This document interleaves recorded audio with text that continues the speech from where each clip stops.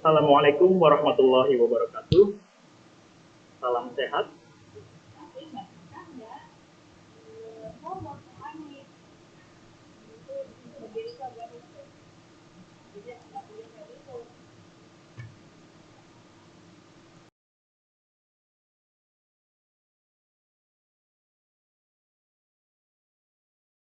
This webinar is proudly presented to you by the Hypertension Prevention and Control Research Center, the Polytechnic of Health of Banten, in collaboration with the PDPOCI, Perkumpulan Dokter Pengembang Obat Tradisional dan Jamu Indonesia, or Indonesia Medical Association for the Development of Traditional Medicine.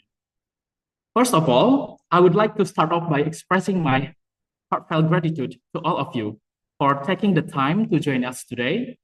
Your participation is greatly appreciated, and we are so glad that you could be here with us today. We understand that your time is valuable, and we are grateful that you have chosen to spend it with us. We promise to make it worth your while by providing valuable insights and sharing informative knowledge throughout the course of this webinar. So once again, a very warm welcome to all of you. We hope that you find this webinar both engaging and informative. Ladies and gentlemen, before we get started, I would like to go over some important rules for today's webinar. Please ensure that you have a stable internet connection and are in quiet environment to minimize background noise. Please use the chat feature to ask any questions you may have during the webinar. Our speakers will answer as many questions as possible. So please keep all questions and comments respectful and relevant to the topic at hand. Any inappropriate behavior will not be tolerated. Please also note that today's webinar is being recorded for future reference. These are just a few guidelines to ensure that everyone has a positive and productive webinar experience. Ladies and gentlemen, the webinar will shortly begin. The Honorable Director of the Polytechnic of Health of Banten, Professor Dr. Kayan SKM MKes, the Honorable Vice Directors of the Polytechnic of Health of Banten, Mr. Purbianto SKP MKep SPKMB, Mr. Cecep Dani Sucipto MSc, Mr. Nurul Misbah SPD MPD, the Honorable Speakers, the Honorable Session Chairs, and respectable participants. Welcome to the Current Research in Non-Communicable Disease 2023. Today's webinar topic revolves around raising awareness about NCDs, health motivations for the prevention of non-communicable diseases. The reason why this webinar is so relevant and valuable for all of us here today is that non-communicable diseases are still our national burdens, even in the world. So throughout this webinar, we will be exploring the recent research and findings about the efforts of preventing and controlling the non-communicable disease and discussing various strategies and solutions to broaden our spectrum that can help us to overcome these challenges. So we believe that by the end of this session, you will have a better understanding of the topic, and more importantly, we will gain actionable insights and takeaways that we can apply to our work and projects. We absolutely cannot wait to dive deeper and explore this topic together. But before we proceed to the webinar, ladies and gentlemen, we are going to have a hearing of the Indonesian national anthem, Indonesia Raya.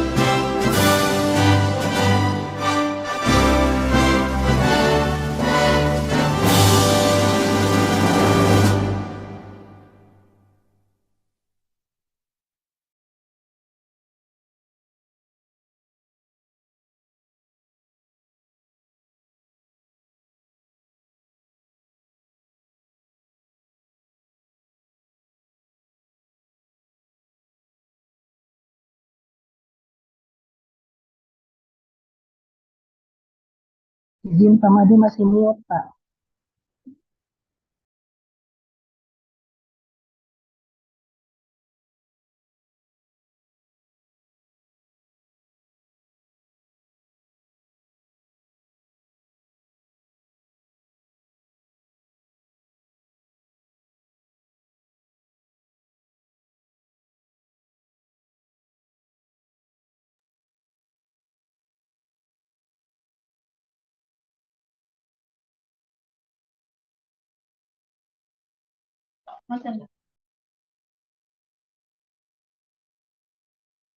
Ladies and gentlemen, we are moving to the next agenda.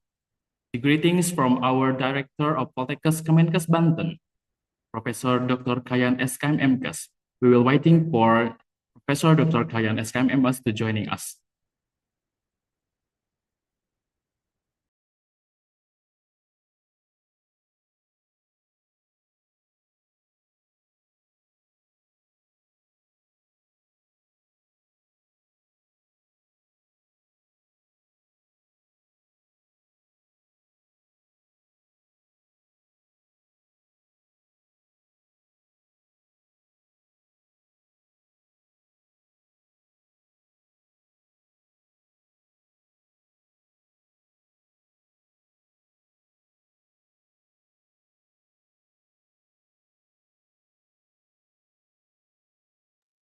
Ladies and gentlemen, while we're waiting for Professor Dr. Kayan joining with us today, I would like to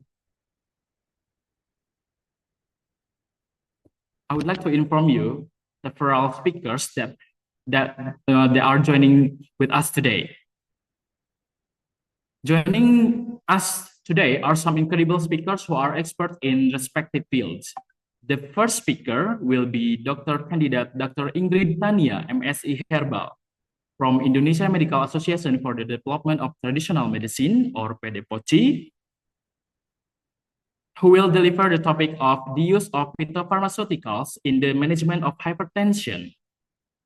And the second speaker, Dr. Priscilla Prestes from Federation University Australia, who will deliver a topic about how can we use lifestyle changes to manage blood pressure.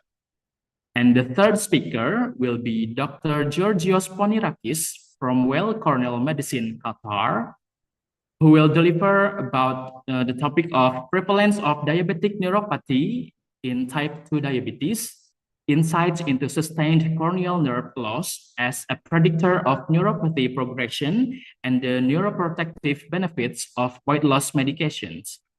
And the fourth speaker will be Professor George Sergio from University of Athens, Greece, who will deliver a topic of 2023 European Guidelines for Hypertension Management. And also the last speaker, but not least, Professor Frank Mojiminiyi from the University of Namibia, Africa, who will deliver the topic of the efforts of prevention and control of NCDs using natural products.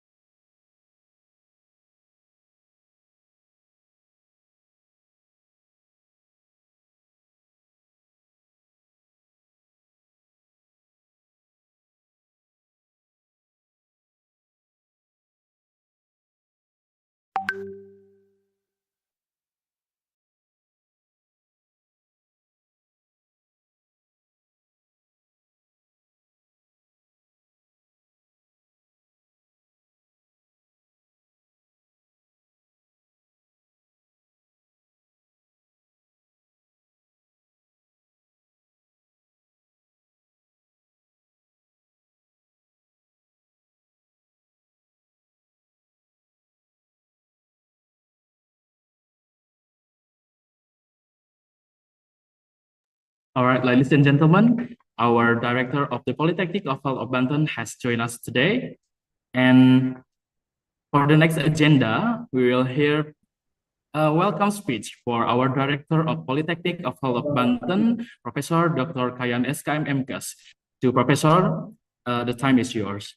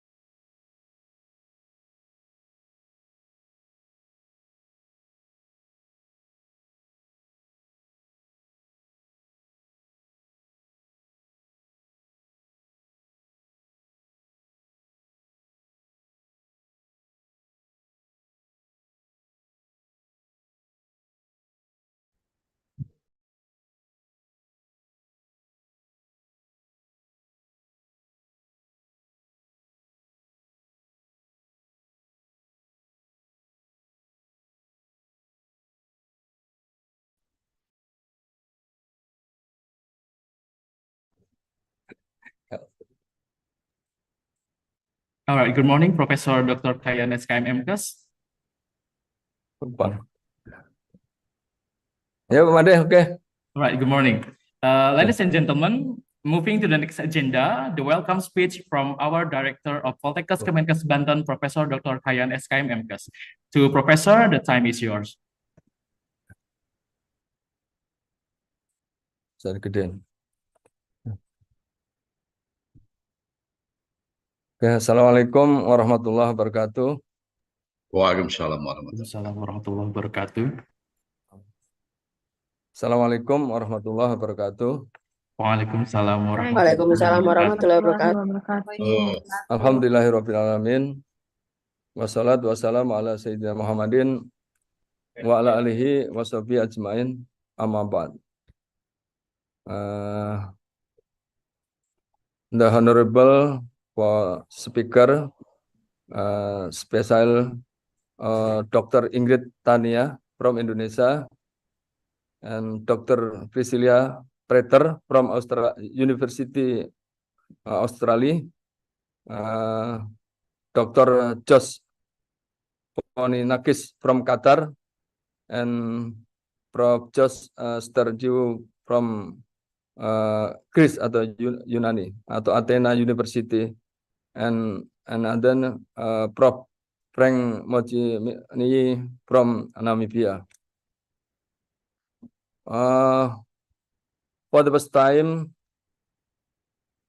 let's pray to Allah. Allah give to us some healthy and so on. The seminar is very important for us to develop our public health, especially non-communicable disease. And this time, thank you very much for this seminar, international seminar, special about hypertension prevention and control research center, ya, Poltekkes Banten, by lead Mr. Muhammad Yani. The seminar is very important for us, especially to develop public health, especially to prevent disease, about hypertension and and to the blood about control for research center ya, spesial Poltekkes Kemenkes Banten. Sub the title in the seminar international is the tema is the current research non-communicable disease and sub tema first the use of phytopharmaceutic in the management of hypertension, good willing by Dr. Ingrid Tania from Indonesia. And second subtema is how can we use a lifestyle change to manage blood pressure. Is good willing by Dr. Priscilla Prester from Federation University of Australia. And then the third is prevalence of diabetic neuropathy and type 2 diabetes insight into Stein Cornell loss as a predictor of neuropathy progression and the neuroactive benefit of weight loss medication by Dr. Joshua Ponikis from Cornell Medicine Qatar. And the fourth is the European guideline for hypertension management by Prof. Josh S. Sternius from Athena University, Greece. And the fifth is the effort of prevention and control of NCDs using natural product, a special product from herbal, from by Prof. Frank Mojimini from University of Namibia. Thank you for all in this seminar, and thank you very much a special participation in the international seminar. And then if there are many mistakes for our this seminar, I hope all of you apologize, please. Thank you very much, and Assalamualaikum warahmatullahi wabarakatuh. Waalaikumsalam warahmatullahi Waalaikumsalam warahmatullahi wabarakatuh. All right, thank you, Professor Dr. Kayan SKMMKes, for your welcome speech. Ladies and gentlemen, before we begin, let me explain the format of this webinar today. The session will last approximately 5 hours with 5 presentations from 5 different speakers, like just explained by Professor Dr. Kayan SKMMKes. During the presentations, you can submit your questions using the Q&A feature, which you can find at the bottom of your screen. Our speakers will answer as many questions as time permits during the Q&A sessions from every session. So each speaker will talk about approximately 30 to 45 minutes, followed by a 10 to 15 minutes discussions. So if you have any questions regarding the presentations from each speakers, please kindly send your questions to the chat room on the bottom of your screen. If you experience any technical difficulties during the webinar, please use the chat feature to let us know. So our technical support team will be available to assist you. So after the webinar, we will send you an email with a link to the corresponding slides and also a link to the certificate from this webinar. So you can watch the session until the end of the webinar. Ladies and gentlemen, moving to the next agenda, we will going to have the first session, but beforehand, we are going to introduce to you our first moderator for the first session. I'm going to share with you the profile of our moderator in this first session.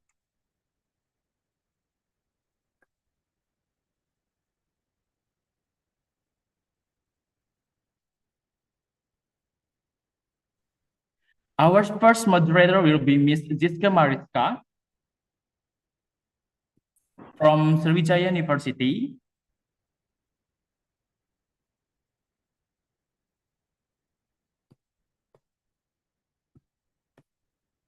Yeah, Ms. Jiska is assistant professor and genetic counselor at the Faculty of Medicine, Universitas Sriwijaya from 2011 until present, and also head of biology medicine department in Faculty of Medicine, Universitas Sriwijaya, and also head of international office affairs, Faculty of Medicine, Universitas Sriwijaya, and also genetic counselor at PT Prodia Widya Husada Tbk from 2021 until present, and also head of biology medicine laboratory, Faculty of Medicine, Universitas Sriwijaya. The education of Ms. Jiska Mariska studied doctoral candidate at Faculty of Medicine, Universitas Sriwijaya, and also has attended training and courses. One of them is Professional Society of Genetic Counselor in Asia, Indonesian Society of Genetic Counselors. Ms. Jiska, can you hear me? Yes, hello, good morning. Ms. Jiska already here with us, ladies and gentlemen. So without further ado, I will hand over the sessions to our first moderator for the first session, Ms. Jiska Mariska. Please, time's yours.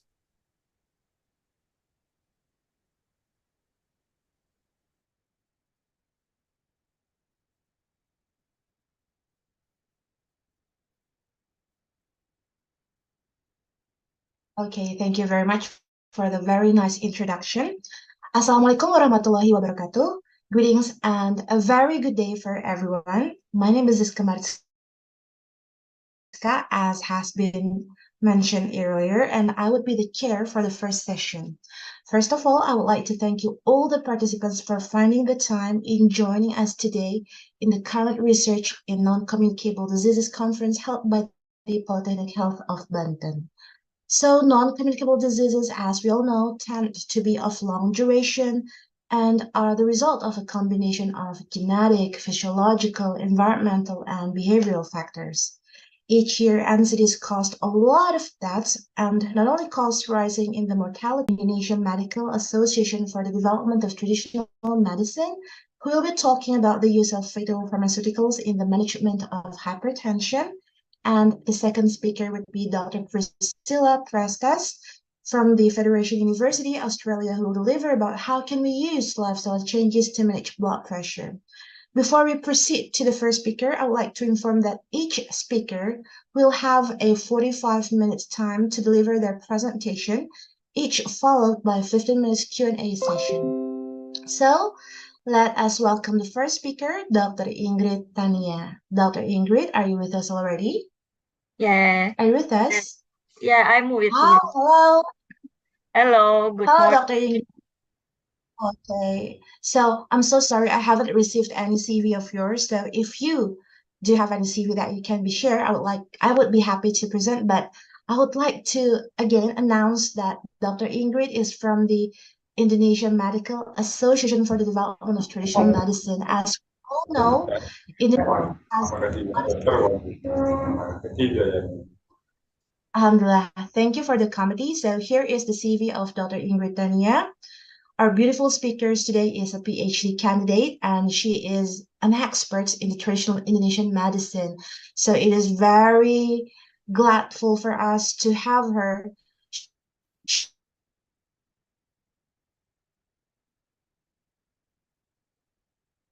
share that we have in the Indonesian nature to develop the phytopharmaceuticals in the management of one of the entities, which is hypertension. So Dr. Ingrid Tania, without any further ado, the time and screen is yours. Thank you, Dr. Ziska. Assalamualaikum warahmatullahi wabarakatuh. Dr. Ingrid. Waalaikumsalam warahmatullahi wabarakatuh. Okay, can you hear my voice? Yes, we can hear Right. you, Ingrid. Okay, thank you. Yeah. Okay. Assalamualaikum warahmatullahi wabarakatuh. Waalaikumsalam. Morning, everyone, ladies and gentlemen. I'm very delightful to be invited here at this webinar as a speaker, And please allow me to share some of the research and also my experience in the management of hypertension using phytopharmaceutical. And please allow me to share screen by myself. Okay. I will, okay. I will slideshow. Okay. Okay, I will share about the use of phytopharmaceutical in the management of hypertension. And first of all, thanks for the short introduction that moderator Dr. Siska has done. I'm the chair of Indonesian Medical Association for the Development of Traditional Medicine, and I'm also the member of the expert board of the National Committee for Phytopharmaceutical Formulary of the Indonesian Ministry of Health. We all know that hypertension is blood pressure is higher than normal, and the key facts are an estimated 1.28 billion adults aged 30 to 75 years worldwide have hypertension. Most of all, about 2/3 living in low and middle income countries. An estimated 46% of adults with hypertension are unaware that they have the condition. And less than half of adults, about 42% with hypertension, are diagnosed and treated. So only less than half of adults, and approximately 1 in 5 adults, it's about 21% with hypertension have it under control. So that hypertension is a major cause of premature death worldwide. And one of the global target for non-communicable disease is to reduce the prevalence of hypertension by 33% between 2010 and 2030. Only 8.4% were diagnosed by a doctor, and only 8.8% regularly took anti-hypertension medication. And in Indonesia, 1 in 3 people suffer from hypertension. And Indonesia also found hypertension as one of the leading cause of death due to the lack of blood pressure control, changes in eating habits, psychological stress, and aging of population. And death caused by CVDs, cardiovascular diseases, have strong relationship with other chronic diseases, especially hypertension. And based on Indonesia Basic Health Survey in 2013 and 2018, it was revealed that 25.8% and 34.1% of adults, respectively, suffered from hypertension. And the prevalence of hypertension will increase every year since people tend to have unhealthy lifestyle, sedentary life. And it was reported that about 60% of adult males were smokers, while 50% of them smoke at home every day, which made other family members were getting exposed. Also, about 90% of Indonesian people consume less fiber and had less physical activity. It was confirmed that the risk of developing hypertension for men and women, whether they live in urban or rural areas, has the same chance. And in Indonesia, the female group has a greater proportion of hypertension than the male group. In this slide, I want to show you that there are multiple factors that have a role in the regulation of blood pressure. Blood pressure is the product of the cardiac output and peripheral vascular resistance. And peripheral resistance can be influenced by local factors such as blah blah blah and so on so on. And this is the slide that explain the pathophysiology of hypertension, which the main factors are cardiac outputs and peripheral resistance. And the untreated hypertension or the uncontrolled hypertension can lead to complication such as coronary arterial disease, ischemic stroke or hemorrhagic stroke, heart failure, heart attack, and also kidney disease or kidney failure, sexual dysfunction, and chronic obstructive pulmonary disease. How can we diagnose hypertension? We diagnose hypertension when we measure the blood pressure, and when the blood pressure reading is equal to or greater than 130 per 80 millimeters of mercury, we can diagnose the patient is having hypertension. And a diagnosis of hypertension is usually based on the average of 2 or more readings taken on separated occasions and must be confirmed with a medical professional. We also know that there is classification of high normal blood pressure when the blood pressure numbers is between 130 to 139 systolic blood pressure and or 85 to 89 diastolic blood pressure. And when there is elevated blood pressure, such as when readings consistently range from 140 to 159 systolic blood pressure and or 90 to 99 diastolic blood pressure, we consider the patient is having grade 1 hypertension or stage 1 hypertension.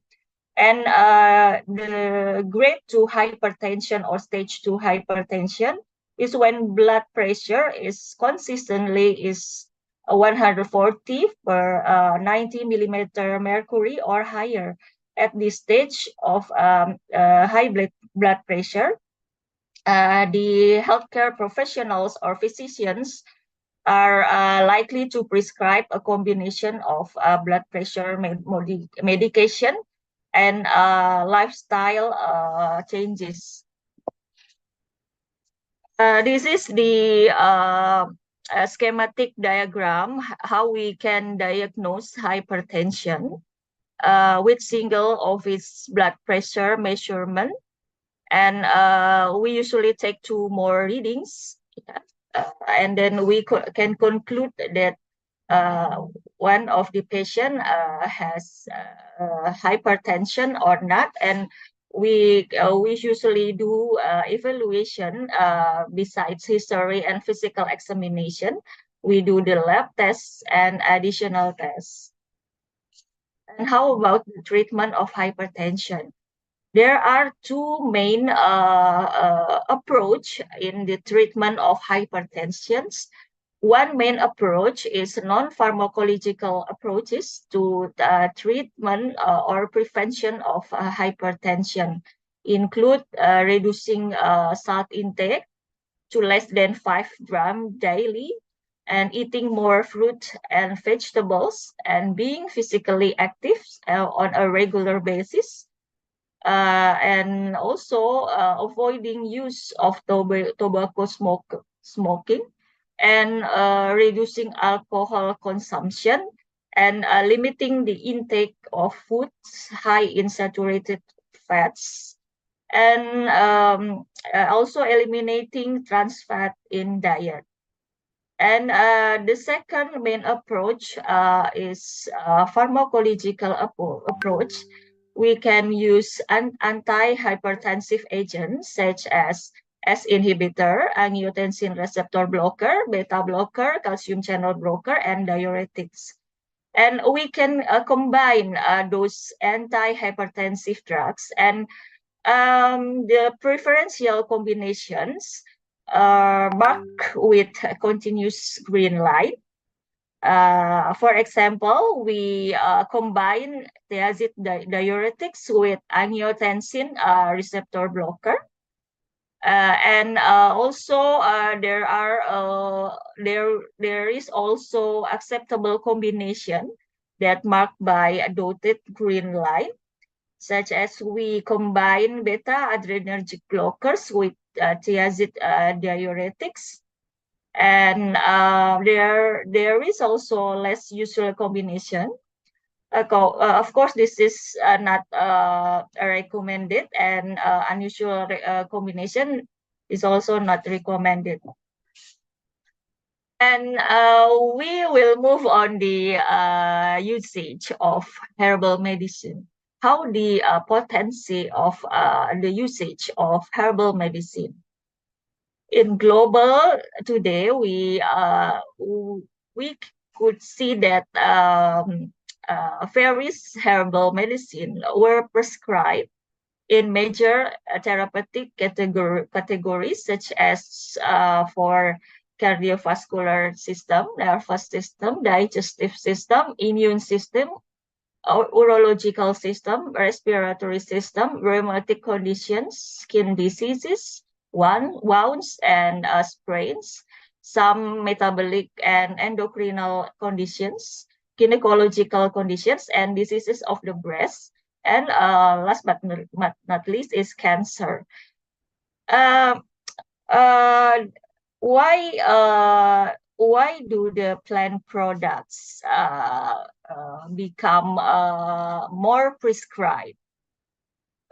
In this schematic diagram, I want to show you why the plant products or herbs can be used during the pathogenesis of cardiovascular diseases. Plant products or herbs demonstrate a protective effect in cardiovascular diseases by attenuating damage in cardiomyocyte, endothelial cells, vascular smooth muscle cells, and macrophage or monocytes. Yeah, and so on, and thus these plant products or herbs can be beneficial in the cardiovascular diseases such as hypertension, atherosclerosis, hyperlipidemia, myocardial ischemia, heart failure, metabolic disorders, included metabolic syndrome, etc. Why the herbal medicine is becoming more important in the hypertension.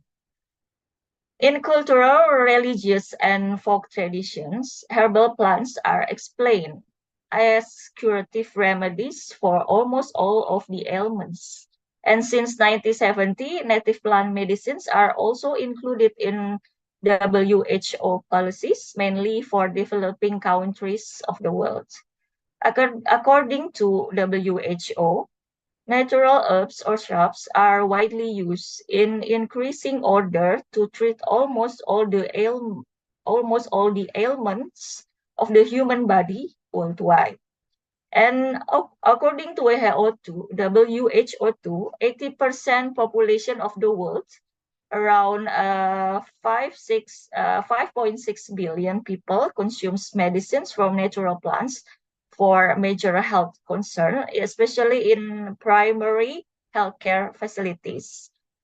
And the treatment with medicinal herbs or shrubs is essential and relatively cheaper treatment with lesser rates of side effects as compared to allopathic treatment. And the type of phytochemical constituents present in any natural plant makes it useful to enhance the natural capacity of the body to fight against different health problems and treat a particular ailments or group of ailments. So that hypertension is critical health problems and worse other diseases. Unfortunately, other disease related to it. When we start to use the herbal medicine, we have to know that herbal medicine has several characters. And one of the characters is herbal medicine or medicinal plants has two metabolites. One is primary metabolites and the second is secondary metabolites. The primary metabolites is important because it's involved directly in growth. And the secondary metabolites such as alkaloids, phenolics, steroids, essential oils, lignins are produced for defense purposes. And when we consume the medicinal plants or herbal medicines, the secondary metabolites that contained in plant or herbal medicine can do pharmacological effect, and the effect is multi-target because the herbal medicine has multi-components. So the effect is multi-target, and also the various substances, active and inactive substances, is together eliminating side effect. And also there are other character such as the substances is or are enhancing secondary efficacy.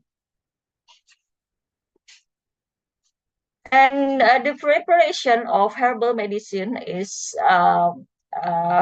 various. Includes the use of wild or cultivated plant materials in fresh or dried forms, such as leaves, flowers, fruits, seeds, stem, wood, or bark, roots, rhizomes, or other plant parts, which might be entire, fragmented, or powdered.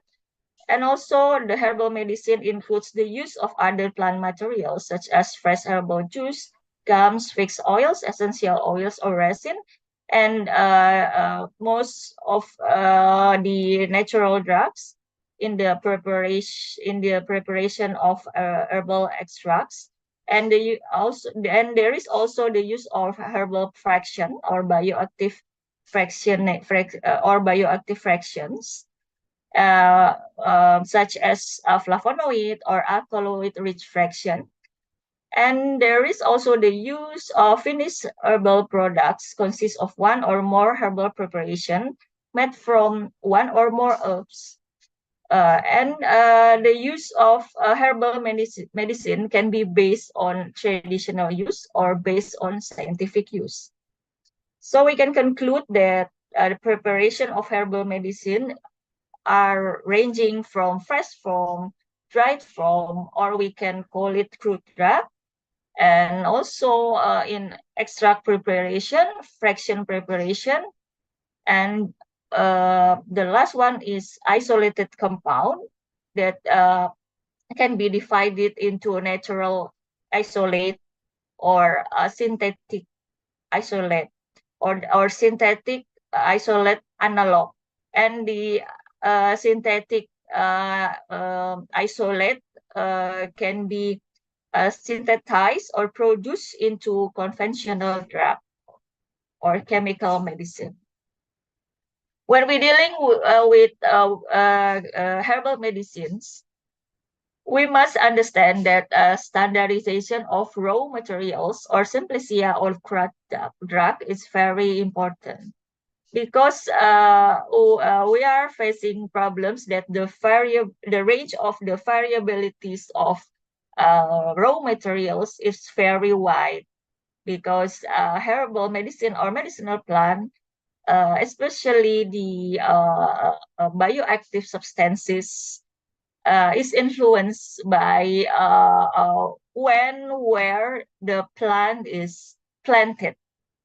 And the standardization of raw materials included authentication, how we identify those herbs.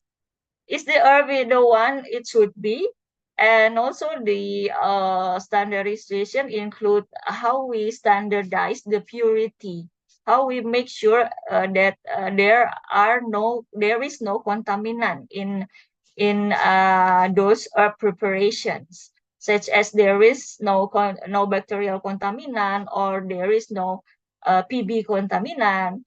And also we have to standardize the quality, especially the content. Is the content or of active constituent within the defined limits or not? And we move to the mechanism of action of the herbal medicines as anti-hypertensive agent. Many of the herbal medicines have multiple mechanism of action, because I've already mentioned that herbal medicine or medicinal plants have various substances, and they act in multi-target, in multi-receptor in our body. I give you one examples. One herb such as Andrographis paniculata, we call it sambiloto in Indonesia, in bahasa Indonesia. Andrographis paniculata has mechanism of action of calcium channel blockers, and also Andrographis paniculata has mechanism of action to enhance nitric oxide production and release. And today, our main discussion is one of herbal medicines that we have in Indonesia is Apium graveolens or celery. Apium graveolens or celery has mechanism of action of calcium ion channel blockers. And in this slide, I want to show you the table of commonly used anti-hypertensive agent derived from natural source, and how this systematic review explain about the mechanism of action of several herbal medicine as anti-hypertensive agent. Apium graveolens or celery is also Apium graveolens or celery has also the effect of increases antioxidant. And also, I've already mentioned that Apium graveolens or celery can block calcium ion influx. And these slides present about other natural drugs that come from medicinal plants that use as anti-hypertensive agent with anti-proliferative activity and diuretic activity. And we move on the Apium graveolens or celery. Apium graveolens or celery has three main cultivars or three varieties. We Indonesia usually use Apium graveolens var. Dulce or cultivated variety. We can eat raw or cook, yeah. And in other countries, the people in those countries use other varieties of Apium graveolens, such as Apium graveolens farapaceu, and they use the root of this celery, and it must be cooked in soups or can be used raw on salads. And the last varieties is Apium graveolens farsecalinum, and other name is smallage or wild celery. And this wild celery or smallage comes from wild celery plant, and the taste of the plant is bitter and inedible. So this kind of varieties is only used as medicinal properties. Countries in Mediterranean area or in China or in India usually use wild celery. This varieties of celery is different from what we use in Indonesia. In Indonesia, we usually use celery, Apium graveolens fardulge.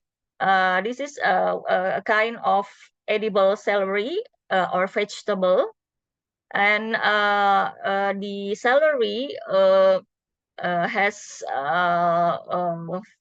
many nutrients such as vitamins A, C, K, and minerals. For example, calcium. And also, celery is rich in fibers and act as antioxidant. So the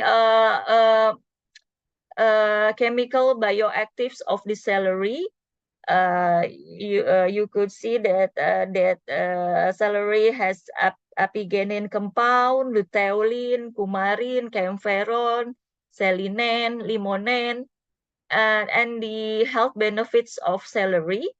For example, reduce inflammation, relieve joint pain and gout, and reduce cholesterol level, reduce blood pressure, and reduce cancer risk. And we move on to the other medicinal plants. We call it in Indonesia as kumis kucing, or in Malaysia they call misai kucing, or the other name is Javati or cat's whiskers, because the flower is similar to cat's whiskers. So the synonym of this plant is cat's whiskers plant. The Latin name is Orthosiphon stamineus or Orthosiphon aristatus. And this plant is native to Indonesia, especially native to Java. So the European people or the Netherlands people call it Javati. And the Javati or kumis kucing or misai kucing or cat whiskers plant has various bioactives such as rosmarinic acid, sinensetin, and also the essential oils. Some research that have done on Orthosiphon aristatus concluded that a major constituent in the water decoction of leaves of kumis kucing or Orthosiphon aristatus is methylripariochromane A that exhibited a continuous decrease in systolic blood pressure. The methylripariochromane A possesses vasodilating action, a decrease in cardiac output, and diuretic action. Indonesia is the second largest biodiverse country in the world, and we are the largest archipelagic state in the world. so that Indonesia is rich in biological resources and Indonesia rich in traditional medicinal knowledge. And the development of traditional Indonesian medicine can be done by the two approaches. The first approach is traditional approach, and the second approach is conventional approach. By traditional approach, we can still use the traditional preparations such as traditional preparation in fresh form or traditional preparation in dried form, and by using this traditional preparation, we still can do the research, the clinical research, so that this preparation has clinical evidence. And by the conventional approach, we can develop this herbal medicine into modern herbal medicine in extract preparation or fraction form. And this kind of modern herbal medicine is regulated by Indonesian FDA. And of course, this development are done by the scientific and clinical research, so that this kind of development produce scientific and clinical evidence. Based on the regulation of Indonesian FDA and Indonesian Ministry of Health, herbal medicine in Indonesia can be classified into three kind of natural drugs. First is traditional medicine, or we call it jamu, and this traditional medicine or jamu is already has empirical experiential evidence. And the second kind of natural drug is standardized herbal product. These standardized herbal products has claims of safety and efficacy that is proven scientifically or clinically in the experimental animals. And the third one is phytopharmaceuticals. The phytopharmaceuticals has claims of safety and efficacy that are proven clinically. So thus it has been proven in experimental animals and also in humans. So the packaging of the phytopharmaceutical products includes the level of proof of medium to high.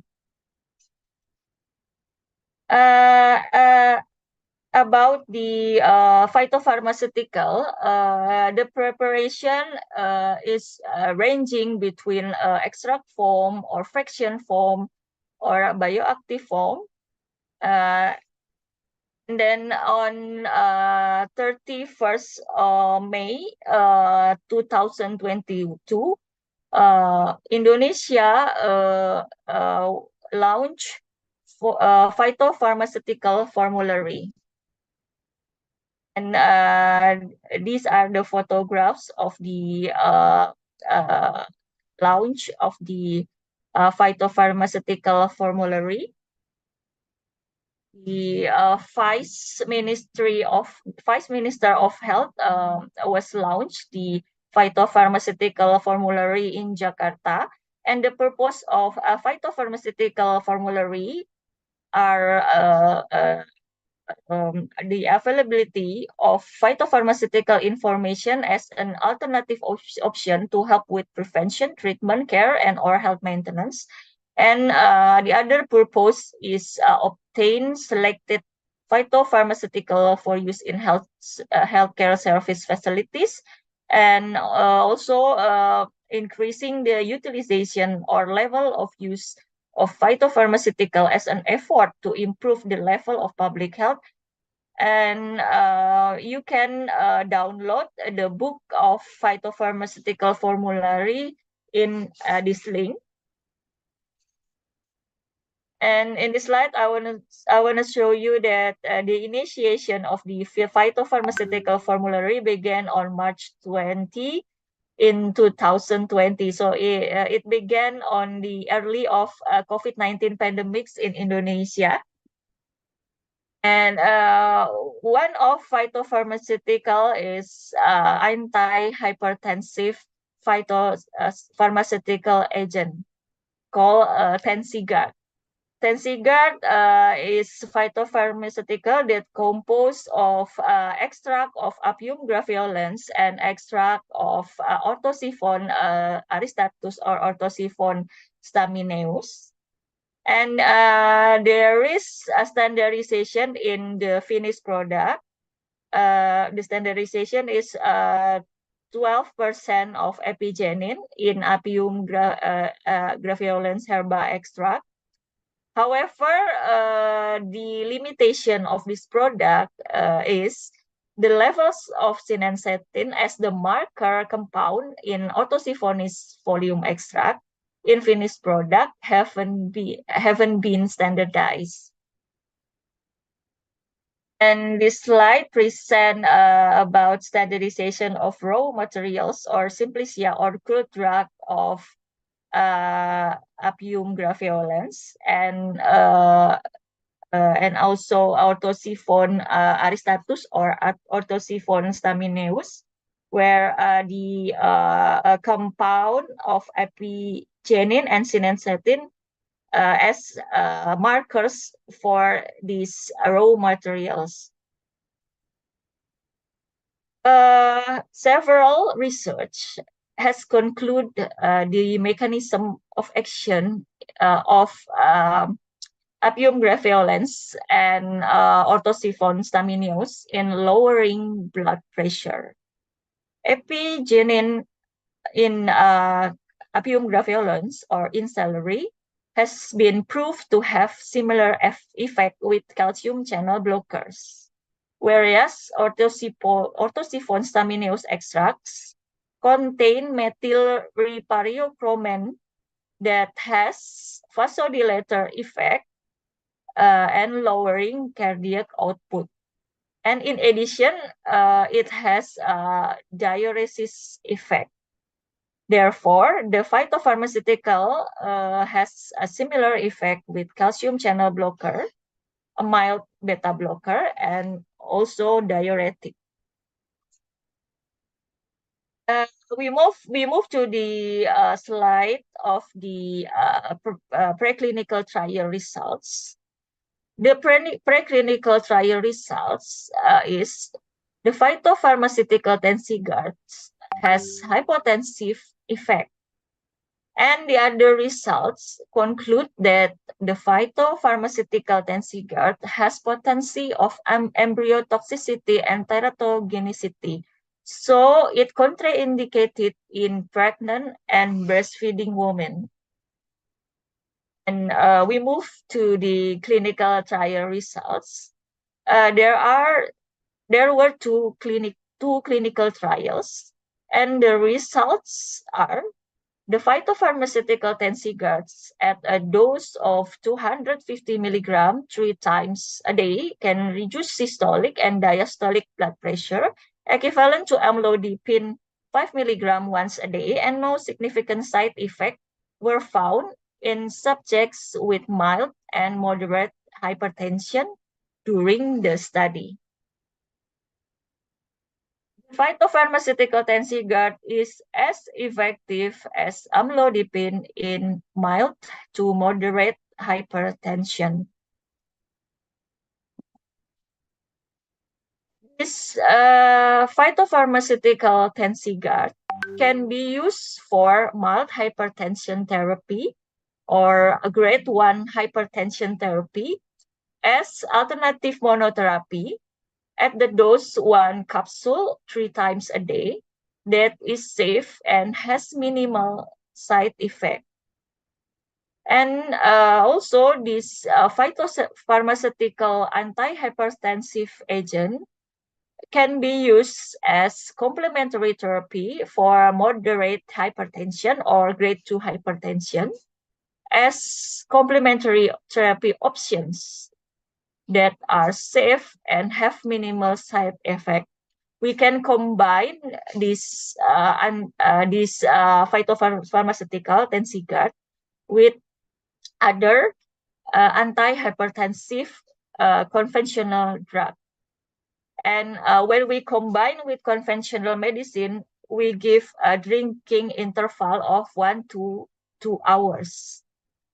From the 2 clinical trials results, we found that the side effects of these phytopharmaceutical are nausea and headache in small number of patients. And when we have reached the target of the blood pressure in the patients, we can give a maintenance dose at 1 capsules 2 times a day.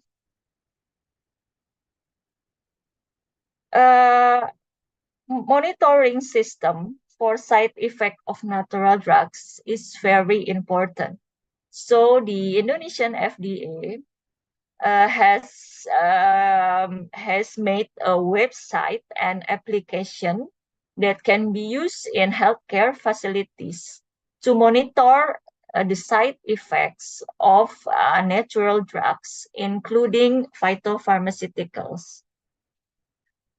How about usage data of Tensigard? In 2012, there was a JAMU registry research, and that research or survey concluded that 11 physicians out of 114 physicians used Tensigard. And on 2040 JAMU registry research or survey conclude that Tensigard is most widely used for hypertension case alongside with scientific antihypertensive JAMU. But there was no usage data in 2018 and 2016 JAMU registry research. And I can report also that the phase 4 clinical trial plan or post-marketing surveillance in 2017 hasn't been implemented. So we hope that in next year, the phase 4 clinical trial can be implemented. How about the pharmacovigilance study of herbal medicine in public health centers? For example, this pharmacovigilance study was done in the Kasihan Chu Bantul Health Center. And one of the results is they found that the adverse events of Tensigards in small numbers of patients are pruritus and palpitation. So what we have done for now and until now, we PD POGI or Indonesian Medical Association for Development of Traditional Medicine has conducted series of workshop and course to educate health workers how they can use natural drug, including phytopharmaceuticals, safely and effectively. We Indonesia are still facing problems. That one of the problem is the usage of natural drug is very limited in healthcare facilities. Why? Because most of the health workers didn't receive education about knowledge of natural drugs or herbal medicine. And this slide is some kind of motivation for us in Indonesia. The lesson learned from Japan. Japan is one of developed country that 90% of their doctors or their physicians regularly prescribe kampo. Kampo is traditional Japanese medicine. And 80% of the doctors use kampo as a complementary drug along with Western medicine. So this is the lesson learned from Japan that is very good to us to be learned in Indonesia. And we also face one problem of warranty in sustainability of the raw materials. Yeah, we still have limitation in agricultural practice. We are still not consistent in implementing good agricultural practice, and we can learn from Malaysia how they implement good agricultural practice and how they warranty the sustainability of the source of raw materials. Last but not least, this is my last slides about the recommendation and also conclusions. Hypertension is a cardiovascular disease that is national and global health problems. And meanwhile, we know that natural substances have a protective effect on the body's organ, including the cardiovascular systems. In Indonesia has comparative advantage. We are a country with mega biodiversity and rich traditional knowledge of medicine, which should be preserved, developed, and utilized. And the pandemic provide lessons and wisdom regarding the importance of national health resilience, including drug resilience, as well as accelerating the development and use of phytopharmaceuticals. And health workers of Indonesia need to always update their knowledge about phytopharmaceuticals and natural drugs. We have phytopharmaceuticals, anti-hypertensive drug for mild hypertension indication that can be used as an alternative monetary option that is safe and has minimal side effects. And phytopharmaceuticals for the indication of moderate hypertension can be used as a complementary therapy option that is safe and has minimal side effects. And the importance of monitoring side effects of traditional medicines or natural drugs, including phytopharmaceuticals, and recording them well in healthcare facilities. We suggest that anti-hypertensive phytopharmaceuticals or Tensigard should be covered by national health insurance. And phytopharmaceuticals, which has been included in the phytopharmaceutical formulary, is encouraged to increase their clinical evidence. It is necessary to carry out phase 4 clinical trials or post-marketing surveillance. So this is the end of my presentation. Thank you for your attention, and I will give back the screen to the moderators. Thank you. Okay, thank you very much, Dr. Ingrid Tania, for the insightful presentation. Now that we've learned that Indonesia has a lot of potentials. Hello, is my voice clear? Yes, you're audible. Sorry, I thought that I was disconnected for a while. So thank you very much, Dr. Ingrid Tania, for the very insightful presentation. We all now realize that Indonesia has a lot of potentials to develop the traditional medicine. And now I assume that many of our audience are now eager to ask questions and have a discussion. You can write down, easily raise your hand and ask questions directly directly since we are having the Q&A sessions until 10:30. So you can ask away. Okay, we have the first participants asking. Mr. Ian, you can unmute yourself.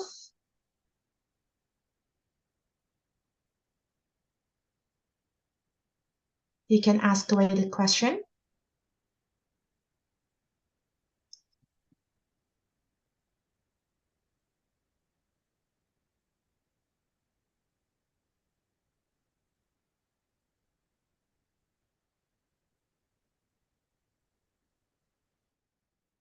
I'm sorry, connection problem.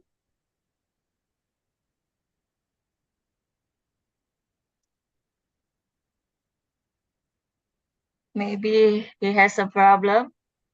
Shall Yeah, we I do. the Connection. to the Sorry. Q&A table? There is Ibu Penny. I read on the Q&A tables.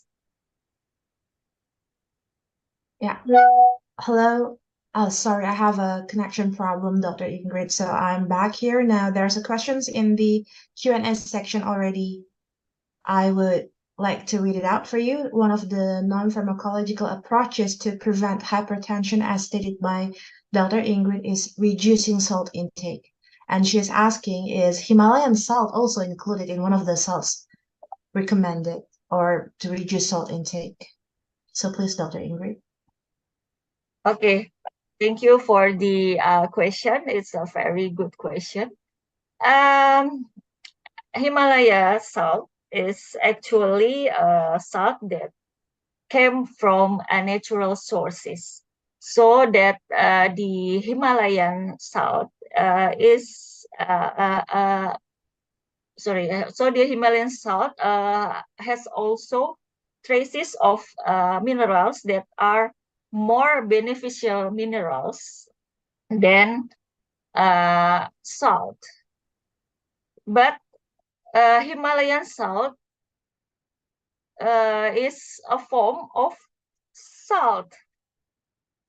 Yeah, so that we have to limit the consumption of Himalayan salt also. Yeah, not more than 5 to 6 grams per day. I hope my explanation answered the question. Okay, so thank you, Dr. Ingrid. So as it has been said by Dr. Ingrid, that any kinds of salt needs to be reduced. Need to be limited or reduced.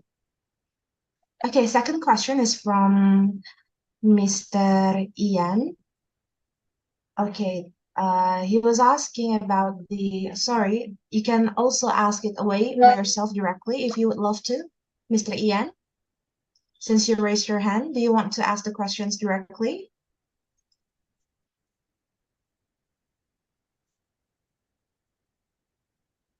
I saw that the questions was being written in the question and A section, but now I cannot read it. Would you like to ask the questions directly, Mr. Ian? Are you still with us? Okay, since Mr. Ian is not responding for a while, we have another question from Miss Reni Yunus. She was asking whether plants have more effect to reduce or decrease hypertension. The plants that you are investigating to reduce hypertension, have you tried it first to the animal model? Did you conduct an animal model experiment to try on the plant? Yeah, the answer is yes.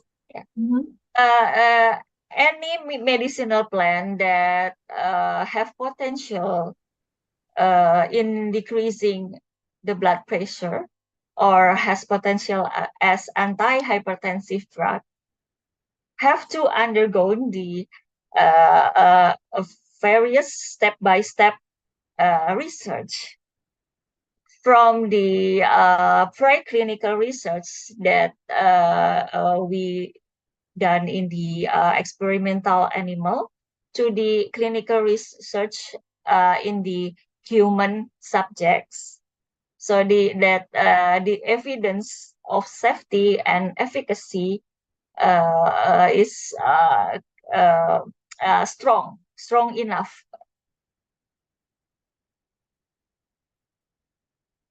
I hope that answer your question, Ibu Reni. Yes. Okay, thank you for the explanation, Dr. Ingrid. Now we have the question from Mr. Ian. He was asking if Tensigard, the phytopharmaceuticals, has a potential effect. Why can't we try to expand it? And he was wondering if there is any other herbal antihypertensive drugs that are available currently in the market. Okay.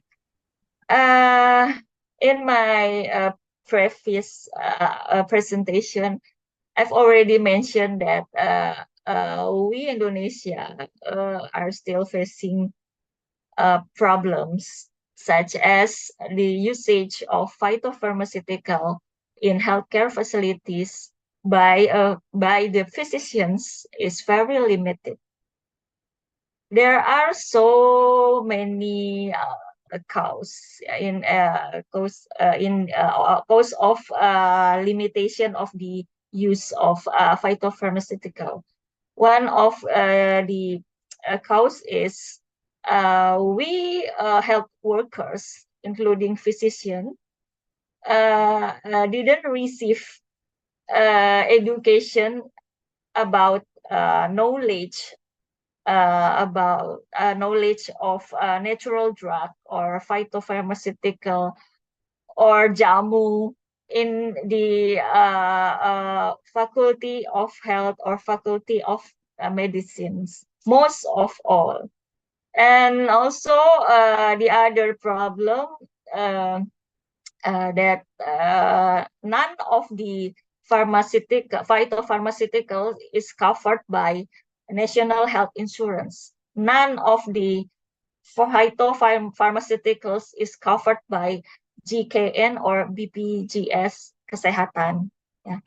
That is the biggest problem, I think. Yeah. That cause the limitation of the usage of this kind of phytopharmaceutical in healthcare facilities.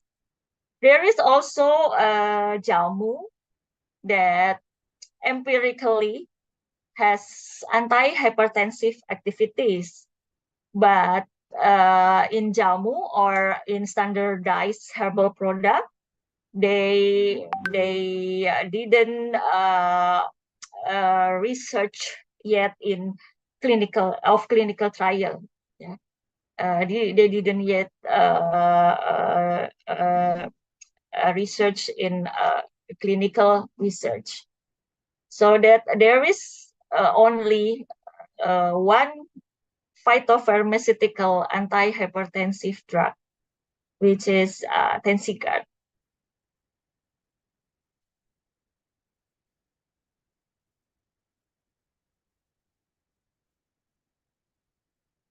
Sorry, I have to end this session, Dr. Zizka. I have to give lecture in phytopharmaceutical workshop in another Zoom. Okay, so sorry, Dr. Ingrid. So thank you very much for your time, and for the participants that are still asking the questions, we probably would try to give out your questions to Dr. Ingrid, and if you don't mind, Dr. Ingrid would like to answer the questions written so that we can disseminate it to the participants. Okay, Thank you very much once try to again, Dr. answer Ingrid, for written. your precious time sharing about the usage of pharmaceuticals in the hypertension. Thank you very much once again. Let's give a warm applause by sending out the clapping hands reaction in your Zoom screen.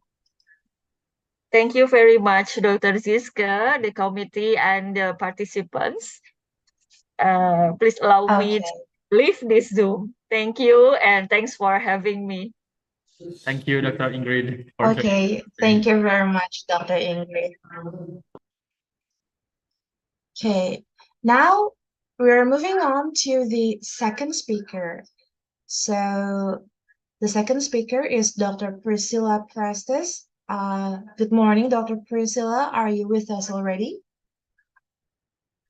Yes, I am. Ah, surely. So great to see you. Okay, the comedy, I would like to ask you to share the screen to display the CV of our experts. Okay. Did I mention your name right? Priscilla Prestes? Yes, that's Pronounce your correct. name right? Yes. Thank you very much for the confirmation. So Dr. Priscilla Prestes, currently a research fellow at the Health Innovation and Translation Center, Federation University Australia. Her field of interest covers genetic and epigenetic aspects of cardiovascular diseases, one of the NCDs that are currently or commonly found. As shown from her list of publications, she is working on a lot of researches covering those issues. She has published a lot of publications in the reputable journals, and she also has been invited as a research fellow in the UK. So without any further ado, please give a warm welcome for Dr. Priscilla Prestes that will share about how to change or use lifestyle changes to manage or modify our blood pressure. So Dr. Priscilla, the time and screen is yours. I've never done an online presentation, shared my screen on Zoom, but hopefully it will work. Can you see my screen? Yes, Doctor. Now we okay, now we see it. Yeah? You can see it Yeah. now? Yeah, we can see it now, Doctor. Lovely. Thank you. Yeah. Start your presentation. All right. So as you will kindly introduce me, I would like to thank you for the invitation to present on this topic. We recently have published on the lifestyle changes that we can use to manage hypertension. And this was a publication commissioned by the International Society of Hypertension, and it was also endorsed by the World Hypertension League and the European Society of Hypertension. So you can see on the screen the name of the article if you're interested in reading a little bit further. So I've been told that a lot of you are familiar with blood pressure, but just to refresh your memory, when we investigated and started looking at lifestyle modifications for benefits of hypertension, we took into consideration the guidelines that were published by the International Society of Hypertension that has that over 140 millimeters of mercury of your systolic blood pressure is considered grade 1 hypertension. So anything below that, it's high normal or normal blood pressure. And we know that blood pressure is the most important modifiable risk factor for cardiovascular events. And this article highlighted the broad responsibility of ensuring that populations and individuals can and should and how they can actually modify their risk factor by lowering the blood pressure using lifestyle changes. So we included details for individuals, governments, and industry because blood pressure changes is the first line recommendation. Lifestyle modifications is the first line recommendation if someone has a high blood pressure. But also, we know that it amplifies the pharmacological treatment should someone be required to enter any sort of medication for high blood pressure. So here I have figures that were in the guidelines published by the International Society of Hypertension, And I'd like to highlight how they included lifestyle advice as the first line of treatment, as I had mentioned. But we are aware that long-lasting and long-term lifestyle changes can be difficult to implement and maintain, but also environments or the circumstances and ethnic backgrounds of different populations may also make these implementations and sustainability of the lifestyle changes difficult. One other thing that I would like to highlight is that even though lifestyle changes will be the first line of treatment recommended for blood pressure control, if that doesn't happen within a certain time frame, that should be actually determined by your healthcare practitioner, that medication should not be delayed.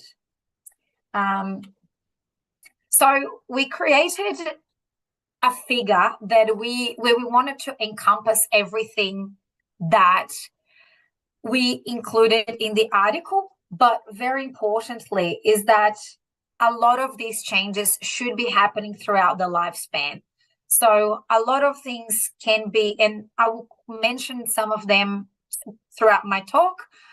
Some of them can and should start early in life, but it's not only an individual responsibility.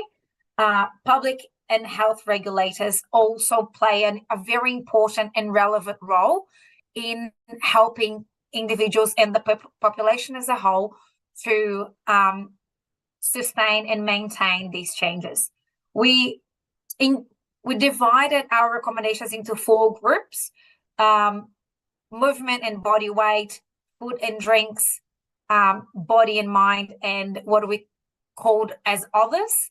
And I will talk to you individually about each one of them, but this is a figure that you will find in our publication.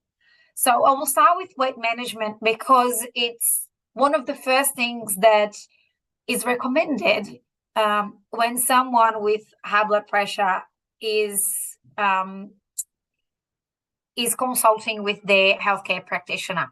And what we included is that it's strongly recommended that individuals should maintain a healthy weight, and that's the most accurate measurement is a waist to height ratio, as opposed to using BMI. And the waist to height ratio recommended is under 0.5, and that will tell you a little bit of the abdominal fat that people might be carrying. This number is a global recommendation, but if available, each group, region, country, and ethnic background should have specific cutoffs. But unfortunately, that's not available worldwide. So the 0.5, below 0.5 waist to height ratio is currently the global recommendation. This can be achieved via minimizing sedentary behavior. Make sure that, you can move throughout the day and not spend a lot of your day sitting.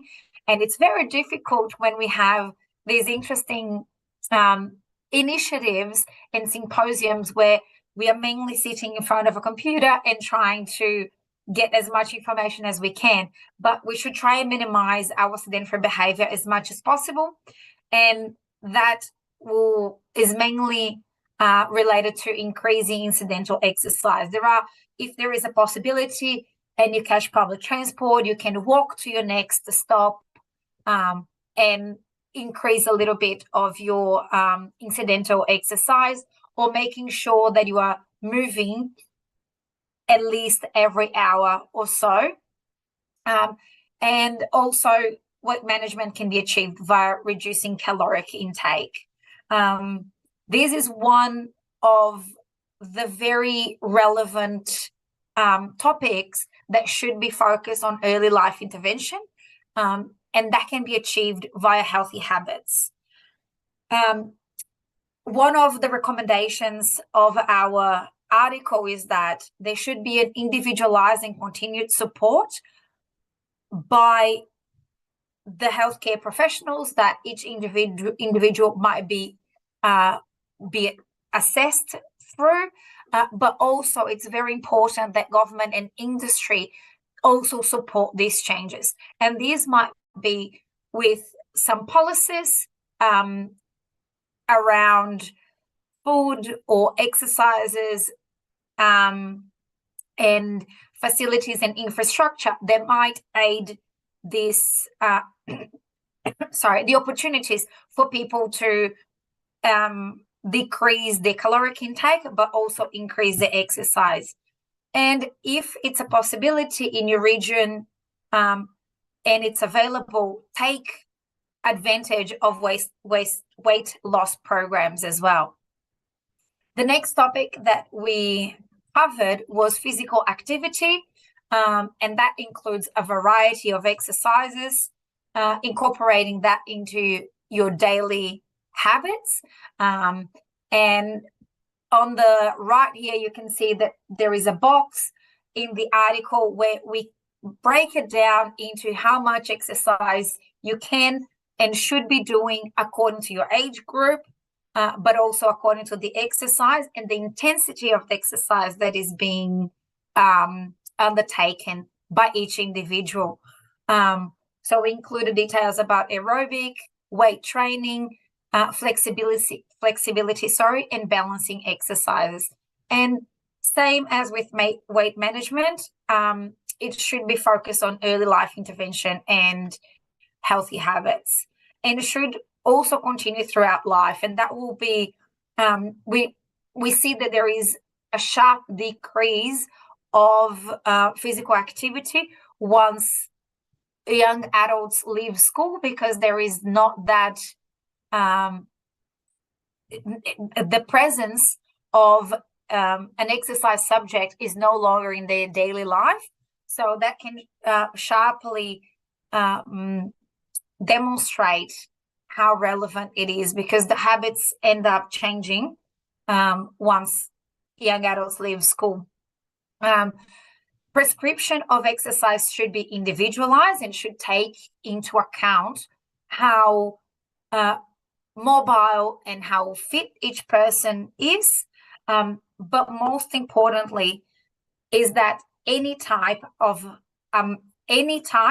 amount and or intensity of exercise is better than nothing. So if you are concerned that I don't have 30 minutes or I don't have an hour a day to do certain exercises, start slow and build up from that. And that will be, as I mentioned, it's better than nothing. And it might give you that push that is necessary to increase the variety of exercises that you might be taking or recommending to your patients as well. So now we are going to go into the nutrition and food side of the recommendations. But before I go into what we recommend, I want to show you, this was an article published at The Lancet in 2019. And this includes the age standardized intake of each dietary factor in adults older than 25 years old globally, but also at each regional level. So I included here, you can see the red box. It's the Southeast Asia, where Indonesia is included, and the dotted, this dotted line here is the average global intake, and in green is the recommended optimal intake. So we can see that in the majority of, as you might consider, healthy parts of our nutrition, we are well below. I'm currently living in Australia, and we don't reach really any of the healthy recommended intake. which is very concerning because we know that nutrition also plays a really important part in a lot of other aspects of life, not only high blood pressure. So this is, as I kind of called, the healthy part of our diet. And some of them are also included here. And as you can see, Southeast Asia is well below the recommended, and in some areas is even much below the average global intake. And now when we go into the not so healthy things in our diet, most, if not all parts of the world are actually over what we should be. And that we can see with the example that they used in sugar intake was the sugar sweetened drinks, the consumption of trans fats, and the amount of sodium in the form of salt that is consumed daily. So this all highlights how relevant it is that we need to pay attention to our nutrition. And I'll also give you some examples of foods that might help individuals achieve the minimum recommendations and the minimum recommendations for the management of blood pressure. So these are for overall health. They might not be specific for cardiovascular outcomes. And for some of them, I'll bring back each individual content for each of our recommendations. So when it comes to nutrition, there have been many of studies showing that non-Westernized diets that are low in fat, salt, and high in fruit and fiber are highly beneficial to overall health, but mainly cardiovascular health. And the diet approaches to stop hypertension in Mediterranean diets have been hailed as highly advantageous for blood pressure management and overall cardiovascular health.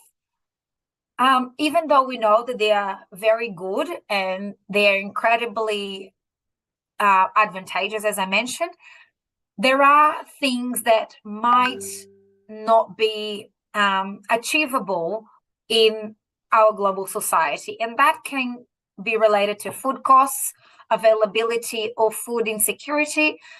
So unfortunately, we can't, it's not a one-size-fits-all. We can't just tell everyone, go and follow these diets, because there are other things that need to be taken into consideration, including cultural and ethnical diverse societies. Some countries and some regions will have limited intake of certain types of food due to their background, but also food allergies play a big role in the implementation globally of these diets. Vegetarian diets have also been mentioned as very beneficial to overall heart health. But again, not everyone has this option. So our intention was to bring to the forefront in this article of what are the well-established points in the literature, and these were all, we all use peer-reviewed, and where we could randomized controlled trials and other types of studies to compile all this evidence. So the current recommendation is that a minimum of 5 portions of fruits and vegetables should be eaten daily, but we also need to pay attention to our micronutrients, including flavanol and omega-3 fatty acids, which are found in a lot of fish. So all these things have the potential and have been demonstrated to be very beneficial to heart health. And one thing that I would like to highlight is that precision and personalized nutrition is becoming more common and more widespread, and that might be an option for some people and in some health settings. So if you have that available to you, take advantage of it, because it will most certainly be beneficial, because it will take into consideration a lot of these things that I mentioned, including cultural and ethnical backgrounds and food allergies, and you will personalize someone's diet for the best outcome. So when we go into talking about salt and sodium, and I apologize there, but it seems like my box moved, and all countries, so all regions apart from Africa and the Caribbean are well above the recommended intake of daily sodium. Currently, for the best heart benefits and blood pressure control, the recommended daily intake of sodium is less than 2 grams. And this is the equivalent of 5 grams of salt per 1 teaspoon. So I wanted to bring an example to you, and it seems like along with my wonky box, some of my text got missing as well. But soy sauce has 291 milligrams of sodium per 1 teaspoon. So if we take into consideration that a lot of processed and ultra-processed foods are very high in sodium, that's one of the reasons why our daily salt consumption is so high worldwide. We sometimes don't take these things into consideration because of the convenience of some processed and ultra-processed foods, but it definitely should be something that we need to take into consideration, because it's not only the salt that is added to cooking that is adding to these numbers of daily intake. One alternative is for the table salt or other added salt to use a low sodium and high potassium alternative. And if you want to know a little bit more about the salt as sodium and how to implement a lot of these changes, you can go to the WHO Shake package, and they will have a lot of resources that highlight how to implement the changes in sodium intake. So next up, we're going to talk a little bit about potassium and the relevance of potassium. It's present in fruits, vegetables, legumes, fat-free and low-fat dairy foods and fish, but we need to be a bit careful with some fat-free and low-fat dairy foods, but I'll talk about them a little bit later. So the current recommendation for blood pressure management and control is a daily intake of at least 3.5 grams of potassium. And they can be found in cannellini beans or boiled spinach, avocado, bananas. These are some of the high potassium foods, but there are many others that we can also include in our diet that will be certainly relevant and will be beneficial for blood pressure management. And then when we go into sugar, I brought back the example of the sugar-sweetened drinks. The recommendation worldwide is that to be minimal, ideally 0 of sugar-sweetened beverages. And that may include soft drinks and flavored milks and things along those lines. So every country is above the recommended intake. And it's very hard these days because it's one thing that children get exposed often from a very young age. So we need to be conscious of also hidden sugars. So the recommendation again for blood pressure management and maintenance is to reduce or limit sugar intake, both in the raw forms and in processed foods, drinks, and sweets. And that includes all forms of salt, table sugar, honey, coconut sugar, or any sort of other forms of sugar.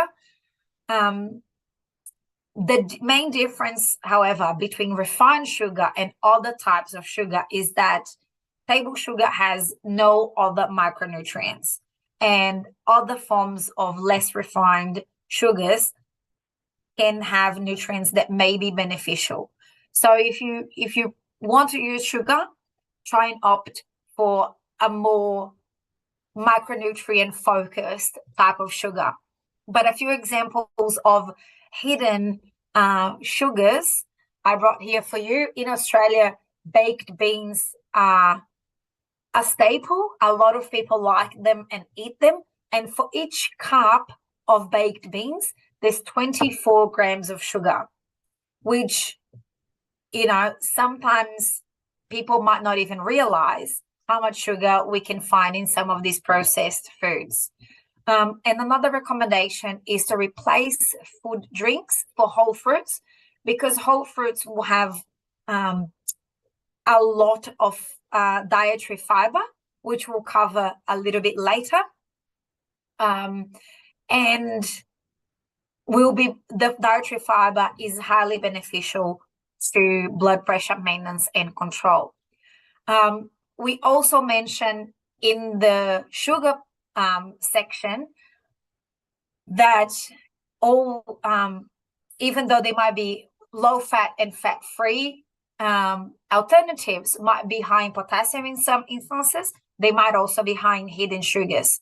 So one of the recommendations in regards to policies and governments is to introduce a traffic light or a health stars labeling system. This is what we currently use in Australia. And in the front of each package of processed foods, you will find what's the health star rating.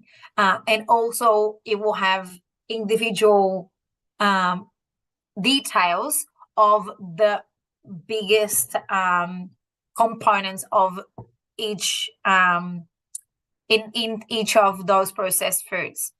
But it's also important that the individuals take responsibility not only for their consumption, but also education around nutritional labels. And that can be certainly aided by governments and policies, aiding their population to learn how to read nutritional labels. And it has also been implemented in many countries worldwide, the sugar tax.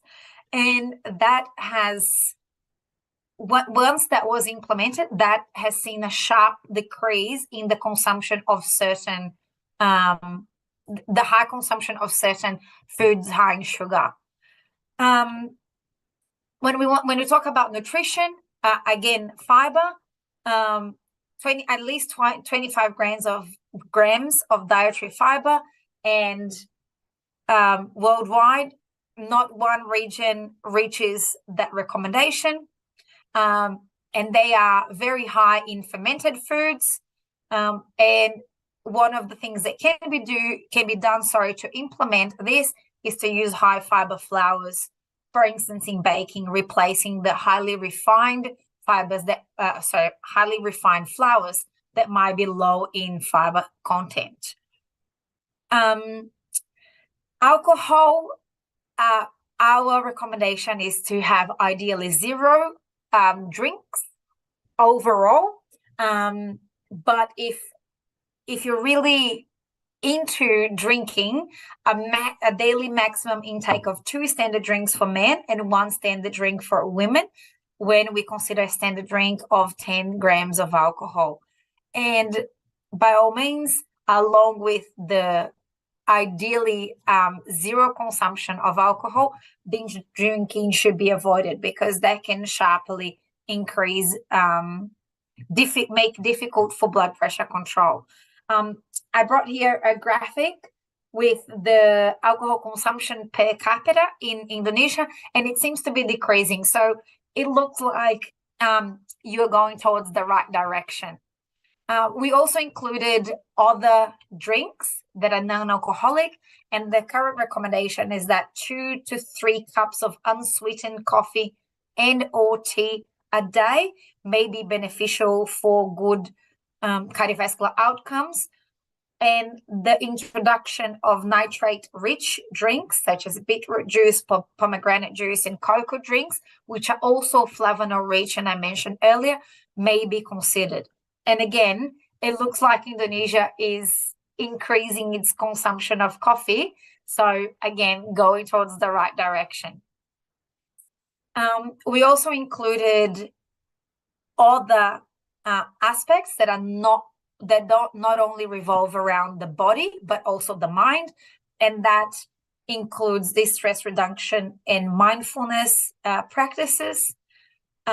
If individuals opt for mindfulness-based stress reduction, that should be around 3 hours per week. But if you are talking about mind and body exercises, meditation, yoga, Tai Chi, 45 minutes per day will give you great cardiovascular protection and blood pressure management outcomes. Another thing that we included that is an emerging field when it comes to stress reduction is listening to music, that at least once a day to 3 times per week for 25 minutes has been demonstrated to be highly beneficial to blood pressure management. One thing that is sometimes overlooked when we talk about lifestyle changes is sleep. Ideally, sleep should be 7 to 9 hours per night.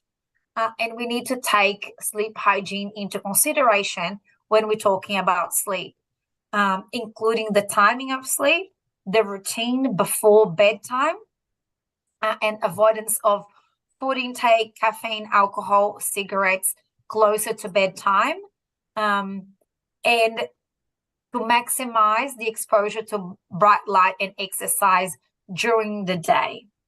The practice of stimulus control and associations are also very important, where we ensure that the bedroom is kept for sleep activities and not that it's a place where people work or do other things that might actually mean that they are highly stimulated, especially being on their phones these days. I think everybody is guilty of it at some stage or another. For coaches that have daytime napping, that should be limited to 30 minutes. But ideally, if at all possible, it should be eliminated. When healthcare professionals are faced with shift workers or people in regions that have the midnight sun, that should also be considered, because it will mean a big change in the circadian rhythm and sleep habits, and might be detrimental to blood pressure maintenance and control.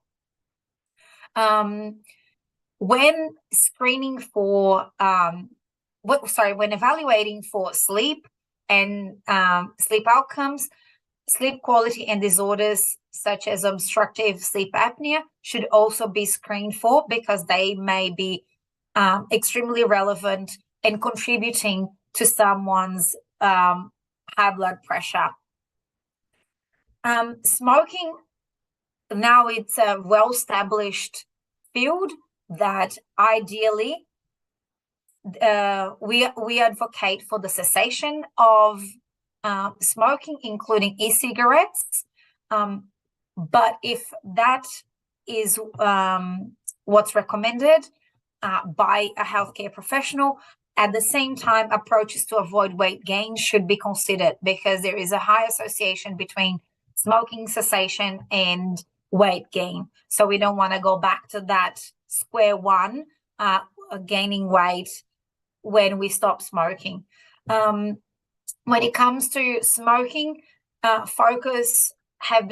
priority has been given to people already exposed and those yet to be exposed, which are the younger populations. It has been described that behavior change techniques are very effective and should be taken advantage of.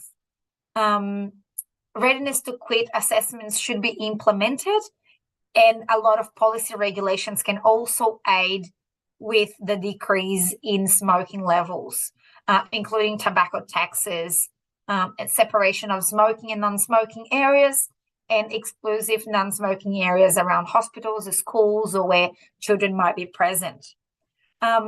We also included pollution exposure, where we should limit our exposure to pollution by exercising in parks and or gardens and away from busy roads, trying to minimize our exposure being outdoors only during periods where there are less cars or they're less polluted, and also avoid the inefficient burning of biomass for domestic heating.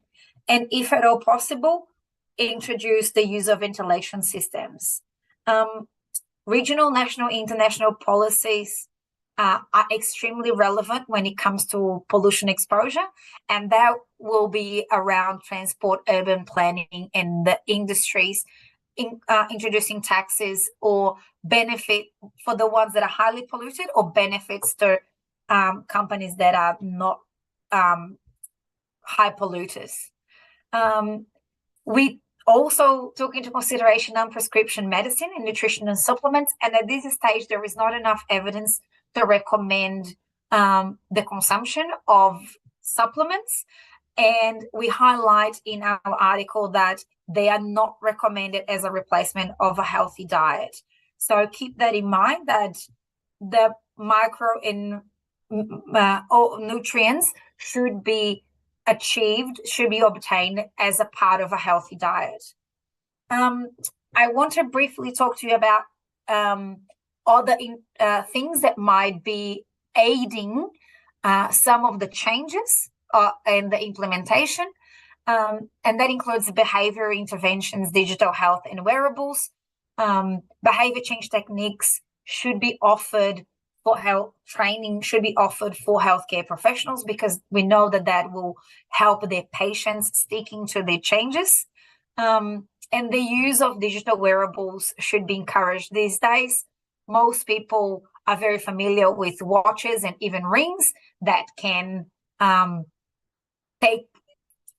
look at your sleep, for instance, or exercise levels, but also the use of apps and other digital health techniques and available practices may help with potential reminders and nudges. Would that be for medication intake or exercise, or to sustain and help someone with goal setting and decision support?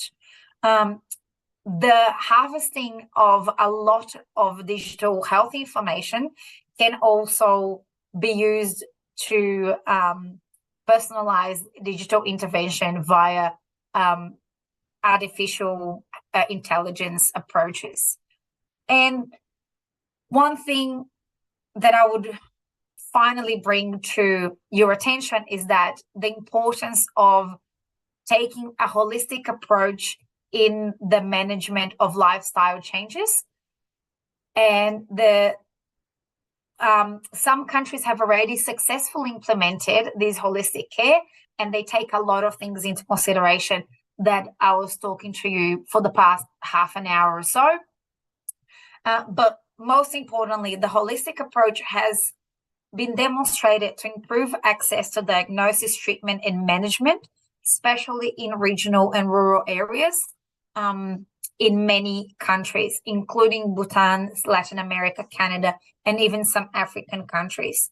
So when you're considering your own blood pressure management, or of your patients or your population, make sure that you consider this holistic approach, because it will be highly beneficial to everybody.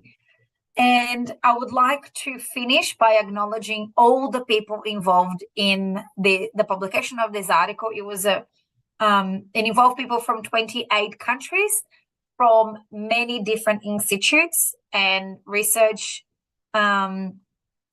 areas, and they were all contributors to this large body of work. And also on here on the right-hand side, all the people that reviewed and helped us with our manuscript. So thank you very much again for the opportunity. And here is my email if you want to know a little bit more about it.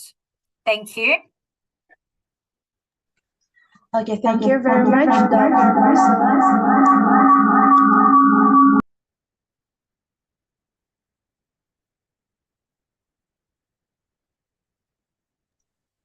Sorry, that was an echo.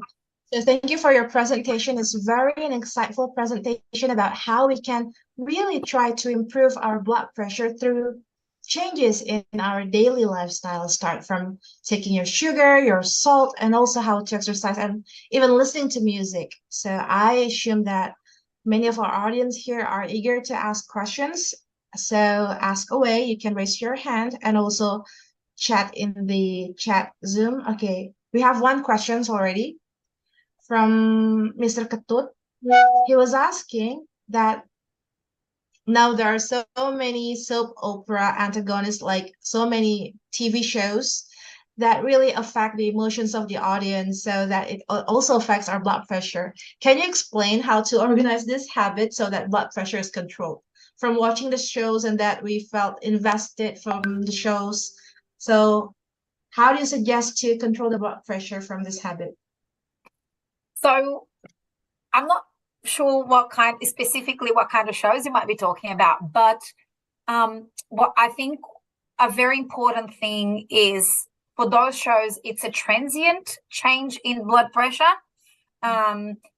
So normally in these cases, when your show finishes, you might be back to your normal blood pressure. So that will be unlikely to have a long-lasting effect on your blood pressure. So these recommendations were more for the long-term effects, I suppose, of high blood pressure. Yeah, I see. Thank you, Dr. Presses. Does that answer your question, hopefully? Answers the question. Thank you, Dr. Presses, for your explanation. Like, this is only small changes, like transient changes, temporary changes for your blood pressure. Okay, now we have a second question from Ms. Penny. Do you want to ask the questions directly, or do you want to type it on the chat box? Meanwhile, we have another question from Mr. Hotman. He would like you to explain more detail regarding the implementation of holistic care approach to control the blood pressure. So our recommendation is based around making sure that if you have the opportunity, I don't know where you are in the healthcare system, but for instance, in Australia, the first line, people will always go to a GP, and then after a visit to a GP, they might be referred to a specialist if there is a concern for their health. But the holistic approach is, if available to you, take to your advantage, for instance, using a nutritionist as well as someone who might be able to prescribe exercises to you. So do not rely only on either your general practitioner and or specialist, but also other allied health that might also be able to aid your blood pressure maintenance and reduction. Okay, I think that is quite easy to understand. So that would probably answer the question. There is another question asking about the hypertension medication itself. So you've been explaining about how to change your lifestyles to control the blood pressure, but this time, Mr. Arif is asking, when can we stop the hypertension medication? Can this be changed with using the herbal medicine? And based on your expertise, which one would you recommend, using the hypertension medication or the herbal medicine?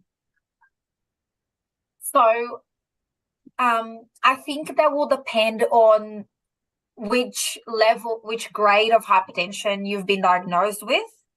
And we don't recommend, as I mentioned, the alternative medicine at this stage because there are not enough randomized controlled trials and other studies to support the benefits that some individuals may experience. But it doesn't mean that might not be beneficial to you or someone that you might know. And the best approach is always to take your other specialist or GP's recommendation into consideration.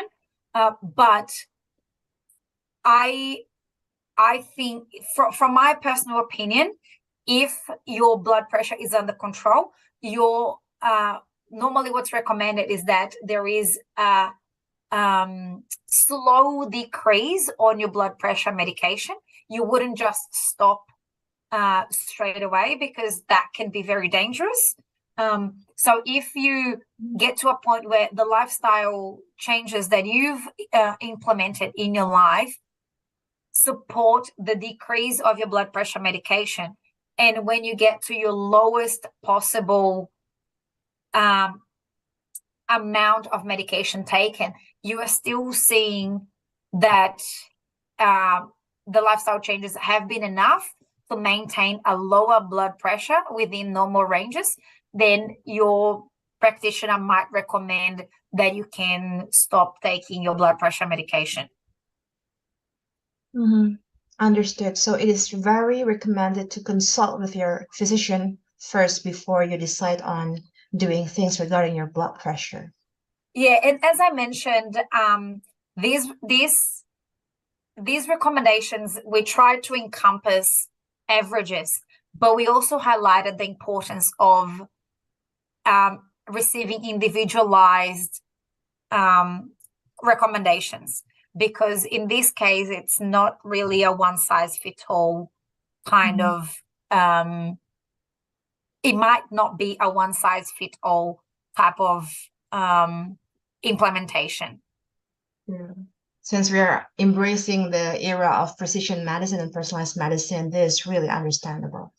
So another question coming from Mr. Israfil. So he was asking, currently many hypertensive patients are trying to change their lifestyle and comply with the treatment to avoid complications.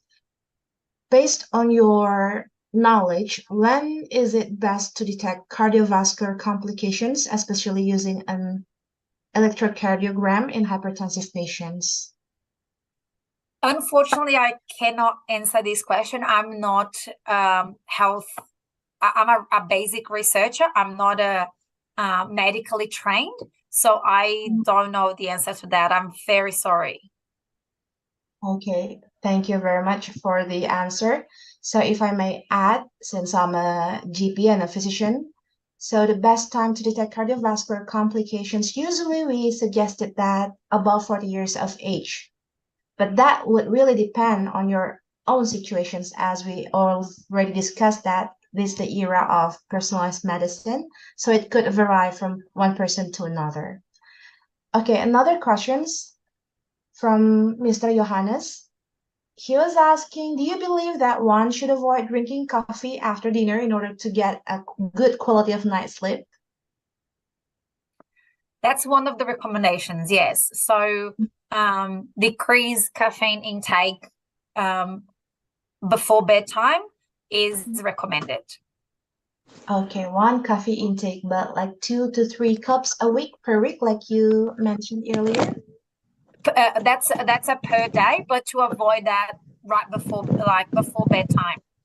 So it depends on what time you have your dinner and what time you go to bed. But probably the recommendation is to avoid caffeinated drinks before bed. Okay. So another question from Dr. Zainab. Could you please tell us more about sport or physical activity that can help reduce the high blood pressure? I think you already mentioned that there are aerobic exercise, the weight or strength training, and also the resistance training, if I'm not mistaken. Yeah, so there are many different exercises that are recommended, but also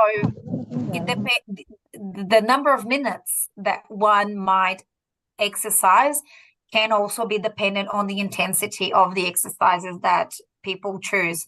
And what we recommend is a combination of different exercises because they will have different benefits to blood pressure and overall health as well. Okay, so a variety of exercise that we did daily and routinely will definitely help in maintaining our blood pressure.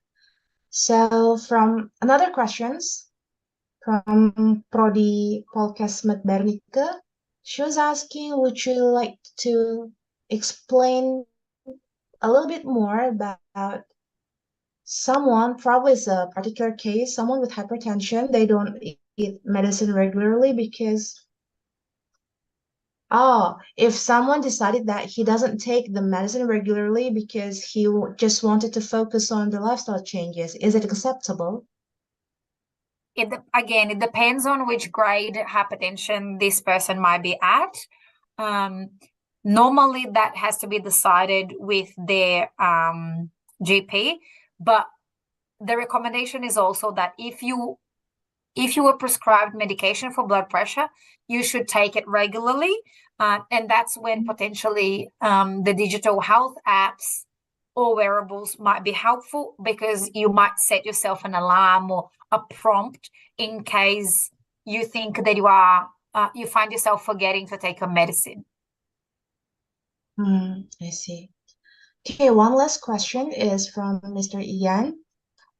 He was asking, like, we all know that lifestyle changes can really affect the blood pressure.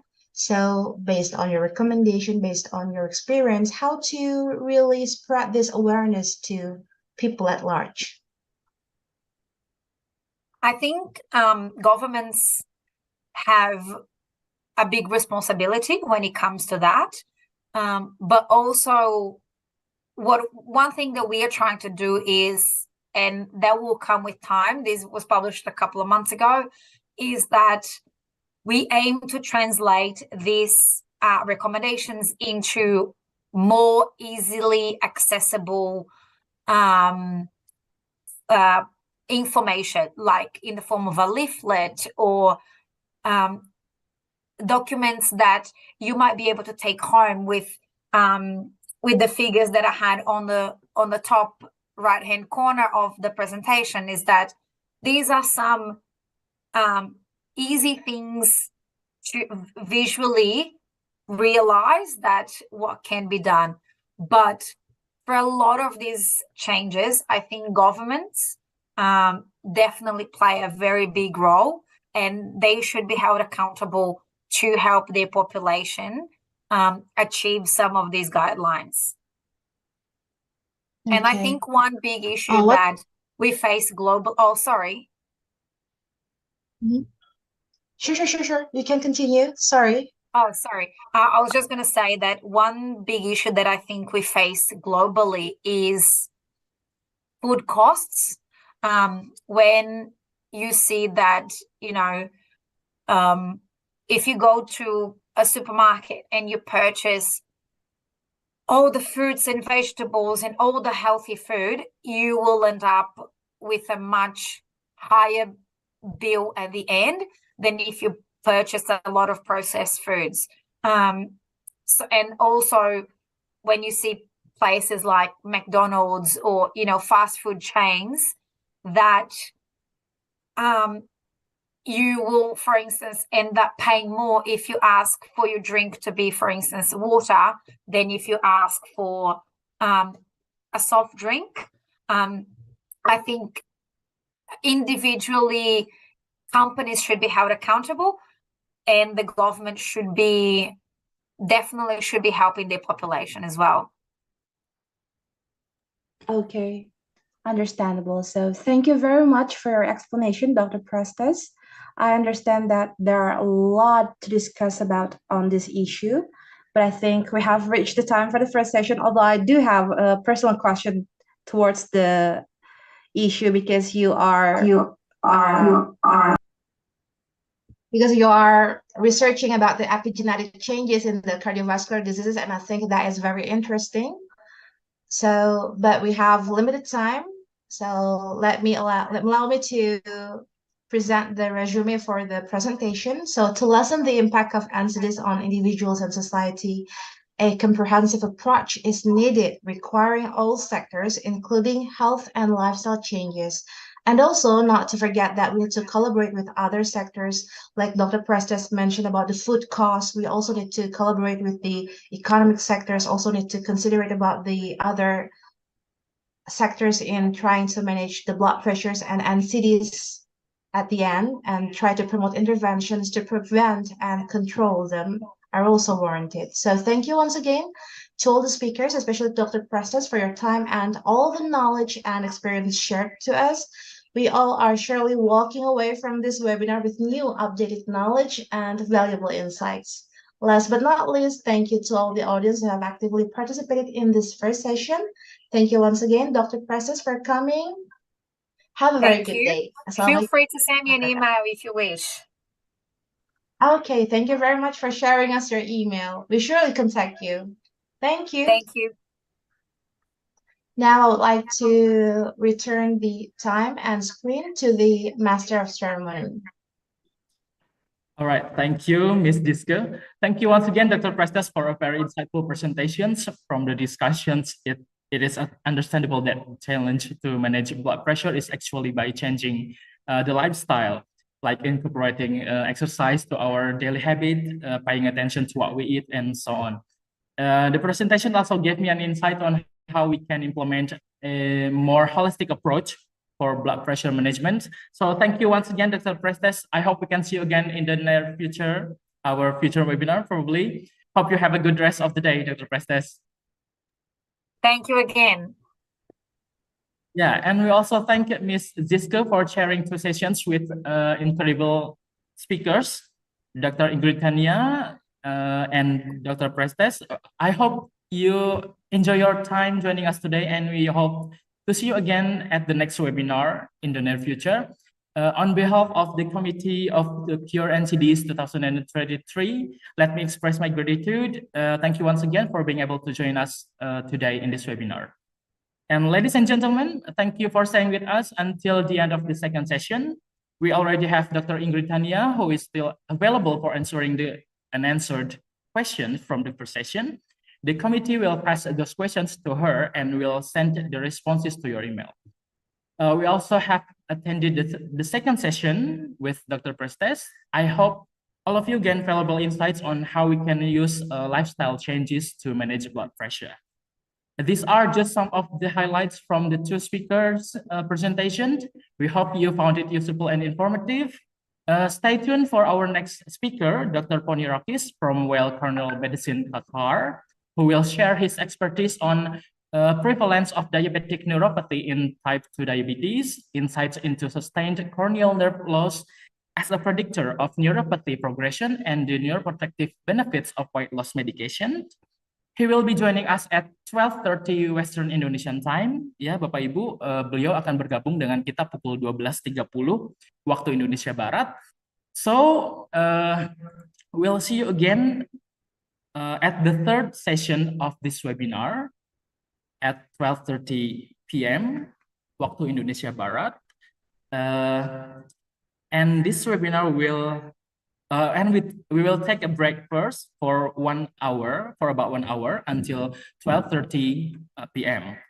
And the attendance list will share to participants at the 4th sessions of the webinar. So please stay tuned with us and see you at 12:30 p.m. Thank you for joining us.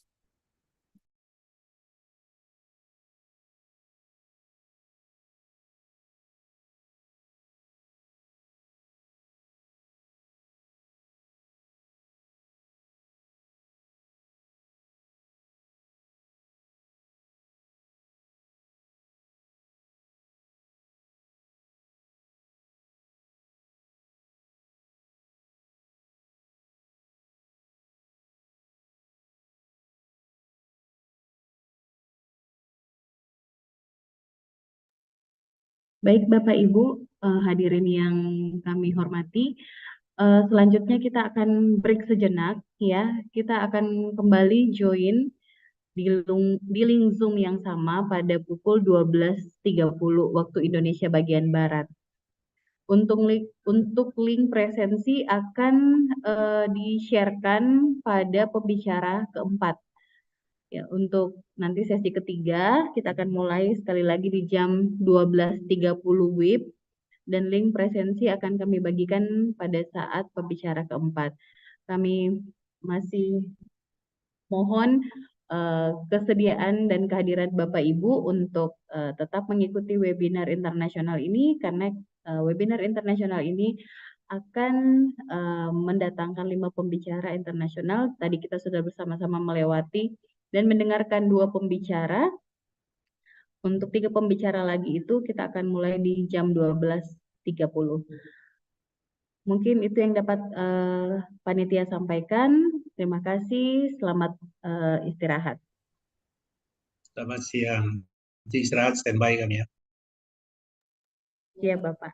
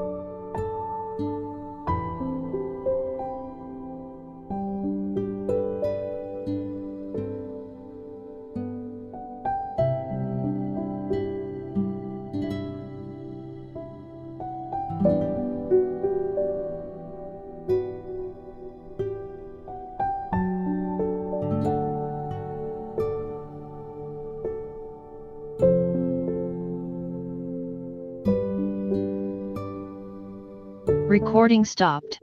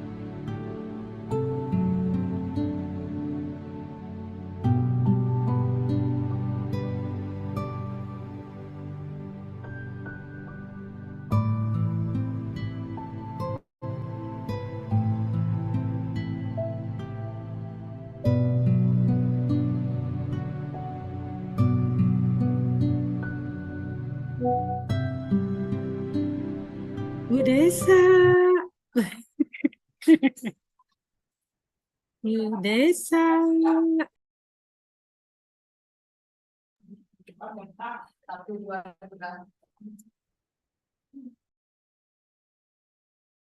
Dewan di mana? Bu Dewan di mana?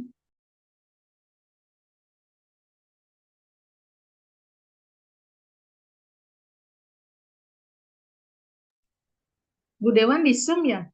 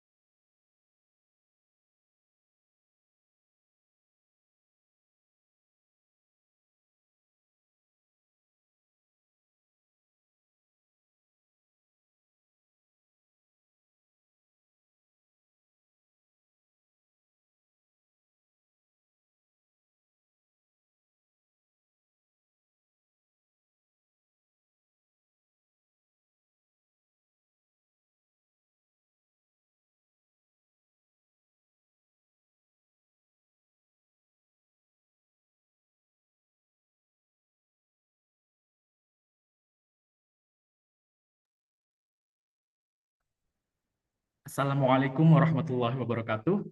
Selamat siang, good afternoon, ladies and gentlemen. Thank you for staying with us until this afternoon session.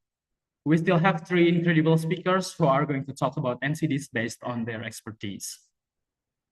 This afternoon, we have Dr. Georgios Ponirakis from Weill Cornell Medicine, Qatar, in the third session, which we are going to have right now. He's going to talk about the prevalence of diabetic neuropathy in type 2 diabetes, insights into sustained corneal nerve loss as a predictor of neuropathy progression, and the neuroprotective benefits of weight loss medication. But before we proceed to the presentation, let me introduce the moderator for the third session to you.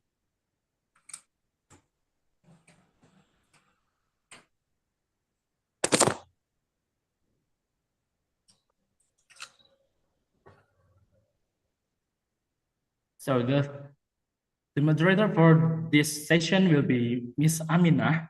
She's a lecturer at Banten Health Polytechnic of Indonesia Ministry of Health. She has been a lecturer from 2012 until now, and she also an administrative assistant at Medical Laboratory Technology Department of Banten Health Polytechnic until now. And she also has veterinary competency certification. And currently, she is taking doctoral degree in medical microbiology from 2019 until now at Bogor Agricultural University. Ms. Aminah, are you ready here? Iya, I'm here, Pak Made. All right. Since Ms. Aminah already here, we are going to have the third session. Ms. Aminah, thank you for joining us. So this session, I will hand it to you. Please, Ms. Aminah, the time is yours. Okay, thank you, Pak Made. Good afternoon to all participants in Indonesia. Assalamualaikum warahmatullahi wabarakatuh. And good morning to Dr. Georgios Ponirakis. I hope I pronounce your name correctly. Are you here? Yes, correct. Okay, thank you. Good morning, Dr. Georgios Ponirakis. He is our next speaker of session 3. Assuming today Dr. Ponirakis is currently joining us from Qatar. Yeah, okay. So before we begin the webinar third session, please allow me to briefly introduce Dr. Ponirakis.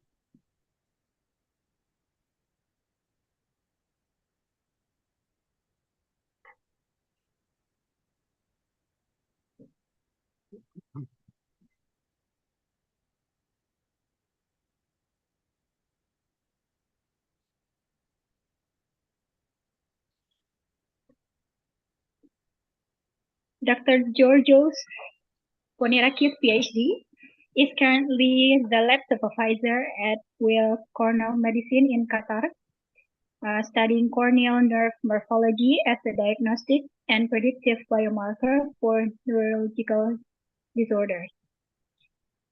He contributed producing 5 successful grant proposals funded by the Qatar National Research Fund and Hamad Medical Corporation. He also the lead author of 19 papers and co-author of 73 of them. Yeah, of the papers. And Dr. Ponirakis. Yes. Sorry.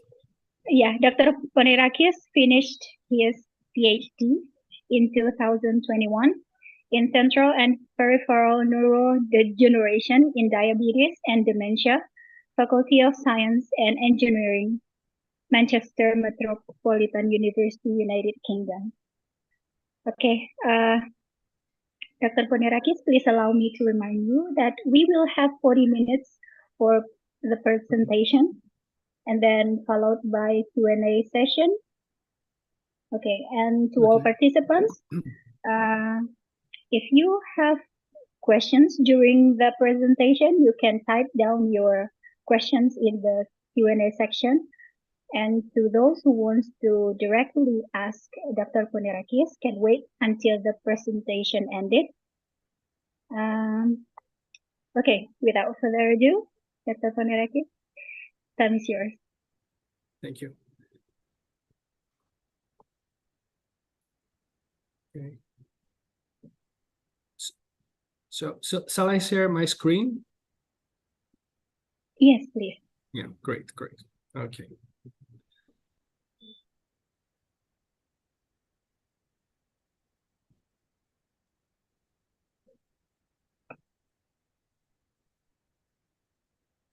First of all, can you all hear me and can you all see my slide? Yes, doctor, we can see the slide. That's great. Okay, thank you very much for inviting me, Chairman. I'm going to talk about the prevalence of diabetic neuropathy in type 2 diabetes.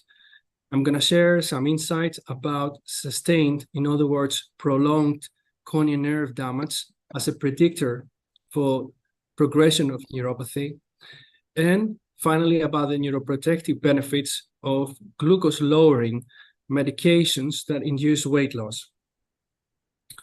Before I start, I have no conflict of interest to disclose to these studies. Diabetic neuropathy can lead to painful neuropathy and food ulcerations, which can have a significant impact on patients' quality of life. Its prevalence in the Middle East and North Africa ranges from 17 to 53%, and for painful diabetic neuropathy from 18 to 65%. For type 2 diabetes, the American Diabetes Association recommends annual screening for diabetic neuropathy, starting at the diagnosis of type 2 diabetes. And currently, there is no cure for diabetic neuropathy, and therefore identifying and treating risk factors for diabetic neuropathy is key to delay the development and progression of diabetic neuropathy.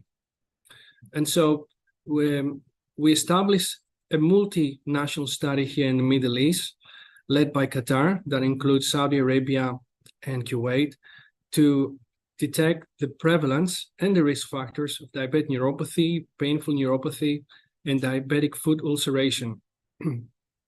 These are the centers that were involved from all 3 countries. And we included only type 2 diabetic patients aged between 18 and 85, and we excluded type 1 diabetes, any causes of neuropathy other than diabetes.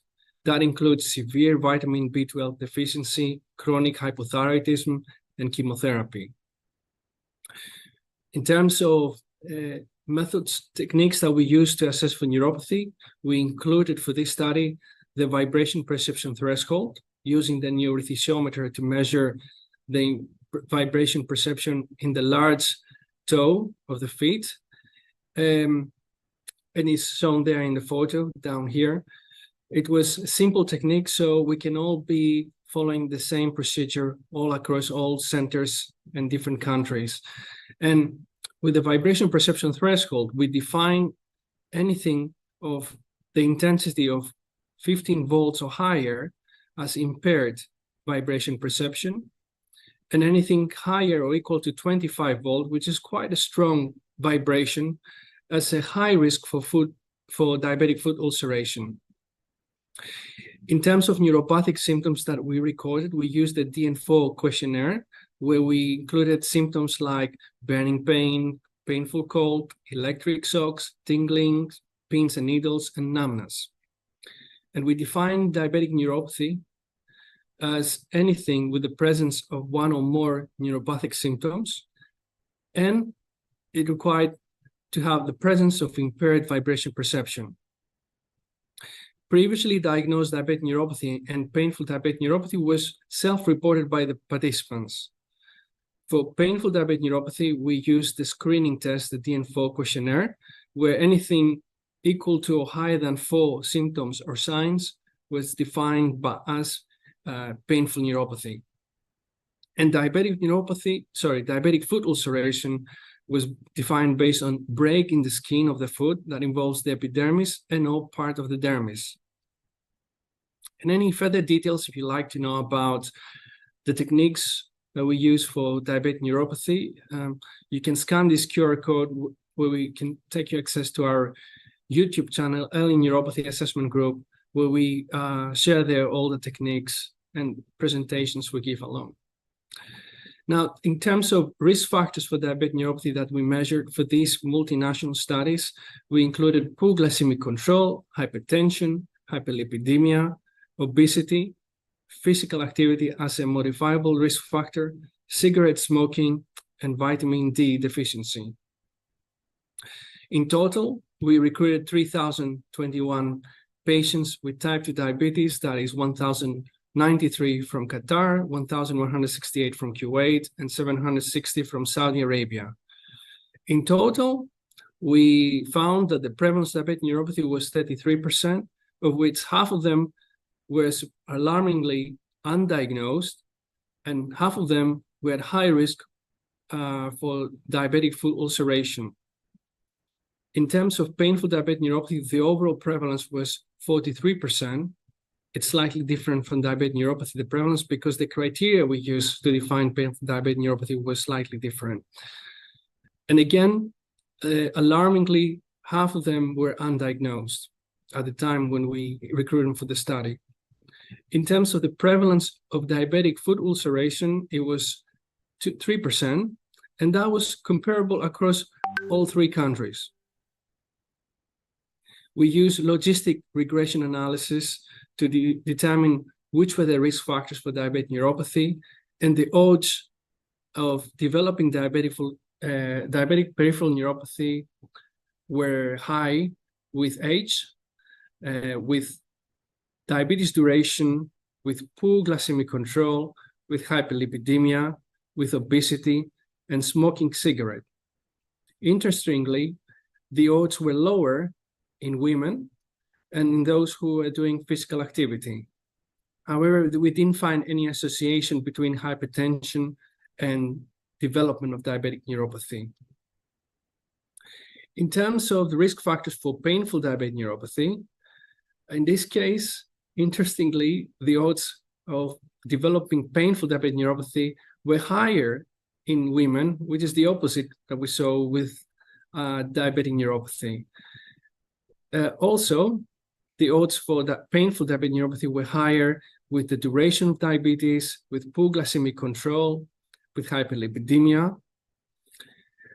However, it was lower, again, with physical activity. We didn't find any association with age, as we would have expected. Some studies had reported. And also, again, hypertension was not associated with painful neuropathy. And finally, we looked also for risk factors for diabetic foot ulceration. And our data show that the odds for developing diabetic foot ulceration were higher with those who had diabetic neuropathy, hypertension, and vitamin D deficiency. There was no association with age or duration of diabetes or with painful diabetic neuropathy or physical activity. So in conclusion, 1 in 3 patients with type 2 diabetes had diabetic neuropathy, of which half of them have not been diagnosed, and half of them were at high risk of diabetic foot ulceration. 1 in 3 patients, again, had painful diabetic neuropathy, and again, alarmingly, half of them were not diagnosed before. They knew they had the symptoms, but they didn't know that was related to diabetic neuropathy or because of diabetes caused. The diabetic neuropathy and painful neuropathy were associated with the duration of diabetes, obesity, poor glycemic control, hyperlipidemia, and lower physical activity. Women had a lower risk for diabetic neuropathy, but a higher risk for painful diabetic neuropathy. And the risk for diabetic foot ulceration were higher in those who had diabetic neuropathy, impaired vibration perception threshold, hypertension, and vitamin D deficiency. Now, I'm going to move on to the next study we've done, where we studied the association of sustained or prolonged corneal nerve damage with the development of diabetic neuropathy in type 2 diabetes. So current challenges in diabetic neuropathy is to identify patients at high risk for diabetic neuropathy that can be targeted for interventions. Currently, most advanced neuropathy tests that we have in secondary healthcare or in neurology are accurate, but they have several limitations. So quantitative sensory testing, while it's really good in detecting sensory impairment, it is, because it is subjective and we rely on the patient's response, it is quite variable. Nerve conduction studies, while it's really accurate in detecting nerve damage, it only focuses on the large nerves. It misses out the small nerve fiber damage, and it requires an expert to conduct it. And with skin biopsy, while it's very accurate in detecting small nerve fiber damage, it cannot be repeated several times in the long term. Another technique is the corneal confocal microscopy, which, like the skin biopsy, we're looking at the small nerves through the eyes. So it's an ophthalmic technique where we capture images of the nerves, the nerve morphology, and with the use of a software, we quantify different parameters of the nerve morphology. So it can be repeated several times to monitor the development of the disease. And there are a couple of independent multinational studies where they had validated the predictive ability of the corneal confocal microscopy, or in short CCM, development of diabetic neuropathy, like in this case for type 2 diabetes, over a 6-year period, the area under the curve was 75%, and in type 1 diabetes, over 4 years, the area of the curve to detect development of diabetic neuropathy was 66%. However, these studies had one major limitation. They depended on a single time point in the past as a baseline, the measurement of the nerves in the CCM that they detected, to predict after 4 or 6 years what was the development, the predictive ability to predict diabetic neuropathy.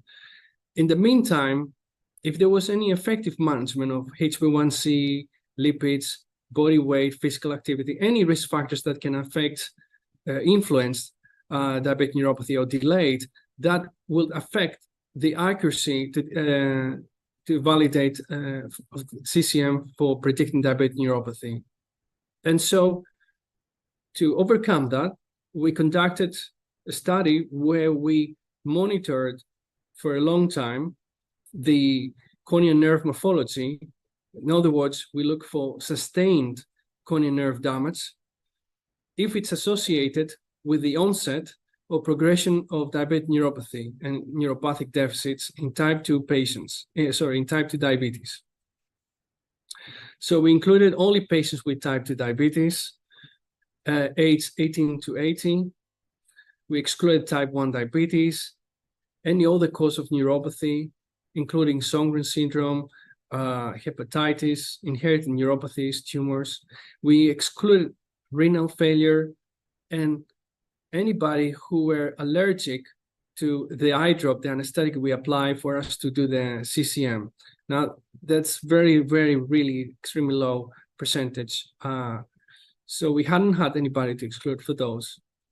In terms of timeline, where we follow up the patients, that involved 4 visits, baseline, and year 1, year 2, and the final visit was in the range of 4 to 7 years. We also recruited age-matched healthy controls, but only for 1 visit, for us to define what is the cutoff for the corneal confocal microscopy, for the corneal nerve morphology, what is normal and abnormal. Let me take you a little bit through this technique, the corneal confocal microscopy. So this is the device we use, and we are assessing the terminals of the trigeminal nerves on the cornea. And this is recording in progress. This is how the nerves look like on our screen. These white lines are the actual nerves. Now, it's also important to tell you with our technique, when we examine the patient, of course, we know whether they have diabetes or they don't have diabetes, but we extract the images on a separate day when we are blinded to the disease. So we don't know, we're not biased there. And we extract 3 to 5 clear representative images from each eye. So we have an average at least 6 images. And then we quantify 3 parameters. And because I'm going to talk quite a bit about this in the results, I'd like to tell you what these are. So one of them is the corneal nerve fiber density, and it has nothing to do with the thickness. It basically includes the number of the main fibers that you can see here on the screen. And then we have the branch density, which is the number of the branches that comes off from the main fibers. And then we measure as a final parameter the total fiber length, which includes the length of the main fibers and the branches together. Now, in terms of cutoff value, based on our healthy controls that were age-matched with our diabetic cohort, we used a cutoff of 1.5 of the standard deviation from the mean of the healthy controls for these 3 parameters to define what's abnormal. And in terms of sustained abnormal corneal nerve morphology, we define it based on if they had this abnormality using these cutoff points for at least 50% or more throughout the study. Then we would consider that as sustained abnormal corneal nerve fiber density.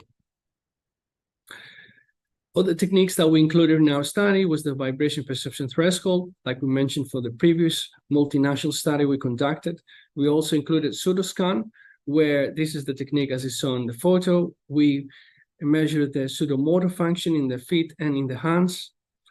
We included a DN4 questionnaire to record neuropathic symptoms. And the way we defined diabetic neuropathy for this study was based on 4 or more neuropathic symptoms in the presence of impaired vibration perception threshold or abnormal corneal nerve fiber length that is 17 or less millimeter per millimeter square. That's based on the CCM. So we recruited 107 patients with type 2 diabetes, and we follow them up in the median of 4 years, but with a range of between 1 to 7 years. So that's quite a big range, which is a limitation of the study. And at baseline, the prevalence of diabetic neuropathy was 17%. And for those who didn't have diabetic neuropathy, over a period of 4 years, 12% developed diabetic neuropathy. These are the cutoff points that we defined using our healthy controls cohort. For corneal nerve fiber density, it was anything equal to 24 fibers per millimeter square or less. For branch density, it was anything equal or less than 21 branches per millimeter square. And for the fiber length, that includes fiber and branches together, it was anything equal or less than 16 millimeters per millimeter square. Okay, So when we finished the study, the prevalence of sustained corneal nerve fiber density was 48%, branch density 22%, fiber length 59%. And just to show you how this looks like, somebody who represent to have normal corneal nerve fiber length throughout the study, this is how it looks like at baseline, year 1, year 2, and year 6. For somebody who had temporary abnormality, it was something like this in the second lane, where you can see that is a sudden reduction in the nerve morphology in the 6th year compared to the previous years. And somebody who had sustained corneal nerve damage throughout the study, this is how it looked like in the last lane. And in terms of values, the way we measure the corneal nerve fiber length, so the black line here on the top represents somebody who had normal corneal fiber length throughout the study. The blue is somebody who had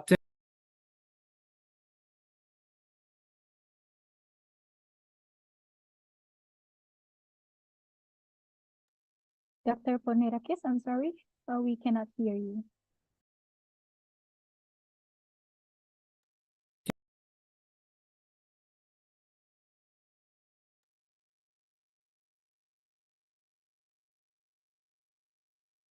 Okay. Can you hear me now? Yeah. Oh, great. Thank you. I don't know how much you missed. I was explaining how the nerve morphology looks like in 3 situations. And when we compare those who had sustained abnormal corneal fiber density from those who had non-sustained abnormal corneal nerve fiber density, those with sustained abnormal fiber density at baseline, they were older, and then throughout the study, there was a significant increase in the HbA1c and in triglycerides.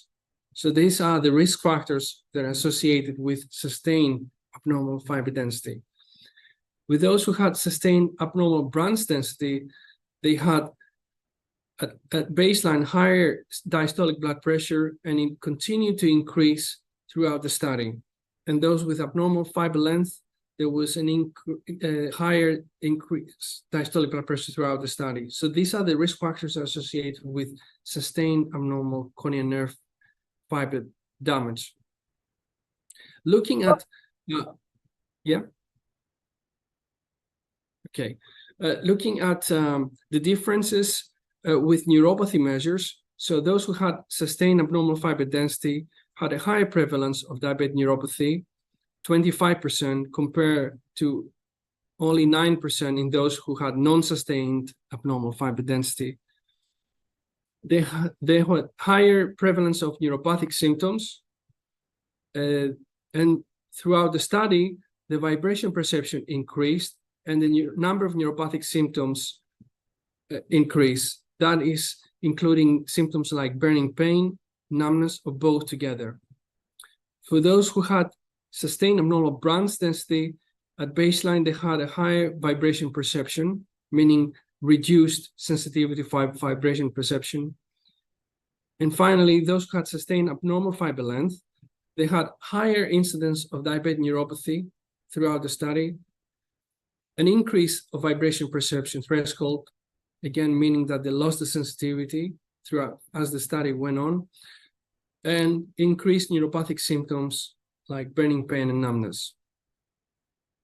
So when we look at the association between sustained abnormal fiber density with increased vibration perception threshold that was significant, we also look at, after we adjusted for diabetes duration, increase in body weight and HDL, because these were associated with the changes with deterioration of vibration perception. Even after we adjusted for all these confounding factors, the association between sustained abnormal fiber density with deterioration of vibration perception remained to be significantly associated. So that's independently, it can predict the deterioration of vibration perception. So to conclude, half of our patients with type 2 had sustained corneal nerve damage over 4 years. And it was associated with diabetic neuropathy development, with deterioration of vibration perception in the feet, an increase of neuropathic symptoms. Also, we saw that sustained corneal nerve damage was associated with age, so it gets worse with age, with increased diastolic blood pressure, with HbA1c and triglycerides. Now, the clinical implication of this finding is that it advocates for regular monitoring of the corneal nerve morphology, which may allow the identification of patients who are at greater risk of developing diabetic neuropathy and who should be targeted for treating the risk factors. And also, this could also facilitate clinical trials to identify patients with diabetic neuropathy who are at more high risk to, they might more likely to respond to treatments if we can detect them at the early stage before it's irreversible. Several limitations in our study, but one of them is that the sample size, need to mention, that was small because for temporarily corneal nerve damage. So we couldn't determine what its association with development of diabetic neuropathy. And also to remind you, we had quite a wide range of follow-up between 1 to 7 years, which can influence the predictive accuracy of how well sustained nerve damage can predict diabetic neuropathy. And for future work, it would be good to see whether sustained corneal nerve damage can predict the development of neuropathy using more accurate techniques like quantitative sensory testing, intraepidermal nerve fiber density, using skin biopsies, and nerve conduction studies. That leads me to the last part, where we look at the association of glucose-lowering medications with that induced weight loss or weight gain with corneal nerve loss in type 2 diabetes, which is a longitudinal study. Obesity is a primary risk factor for diabetic neuropathy in type 2 diabetes, and studies have shown that weight loss can prevent or alleviate diabetic neuropathy in type 2 diabetes, and that is why the American Diabetes Association recommends glucose-lowering medications that reduces weight in type 2 diabetes.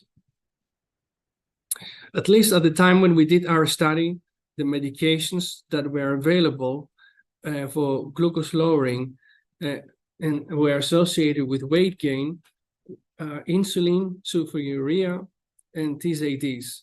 Insulin through increased lipogenesis, sulfonylurea through defensive snacking due to hypoglycemia fears, and TZD through fat storage, appetite enhancement, and fluid retention.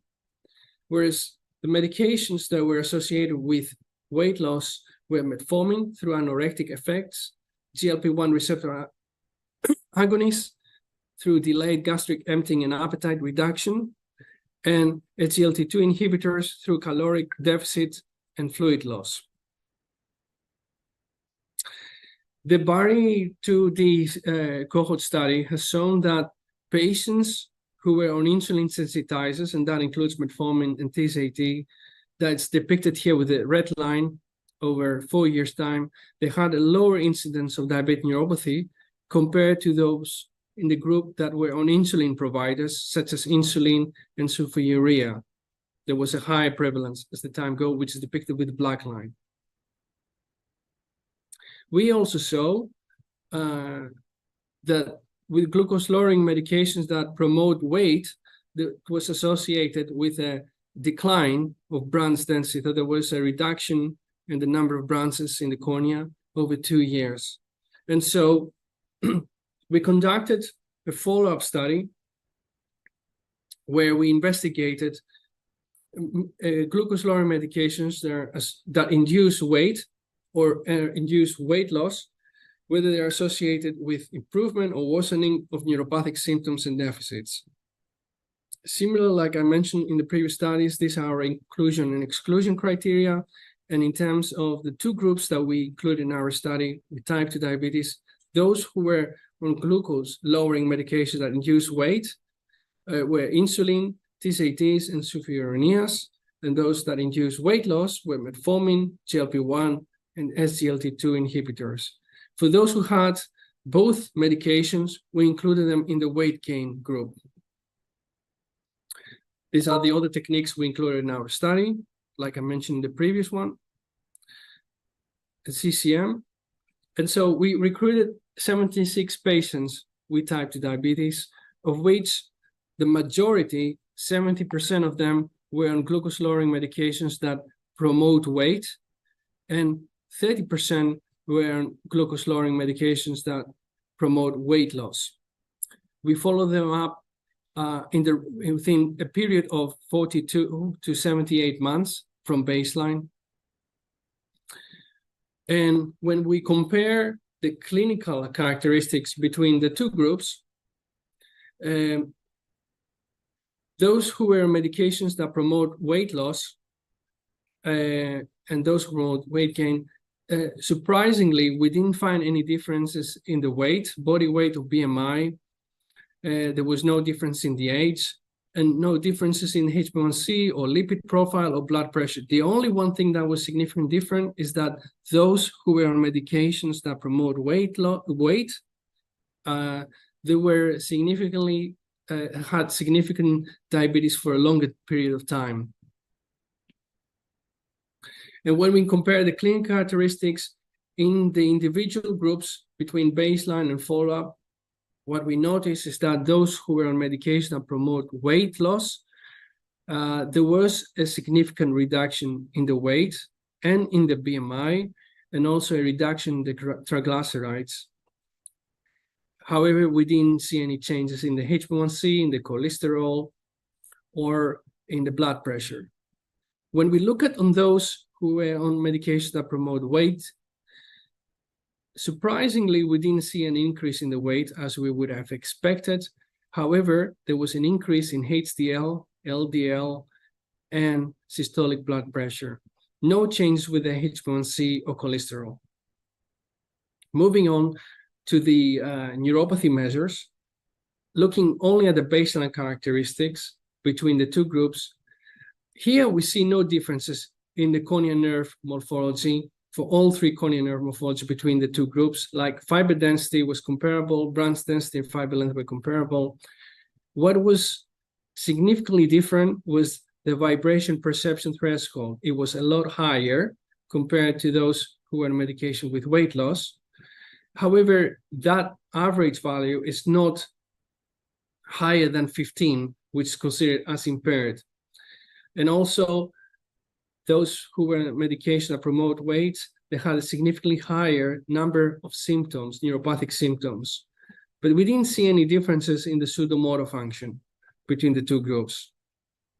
And if we focus on the individual groups to see what were the changes over the time, those who were on glucose-lowering medications that induces weight loss, there was only a reduction in the branch density. There was a loss, but no changes in the fiber density, no changes in the fiber length.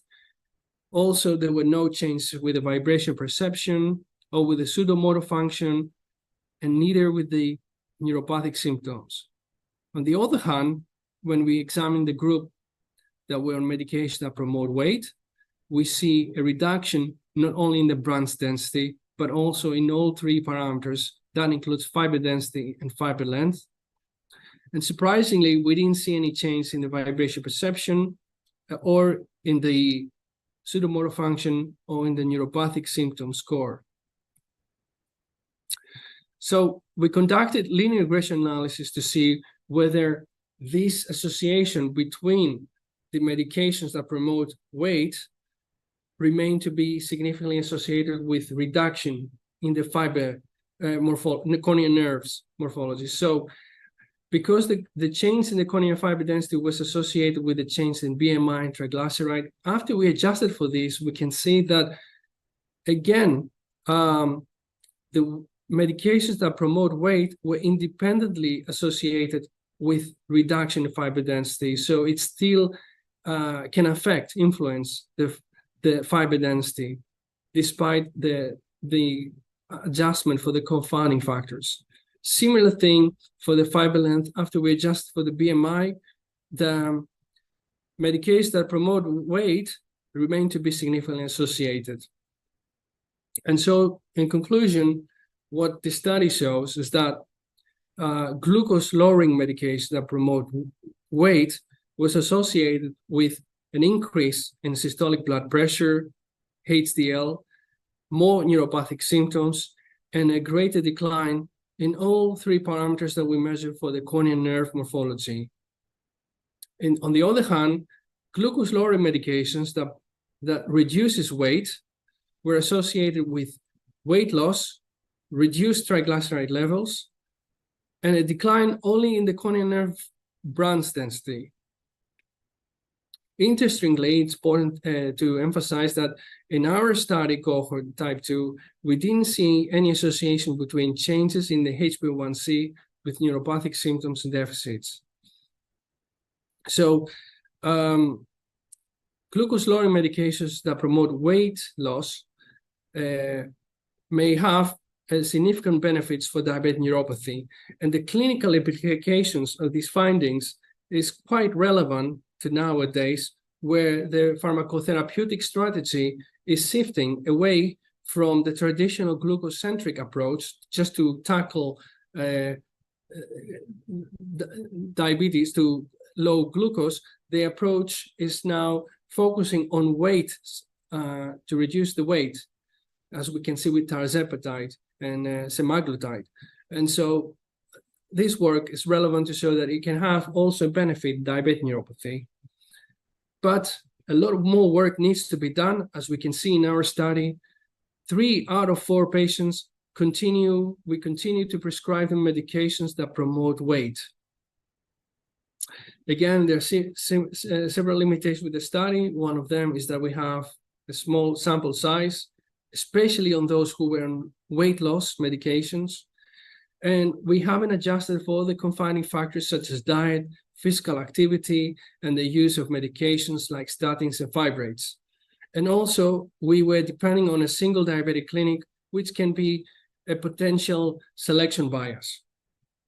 To that note, I'd like to thank our principal investigators, Professor Reyes Malik, Dr. Ibrahim Al-Janahi, Professor Stephen Atkins, and the rest of the team that contributed significantly in these projects. And this is my email address in case you would like to contact me in the future.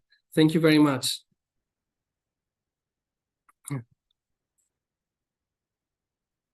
Okay, thank you very much, Dr. Ponerakis. We are waiting for questions from the audiences. Looks like in the Q&A section, no one is asking any question yet. So, may I ask you the question? Okay. Okay. In the instruments that you use to analyze the cornea, which is the nerve in the eye, right? Actually, I haven't heard of them, but I ever got scanned by the optical coherence tomography. Can that device measure our corneal damage a long time because of diabetes or not? The last thing I didn't hear, if we can measure diabetic neuropathy, the OCT.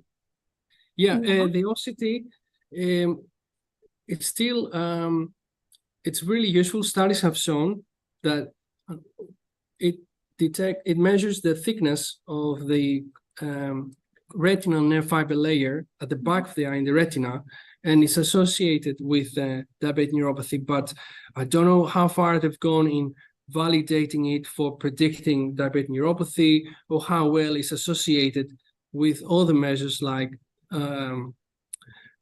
skin intraepidermal nerve fiber density. It's not measuring though the front part in the cornea like we do with this technique.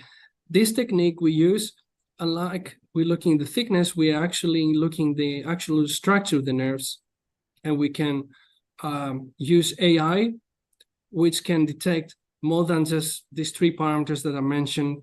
The AI does multiple calculations, and it can see all the things, taking into account inflammatory cells that we see that can also affect or influence the nerves. And so we can see different things with the corneal nerve morphology compared to the retinal nerve fiber layer at the back of the eye. You're right, the CCM technique that I talk about is not readily available in the clinic yet. It's mainly used for the time being for clinical trials. There are a lot of centers around the world. I'm aware that they have the technique because we share the software to quantify the nerves. And we have shared it for, I don't know, 500 centers around the world, I think including Indonesia, China, Germany, US, all over the world. They're using this technique for studies, not just for diabetic neuropathy, but central neurodegenerative disease, like multiple sclerosis, dementia, for lupus. So it's not just for peripheral neuropathy, like chemotherapy-induced or diabetic neuropathy, but also for other kind of neurodegenerative disease. I see. So the optical coherence tomography that's readily available in most eye clinics or eye specialists are not really able to measure the damage of the cornea because of diabetes. They are. But I don't know how far they have validated for diabetic neuropathy. Like they have done a lot of progress in multiple sclerosis, and there is a lot of talk going on with the OCT and OCTA and angiography for stroke and multiple sclerosis. For diabetic neuropathy, though, specifically with the OCT, I'm not aware how far they have gone. And I would say to predict the diabetic neuropathy, there have been many studies that they have shown that is associated with diabetic neuropathy that has been validated. But we're talking about whether it's able to detect at the early stage diabetic neuropathy. I'm not fully aware. Yeah. We still do we have any participants that wants to ask question to Dr. Ponerakis here? I haven't seen any question in the Q&A section. Okay, then it's time for me to ask more questions.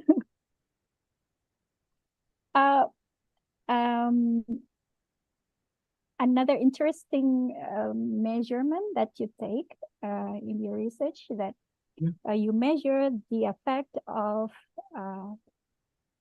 diabetes medication that is promoting weight gain, and the other one is that one that's promoting weight loss. Which we know mostly available diabetic medication that's distributed widely, especially in our country, in Indonesia. Here, patients are prescribed insulin, and insulin is promoting weight gain, right? Yes. It's quite concerning. What can we do about this? Well, I think it's everywhere, the situation, not just in Indonesia, that insulin is highly promoted, given to patients. That is well known, because once the disease, somebody have diabetes for more than 10 years, they will eventually be on insulin because they are insulin dependent. Their pancreas stop producing insulin, and these all the medications that reduces glucose production in the liver, or those who increase the sensitivity of insulin uptake in the muscles, all are good, but you need insulin. So everybody eventually with type 2 diabetes will end up taking insulin. What is the difference nowadays is that we start having a new generation of medications like semaglutide or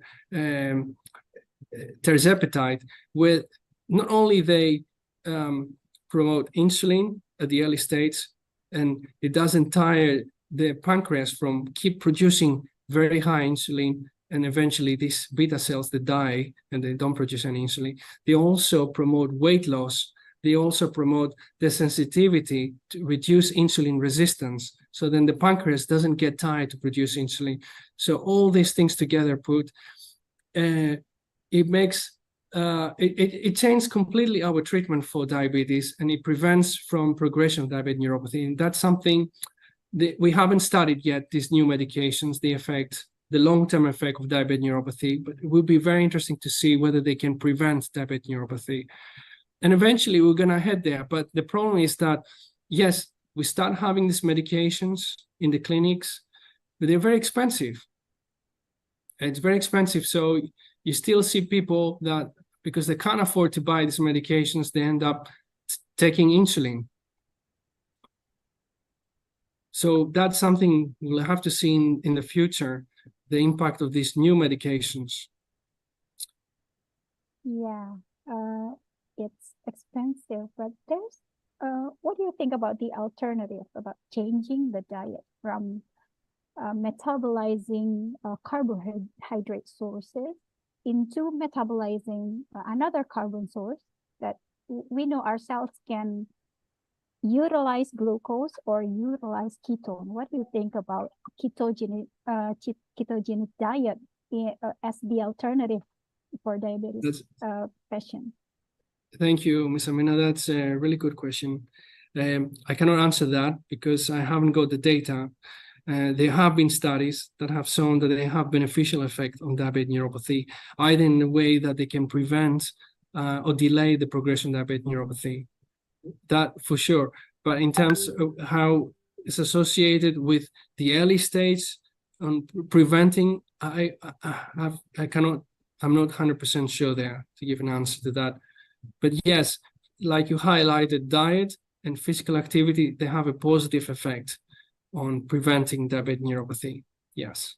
Yeah. Okay. Although we don't have question at the Q&A section, actually, in the chat section, we have one question from Mr. Johannes. He's asking, is there any known foods which has benefits for diabetic neuropathy treatments, or any specific nutrients which could help? In the chat. The first thing I didn't hear, the nutrients I had, the other one, any specific? Known foods. Foods. Food. Yeah, foods. Yes, I'm not 100% sure to answer that question. There have been studies who have looked on, who say they are good in preventing diabetic foot ulceration or reducing, by like honey. But I cannot comment about nutrients that can prevent or delay the progression of diabetic neuropathy. Sorry. Okay. We still have time. Okay. May I ask you another question? Sure, please. Thank you. So you mentioned about the medication that can be used to control diabetes, but and prevent diabetic neuropathy, but it's relatively expensive. Have you ever looked into like utilizing hormone, like when we're hungry, our hormone ghrelin produced in the gut, and then we have the drive to eat. And in those diabetic patients, they tend to feel hungry almost all the time, right? Yes. And the satiety hormone, that is ghrelin, that is produced by our fat cells, it should be able to control their hunger level so that they don't have the drive to eat more, which in the end, it should be able to promote weight loss, right? Because we reduce the food intake. Yes. Have anyone do the research about ghrelin to control weight, to promote weight loss? Ms. Amina, you hit the nail on the head.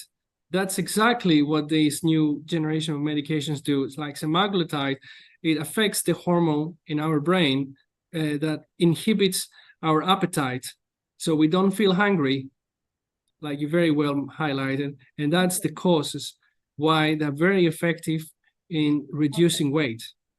So actually, the medication is mimicking the Yes, leptin, right? yes, and in fact, they go even further. This the American Diabetes Association, all the associations that are leading the way, they say that these medications should not only be used for patients with diabetes type 2, but also people who are obese, who are at high risk of developing diabetes. They should be taking these medications because when they take them, it inhibits the appetite, so they don't feel hungry. And over the time, they lose a lot of weight, like a lot. And that has not only benefit for preventing diabetes, but also all the cardiovascular factors like heart attacks, strokes.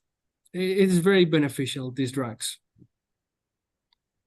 Okay, if we can produce insulin in a very large number that we can distribute it all over the world in cheaper price, why cannot we produce leptin or the hormone that suppress hunger in the same rate that we produce insulin? Are you mentioning? Did you mention leptin? Yeah, I mean, and the medication that you mentioned actually is mimicking leptin, semaglutide.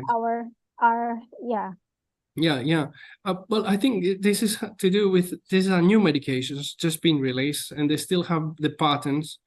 These pharmaceutical companies like Eli and Novo, where because they have patented them and they have the full rights, they charge a lot. And the reason for that, they say, is because it took them years and years to develop this drug and do the trials. And on top of that, they had other drugs that they failed. This is why they charge. But eventually, after a few years, like we see with other medications, when the license runs out, I think it expires after 6 years.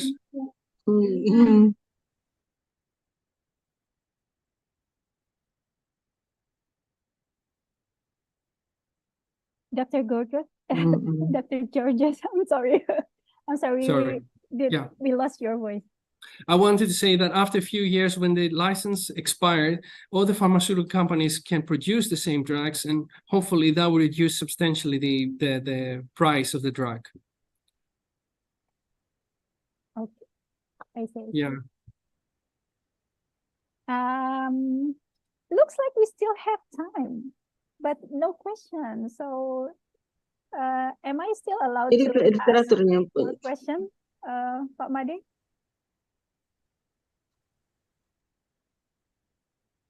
Okay, I think his face says yes.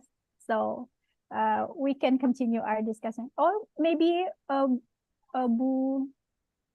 Effie Desfauza, do you want to ask a question?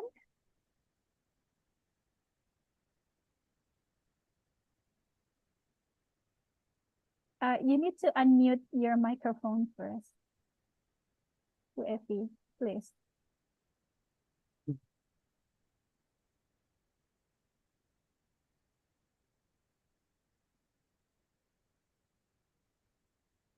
We still cannot hear your voice, Bu Effie.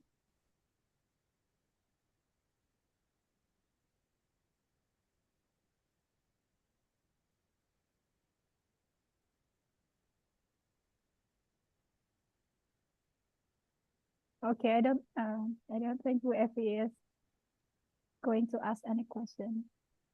Okay. So can we continue the discussion? Dr. Ponerakis? Yeah. Thank you very much. It's really nice to have you.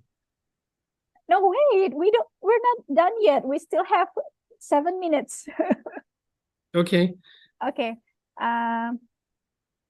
Of all those grants that you have,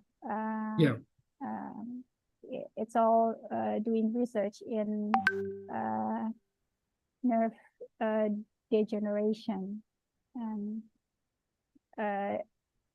Do you ever or do you have collaboration with other researchers that's maybe doing the research in vitro using the nerves that's grown in the labs?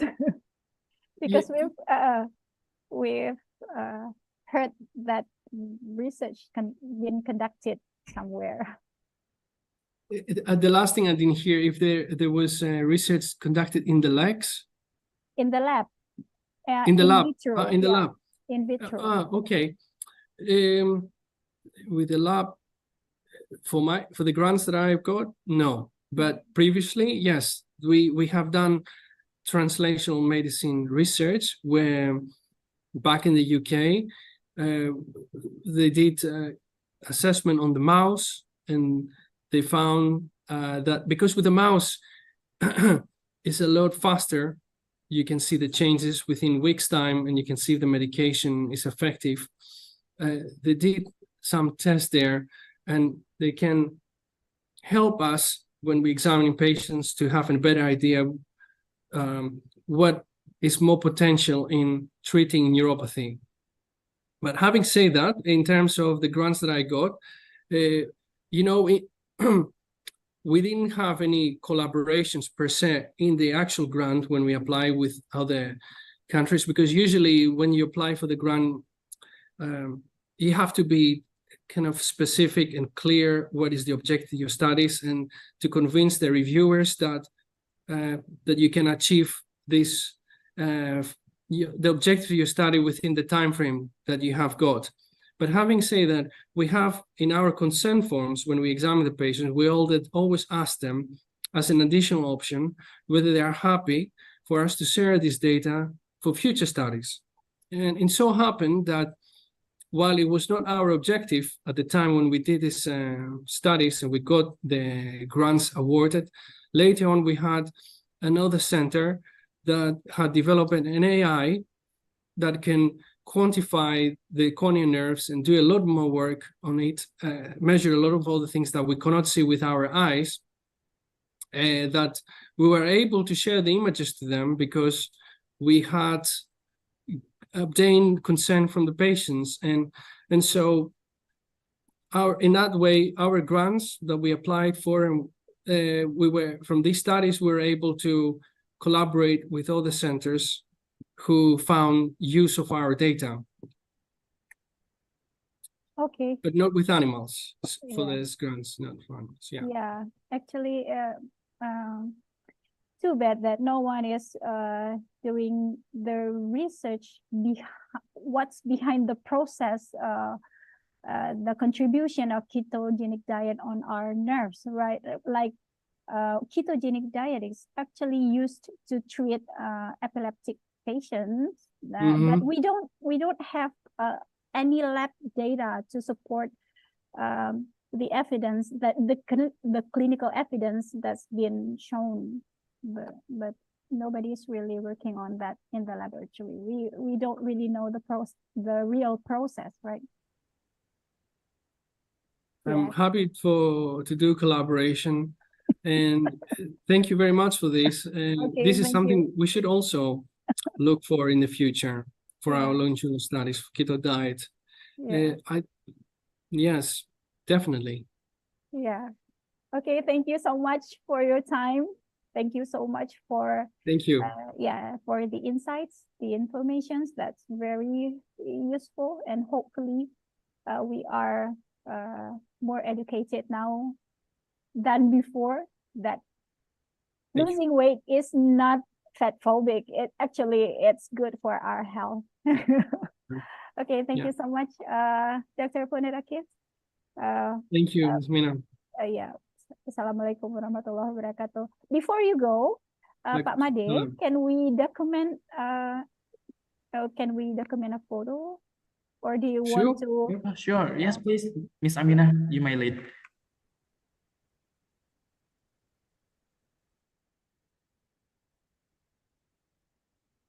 Or do you want to present the certificate to Mr. Ponirakis now? No, later. Okay. Okay, then we have the screenshot. Actually, we also have it on live. Okay, I think we're good. for the third session. Thank you so much, Dr. Ponirakis. Thank you. And then we can I go on to the fourth session, Pak Made? Yes, thank you, Dr. Ponirakis. Actually, about the CCM, I think, yeah, since here, I think it's the state-of-the-art devices, probably. So yeah, Miss Aminah, like what you said, in Indonesia, we have still uncommon device, probably. So based on your presentation, we can gain insights, new insights, actually. And also your presentation is very informative and I found it very useful. Thank you. So thank you for joining us today. It's nice to have you. Thank you very much for your comments. And thank you for inviting me as well.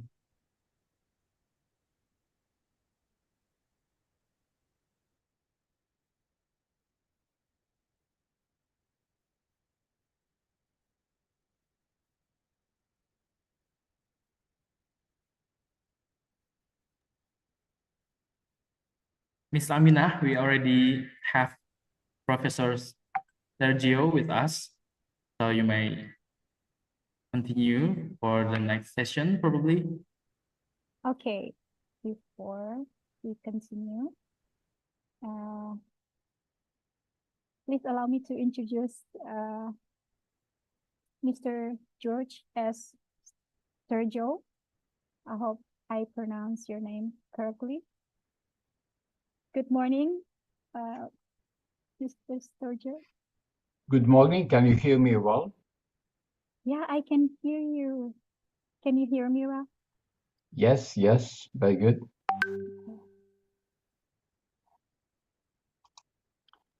So do you like me to start? May I introduce you first? Yes, Mr. yes, thank you. Okay. Our next speaker is Mr. George S. Sergio, MD, FRCP, the professor of medicine and hypertension. Professor Sergio is the chairman of Hypertension Center, Stride 7 School of Medicine of Athens University. Professor Sergio was the secretary, or is the secretary, of International Society of Hypertension, or ISH, and the immediate past chairman of European Society of Hypertension Working Group in blood pressure monitoring and cardiovascular variability.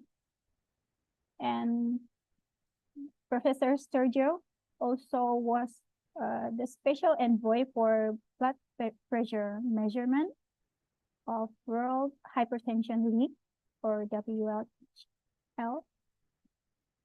And then the executive committee member of International Pediatric Hypertension Association, the committee member on blood pressure monitoring equipment of International Organization for Standardization, and then the elected fellow Royal College of Physicians, Glasgow, UK, United Kingdom. Professor Sergio also is the editorial board member of 11 PubMed journals. 11 journals, a reviewer of 58 PubMed journals, and BRMed. I'm sorry, I don't know the long version of BRMed J Publishing Group, McMaster University Health Information Research, European Research Council, 24 meeting of European and International Society of Hypertension.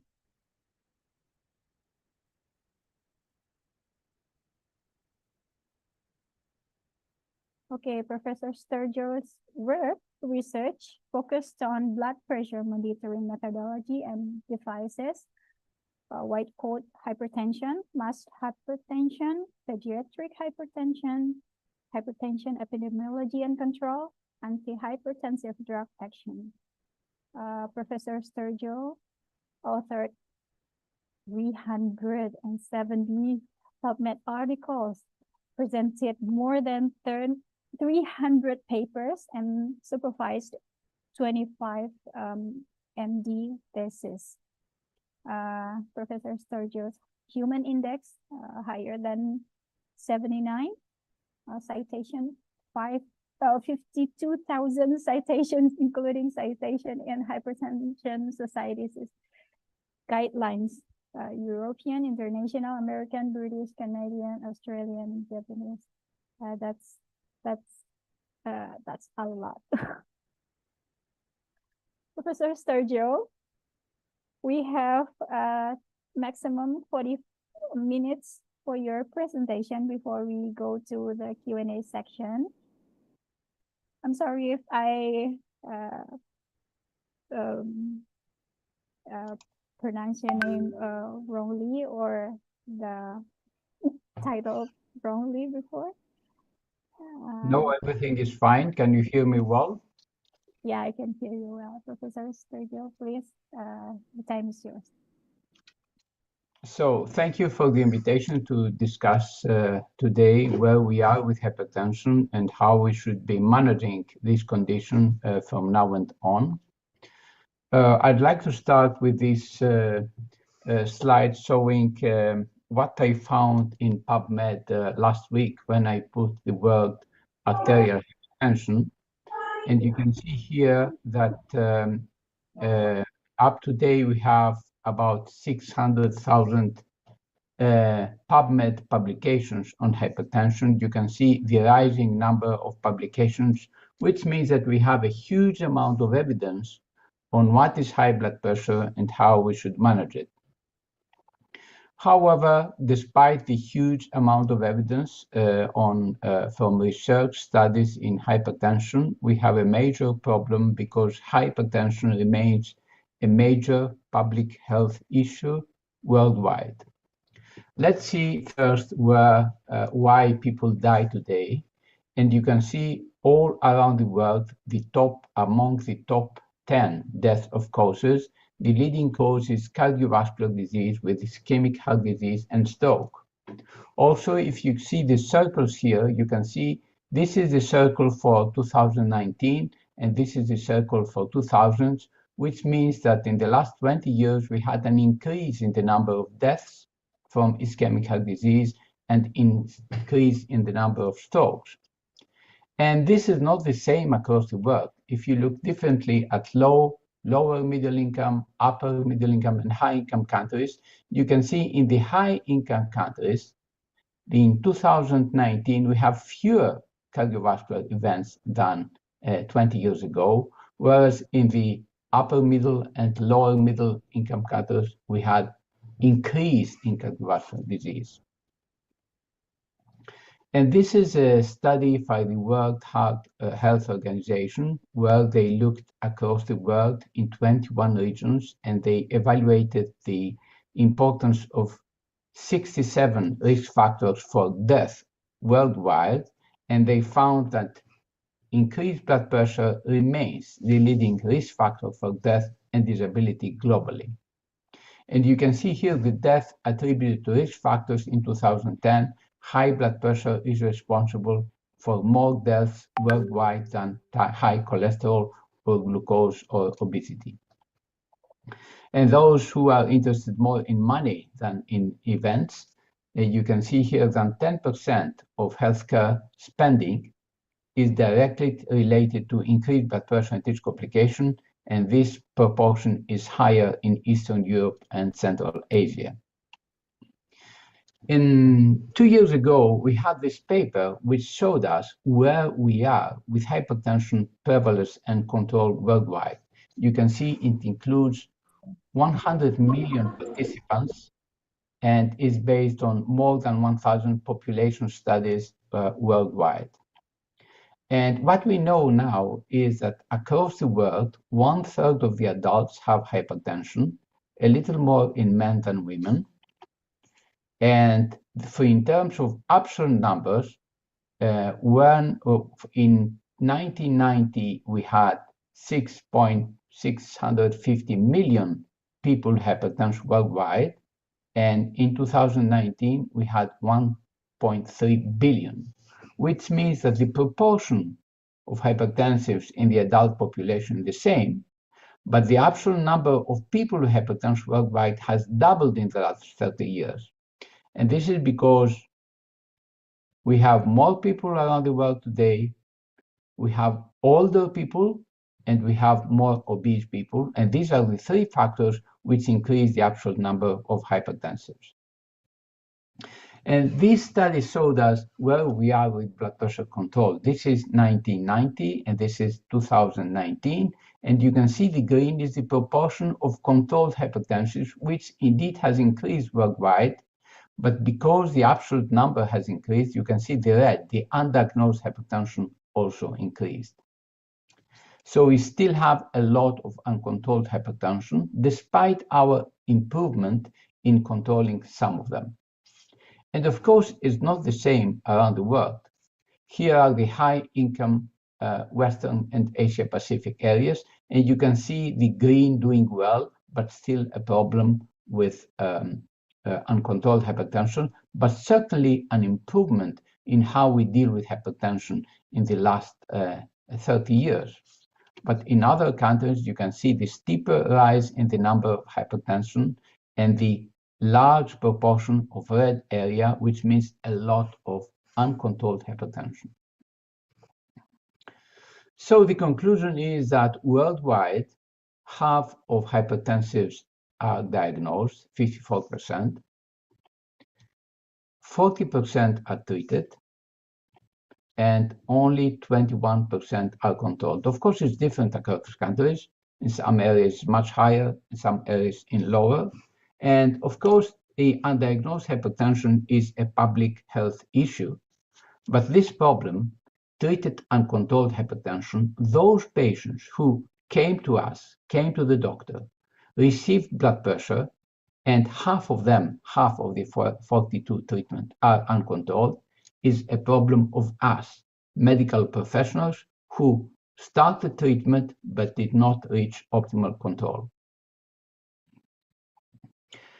And it is important to remember and explain to our patients why we treat hypertension. We have huge amount of knowledge on the benefits of course in preventing stroke and cardiovascular disease and cardiovascular events, but also heart failure and also dementia. And patients should understand these benefits so as they are keen to reach optimal control of their blood pressure.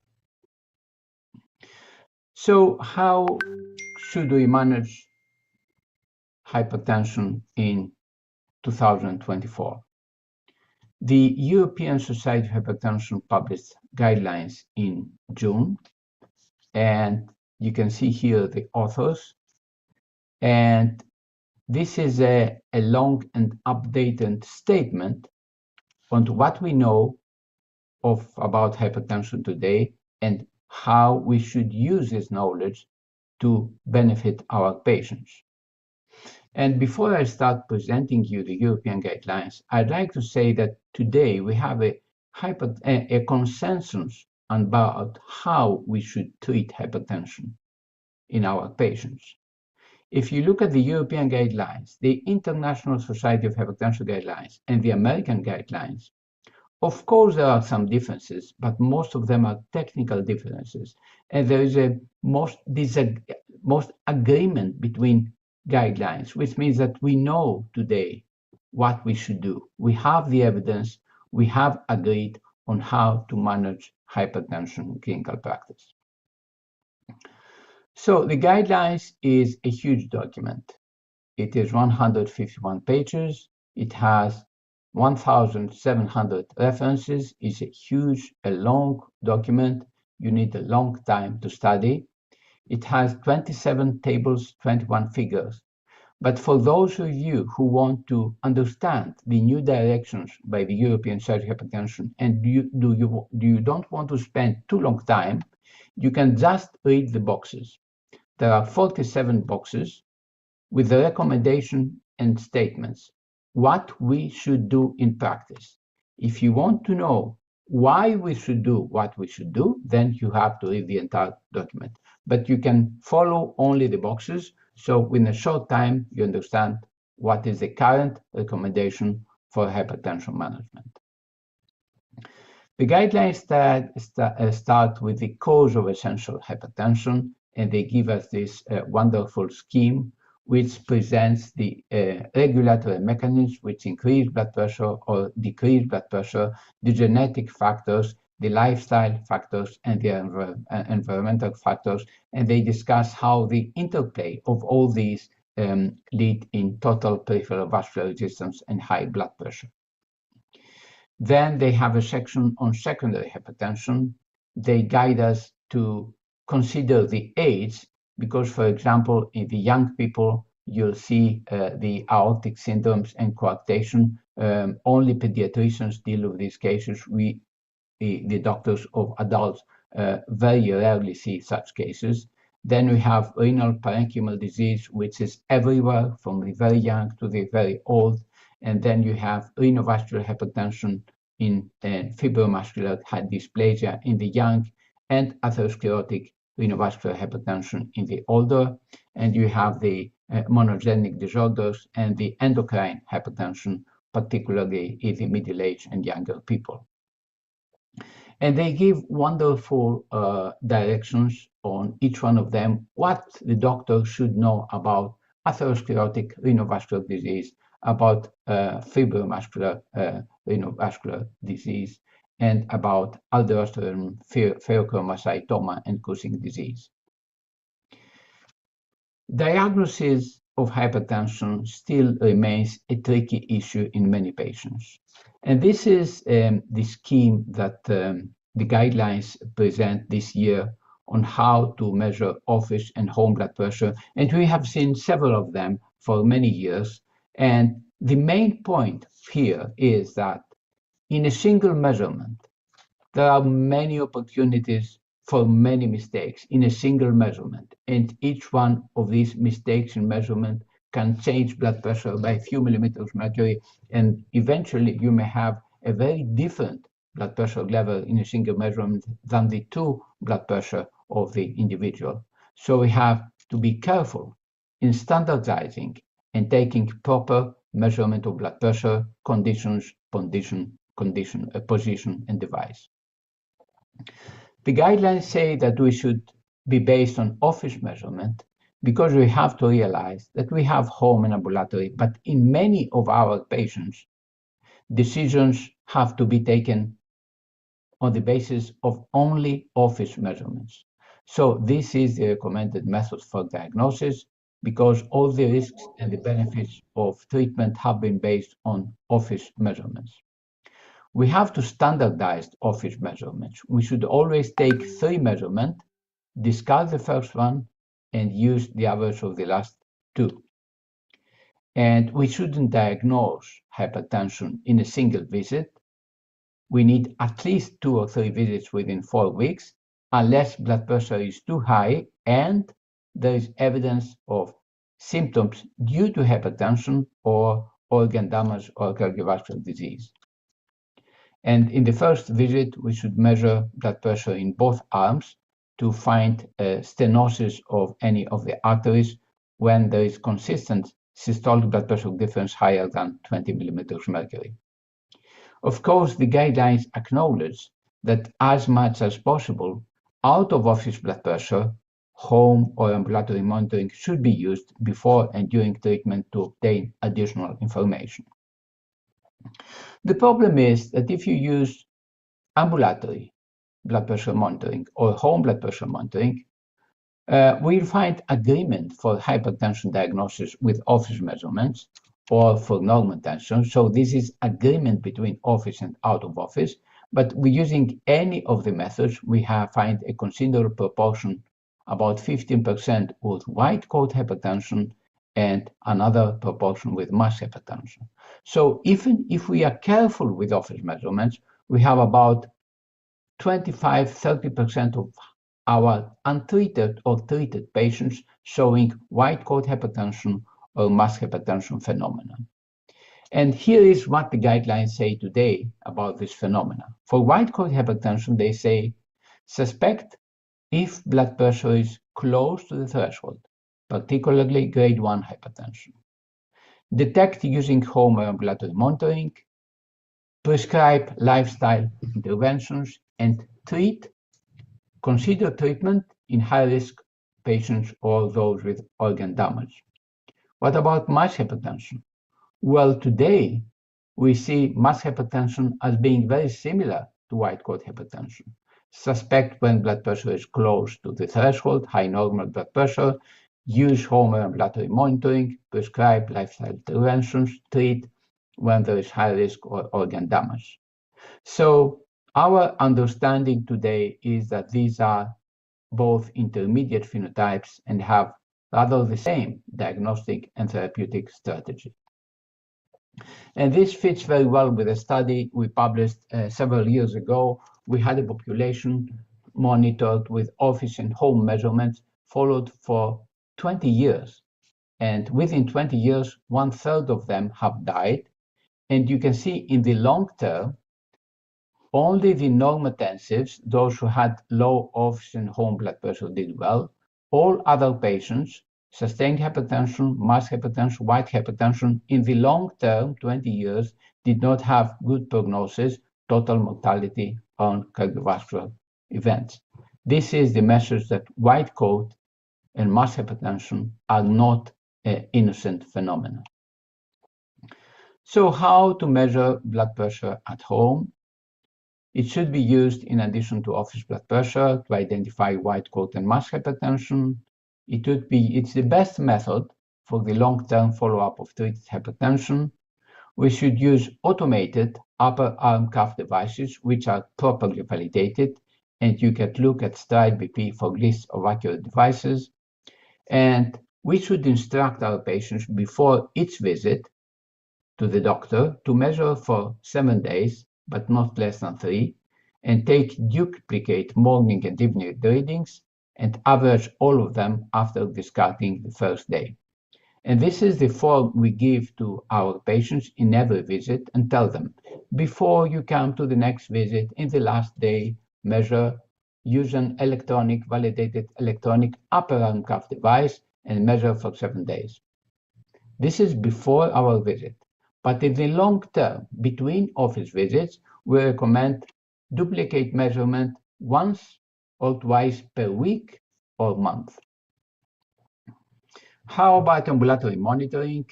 It is recommended in addition to office measurements to identify white coat MASH and nocturnal hypertension.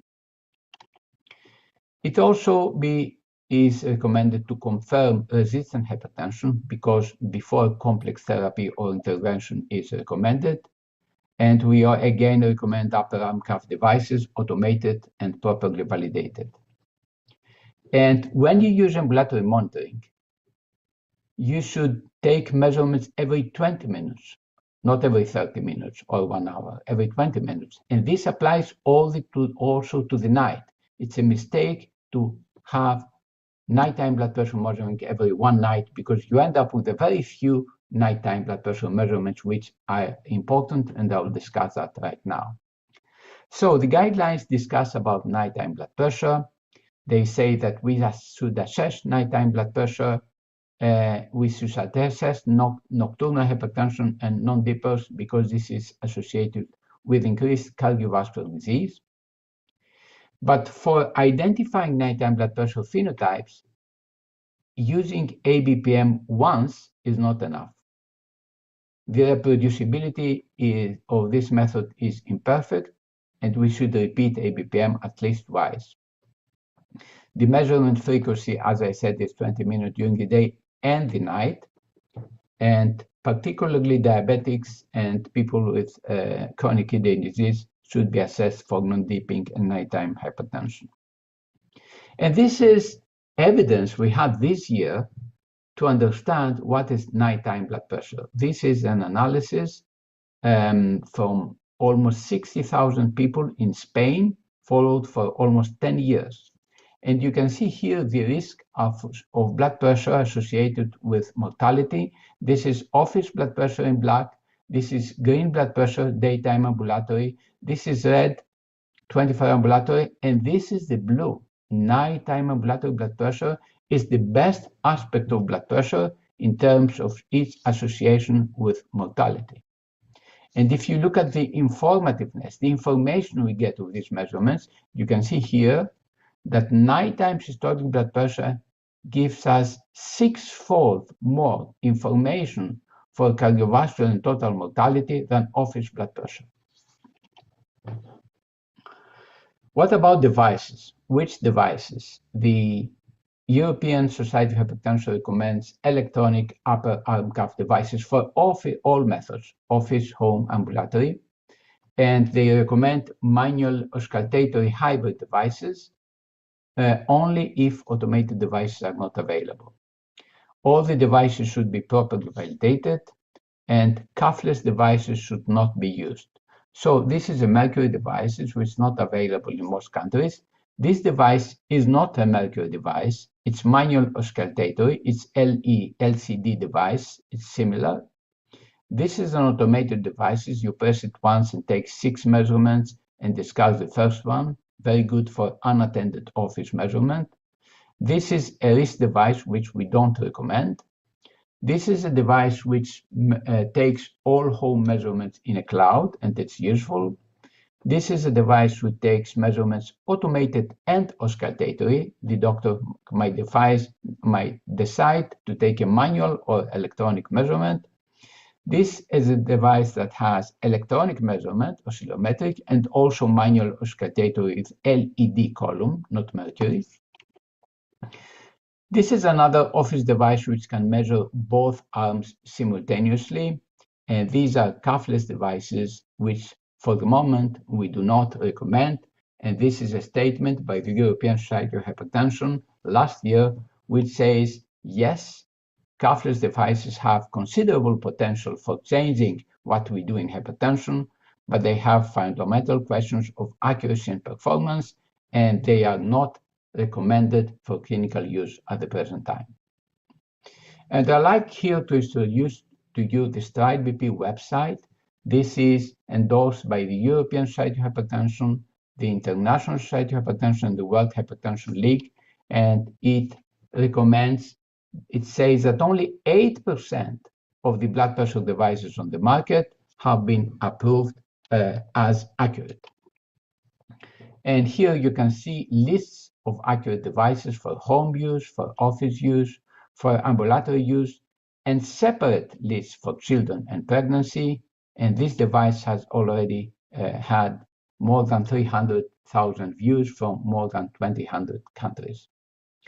And you can find also one poster on how to properly measure blood pressure in the office. You can stick it on the wall of your office, and one page, one poster for home, one for ambulatory, and you have the form to give to your patients on how to measure blood pressure at home, and a form to use when you do ambulatory monitoring. The guidelines put a lot of emphasis on how to predict the risk of our patients.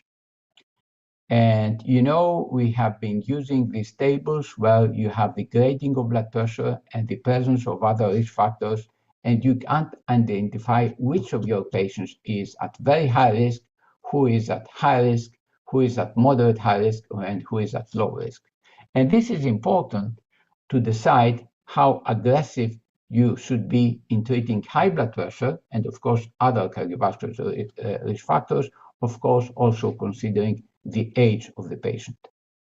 And there are many tools we have today in hypertension to detect asymptomatic organ damage. You can see the list provided here by the European Society of Hypertension and the characteristics of this method. And the point here is that the best method we have today to identify asymptomatic organ damage is left ventricular hypertrophy, ECG or echo, and after that is the renal function indices, the estimated GFR and urinary albumin-creatinine ratio. These are valuable tools for us to predict the cardiovascular risk in our patients.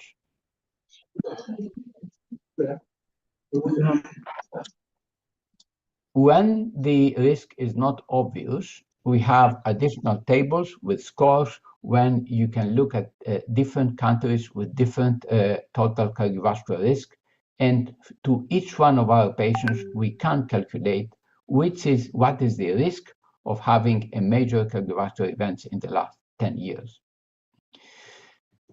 There are new recommendations on lifestyle intervention.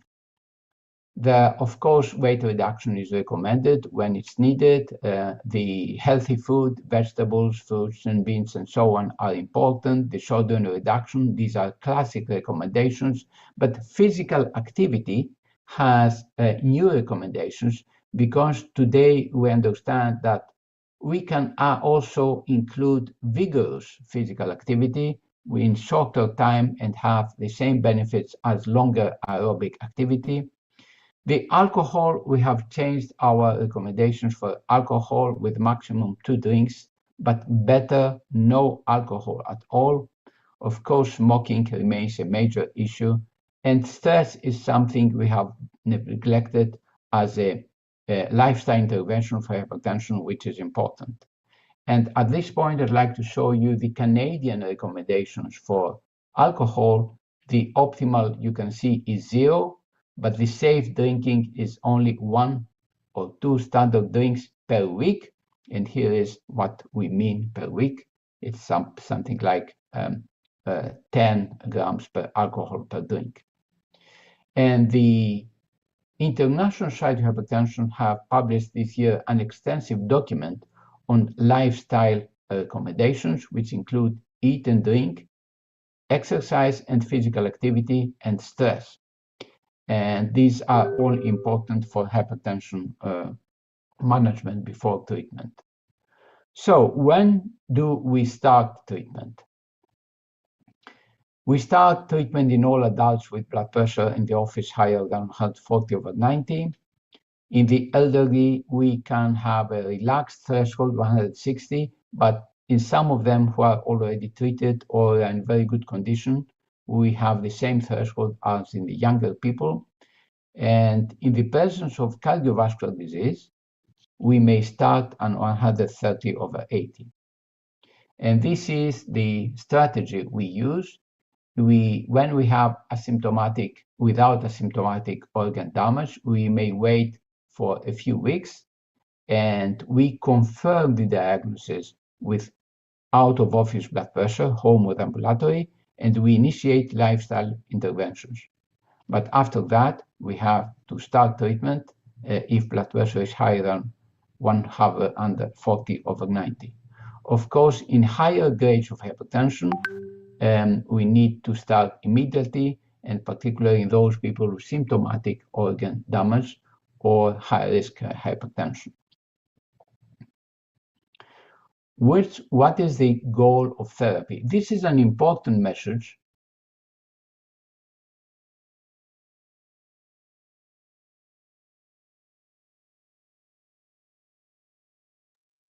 Professor Sturgeon, I'm sorry, we lost your voice.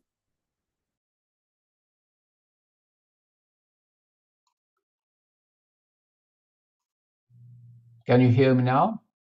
Yeah. Okay. I think somebody have muted all microphones. Anyway, so this is the target blood pressure, which is important to agree with our patients. Patients should know what is the blood pressure target with therapy. And the green is the target. And actually, you can see here that the green, the emphasis is at not lower than 140, but in fact, it's 130 and lower than 80. And so this is the goal for all people younger than 80 years. And if blood pressure is well tolerated, the goal is here, 120 to 129 and 70 to 79. This is the number that patients should expect to have at home and in the office. In the older people, we may have a more relaxed target of lower than 150, but if blood treatment is well tolerated, we can go a little lower. And of course, in frail patients, we have to individual the blood pressure target. So this number for systolic blood pressure, whether it is in the office or at home or ambulatory monitoring, this is something we should forget. Blood pressure should be lower than that number, systolic, in any of the methods we use. So how do we treat hypertension to reach the recommended blood pressure goal? And this is a major point to say that we have spent a lot of time and effort to interpret the research data and understand how to reduce blood pressure.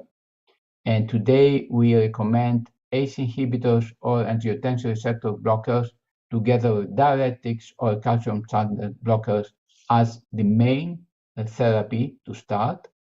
And we can combine even diuretics with CCBs.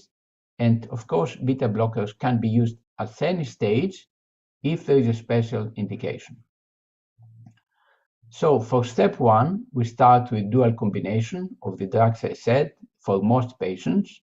We start with monotherapy in low-risk people, in high normal blood pressure with very high cardiovascular risk, and in frail patients or very old patients. We start with a renin-angiotensin receptor blocker plus a calcium channel blocker or a diuretic. And with these two drug combination, we can control 6% of people. Then we give the three drugs together and we have controlled almost 90%. And then we enter the part of resistant hypertension using other drugs. And after that, we can consult hypertension specialists, blood pressure clinics, if patients are still uncontrolled. Beta blockers can be used at any stage if there is a special indication. I'll skip this one. About resistant hypertension is those patients who receive three drugs, a renin-angiotensin receptor blocker, a calcium channel blocker, and a diuretic in full doses and have uncontrolled blood pressure in the office and out of the office. So if they have a normal renal function or CKD, chronic kidney disease stage 1 to 3, the next option is spironolactone or other mineral aldosterone antagonist, or a beta blocker, or an A1 blocker, or a centrally acting agent. And if we cannot control these patients, the next step is to consider renal denervation, which I'll discuss in the next slide. But if CKD is at stage 4 or 5, you cannot use spironolactone, so you can use cloxalidone, which is a stronger diuretic and works in people with advanced CKD, or alpha-1 blocker or centrally acting agent. And this is a novel recommendation by the European guidelines, which now recommend renal denervation to be used in selected cases. So renal denervation today can be considered when we have uncontrolled blood pressure despite multiple drug combination, when we can't control blood pressure because drugs are not tolerable, when we have resistant hypertension, and provided that the estimated GFR is higher than 40. The patient and the doctor should have a shared decision about using this method, and this method should be used in experienced specialized centers so as to make sure that the right people who might benefit from this method are selected and that the procedure is performed properly. So this is my final slide. As I said, we now have an international consensus on how to deal with hypertension. With the tools we have today, we can control more than 90%, 95% of our patients. We don't need more drugs, more interventions, apart for very, very few, very difficult cases. So first, The goal of therapy should be systolic 125, diastolic 75, with any method, office, home, ambulatory. To reach this goal, we should agree with our patients to see them every month with a physical meeting or a televisit, teleconference or telephone till blood pressure is controlled. See the patients, up-titrate treatment every month, and we should have a plan to control blood pressure within the first 3 months, which is feasible in many patients. We have to discuss and check for non-adherence of patients with treatment before titrating the treatment, any step, the first or any further step. We have to remember and try to implement lifestyle interventions in the beginning and throughout treatment. We have to use simple regimen. Try to give everything in the morning, few doses, and use single pill combinations. Using a simple once daily regimen improves the chance that the patients will follow this regimen in the long term. Use home blood pressure monitoring or telemedicine. These methods can engage the patient and help us understand the true level of blood pressure control in the usual environment of the patient. And refer those patients, there are patients, difficult patients, in resistant hypertension to expert centers. Thank you for your attention. Thank you so much, Professor Sergio. We now come to the question and answer session. Any participants who wants to ask questions to Professor Sergio can raise their hands. While waiting, I will read some questions that we already have here, Prof. Sergio. We have a question from Mr. Maulana from Polkes Tama. I think Mr. Maulana wants to have a better understanding about what does controlled hypertension mean. He needs more explanation about the definition of controlled hypertension. Which question is this one? I'm not sure I understood the question. Is it written somewhere? He wrote it in the chat. Yeah. How your experience to control and manage that hypertension, especially for workaholic young people? Okay. Yeah. The truth is that in several cases, we have difficulty in understanding whether blood pressure is well controlled. Particular people who are very busy, very active, they may come at our office and blood pressure can appear to be well controlled, but during the working hours, which are long hours and intense hours, blood pressure may be high.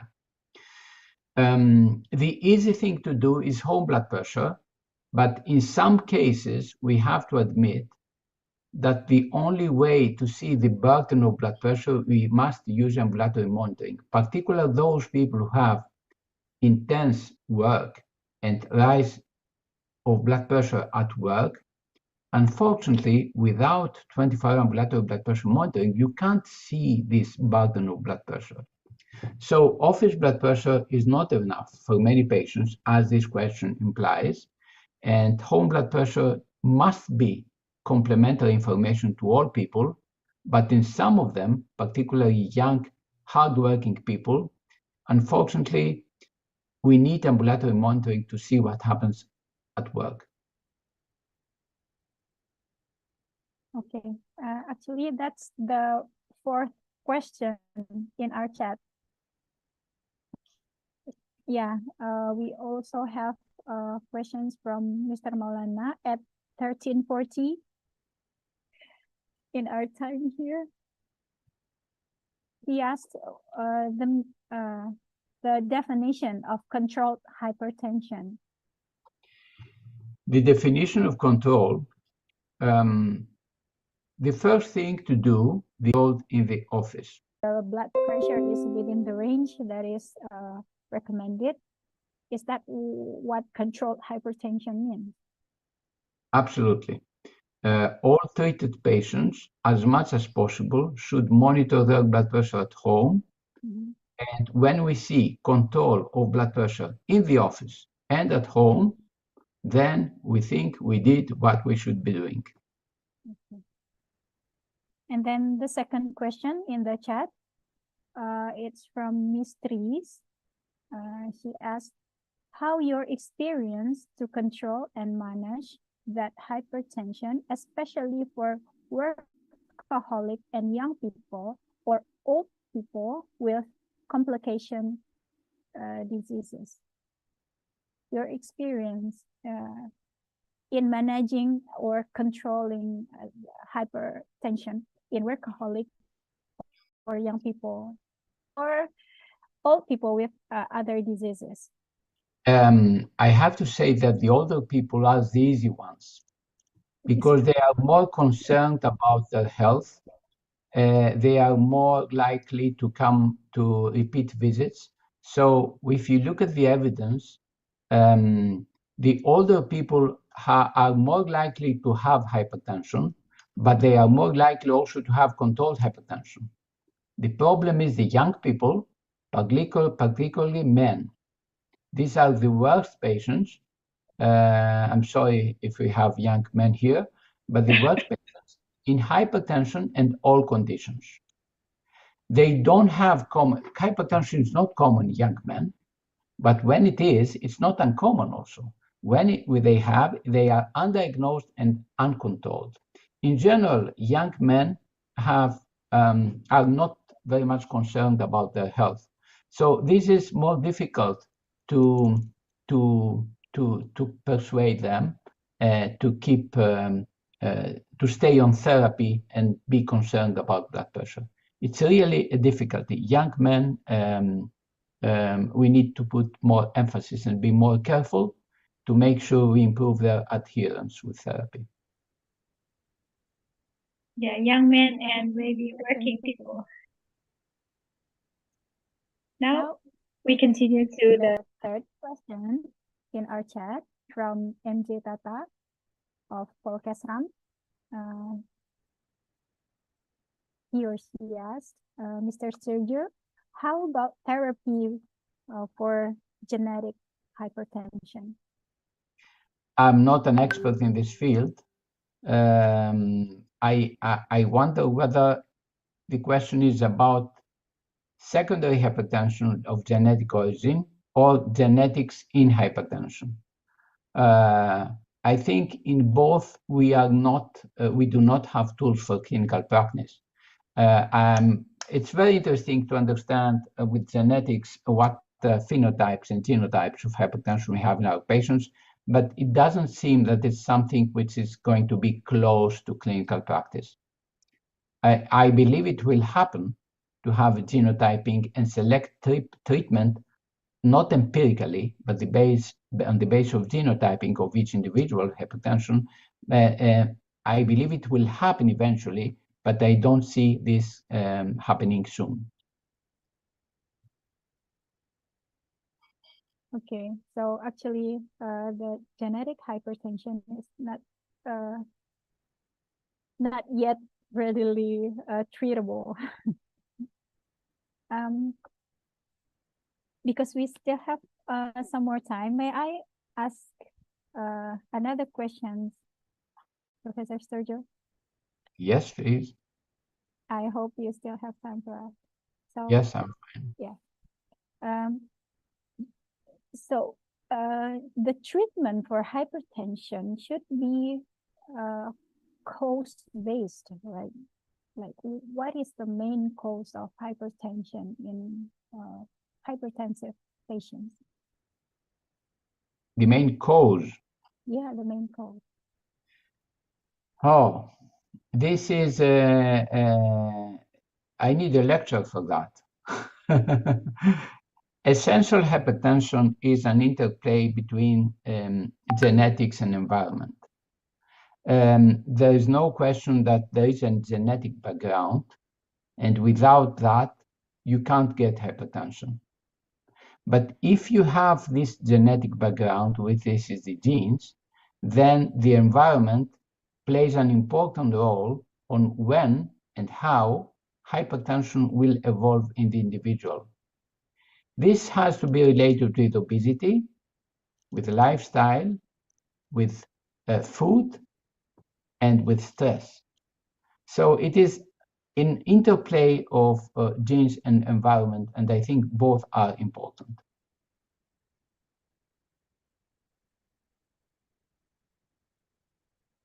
Yeah,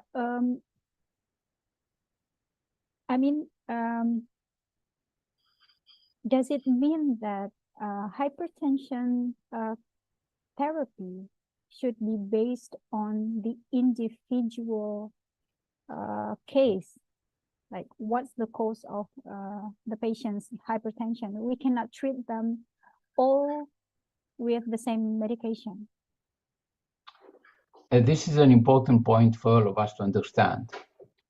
We have people with hypertension, and some of them, we think they are the same. They are the same sex, the same age, the same weight, and so on.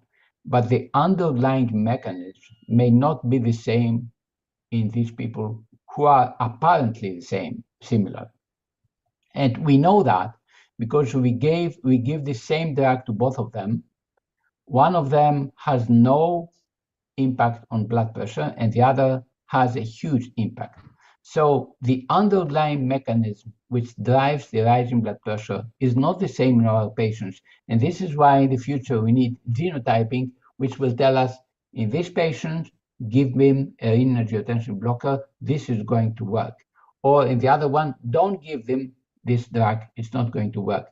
For the moment, we know that this happens, but we follow the guidelines and try what works and see eventually what works in the individual. Okay. Yeah, so we're on the way to do that, to treat patients based on their underlying cause. We still have another question from the audience, Mr. Arif Setio Upoyo. He asked, what if the patient feels comfortable at systolic 150 and feels comfortable if it is below 130? Is there a different therapeutic target in this case? He is okay in systolic 150? I think we have to agree what is the difference between 150 and 130. It's huge. If you change blood pressure from 150 to 130, the change in the prognosis of the patients in future is huge. So if patient doesn't feel well with blood pressure reduction, it seems that we may take some longer time to reach blood pressure, but eventually 150 is not a good number today for systolic blood pressure. Some people may not, if they start from very high blood pressure, if you go to 150, they may need some time to get used to the blood pressure level and feel well. But in the end of the day, this is an important message that 150, you have great potential for a lot of improvement in his cardiovascular risk in the future if we go 20 millimeters lower. So this is why I said not 150, forget 130. Our patients, their usual blood pressure should be 125, not 135 or higher. Of course, we have to agree, if you have a patient with high blood pressure and you go to 135, 140, you have a huge benefit. If you go even lower to 125, you have additional benefit. But the huge benefit is when you reach to 140. So the first goal is 140, but then we may take some time, be careful to make sure what is the blood pressure and try to go lower to have additional benefit. Okay, so maybe the person who have systolic higher than 150 and feel okay, maybe they have been in high blood pressure until their body adapt to the high blood pressure. Like maybe those that you mentioned before, the working man, the working young men that never check their blood pressure in the long term, and then when he tried to detect it, it's 150, and he says he's okay with it. Maybe. In Q&A, we have another question from Mr. Sonlin Mar, Polkes Bank. Dear Professor Sturjo, what is the drugs used as the first-line therapeutic for hypertension? The first-line drug. For the first line, there is international agreement for two classes of drugs. Renin-angiotensin receptor blockers. It doesn't matter if it's an ACE inhibitor or angiotensin receptor blocker. So one is these classes, and the other is calcium channel blockers. So there are three classes: ACE inhibitors, ARBs, and CCBs, first class. And the European guidelines also put the diuretics in the first line.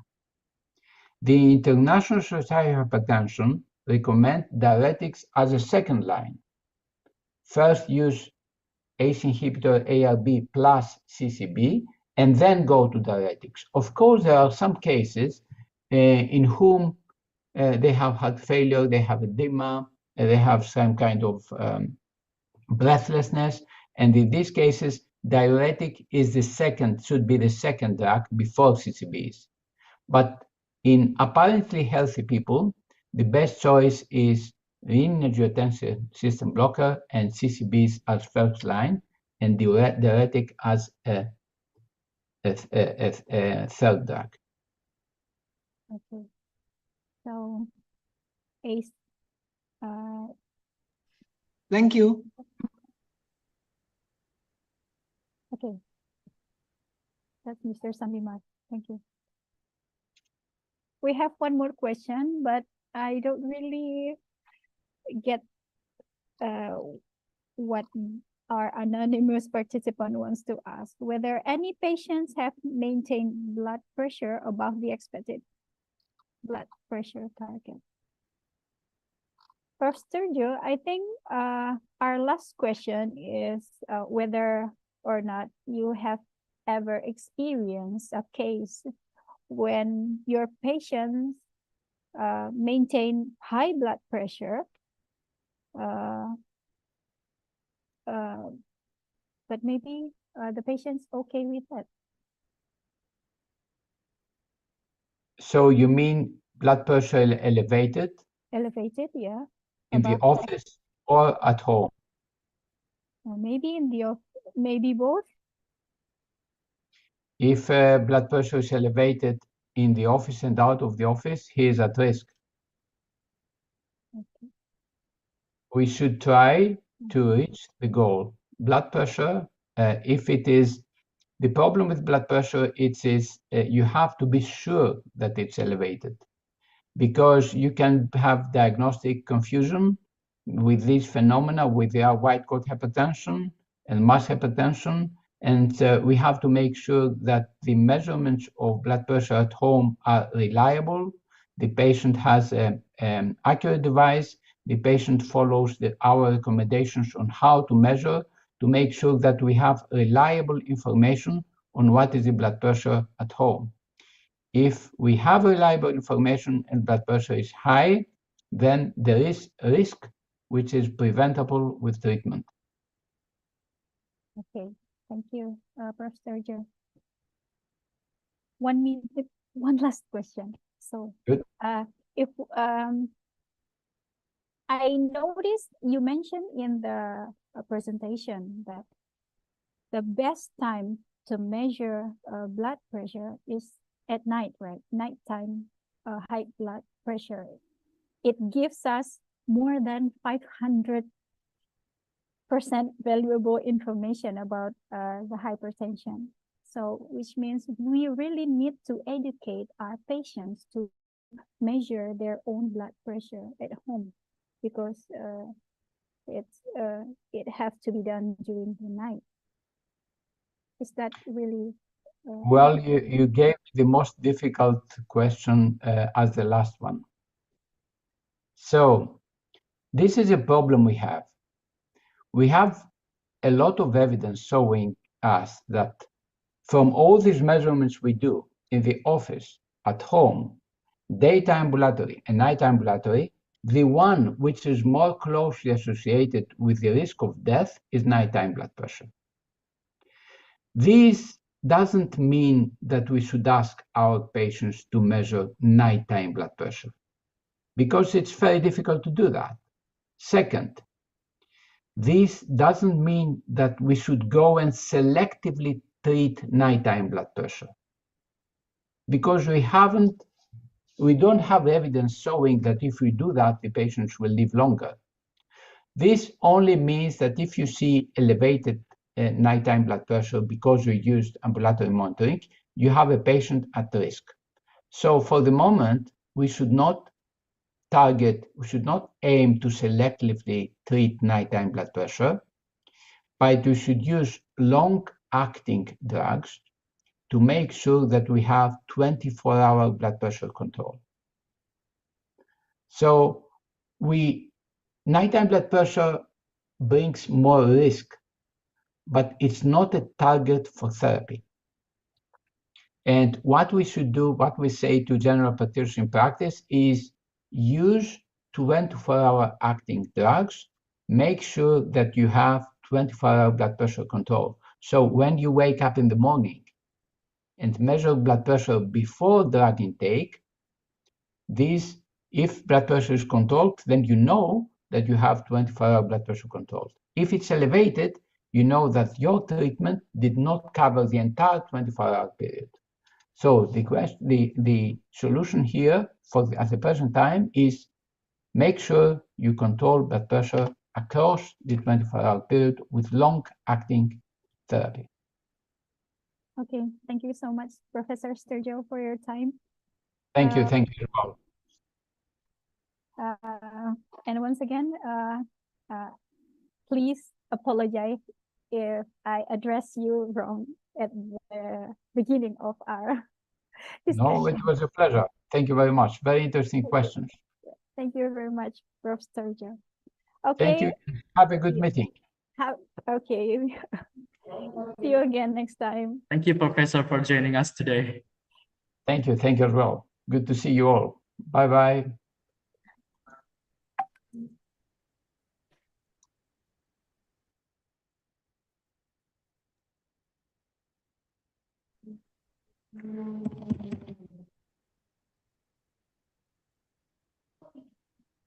Okay, Pak Made. Yes. All right. Thank you, Ms. Aminah. Ladies and gentlemen, we hope you have enjoyed our webinar so far and have found it informative and engaging. As we are approaching the last sessions of the webinar, please fill in the attendance list that we shared already in the chat room. In case you missed that, the committee will reshare again to the chat room.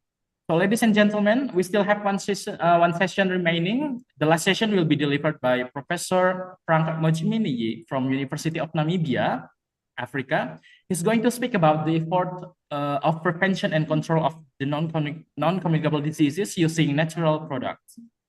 And the moderator for the last session will still be Ms. Aminah. So don't go anywhere, Ms. Aminah. Please stay with us. So without further ado, we are going to have the last session for this webinar. So, Ms. Aminah, please, time is yours.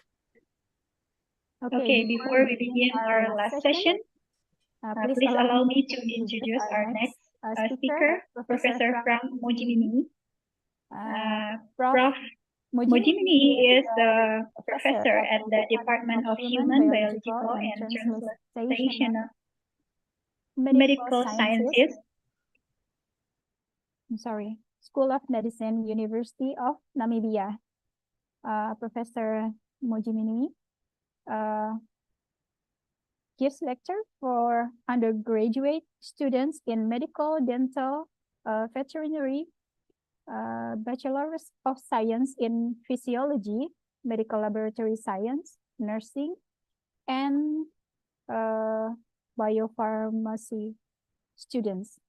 And Prof. Mojimini also supervised postgraduate students until today. He already supervised 19 master's students and 4 PhD students. Professor Mojimini is the member of Council, Association of African Physiological Sciences. And currently, Professor Frank Mojimini is the Deputy Editor-in-Chief of Journal of African Association of Physiological Sciences. He already published 75 articles, 2 scientific letters, and contributed to 6 successful grant proposals funded by both international or governmental projects. Professor Mojimini finished his PhD study in physiology in 2001 at the School of Postgraduate Studies at the University of Lagos. Professor Mojimini, good morning. Is it still morning in Namibia right now? Yes, it is. Okay. Okay, Professor Frank Mojimini from the University of Namibia will deliver the presentation about the efforts of prevention and control of non-communicable diseases using natural products.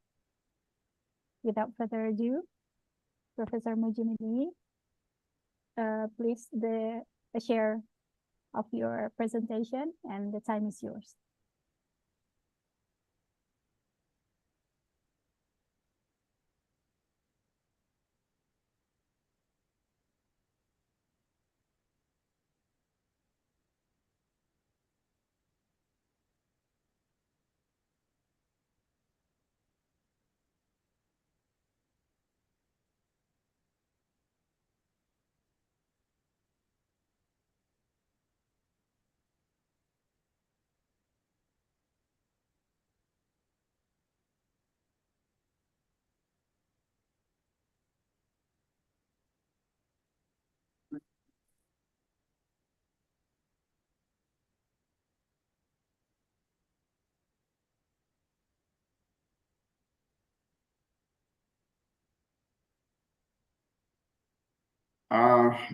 Good morning from here.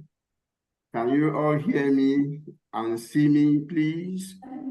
Yeah, Yes, we can Professor, see and we can hear see you and we can hear you. Okay, thank you very much. It's a pleasure to be with you this morning, and I wish to really thank Dr. Ahmed Diani and the head of the Polytechnic of Health of Banten, Indonesia. Yes, hello, Thank Professor. you It's so nice to much. see you. Thank you so much for your kind invitation to speak on prevention and control of non-communicable diseases using natural products. Yes, we are so grateful for having you here, Professor. Okay, thank you very much.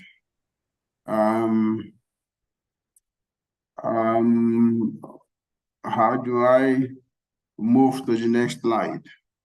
Okay, thank you.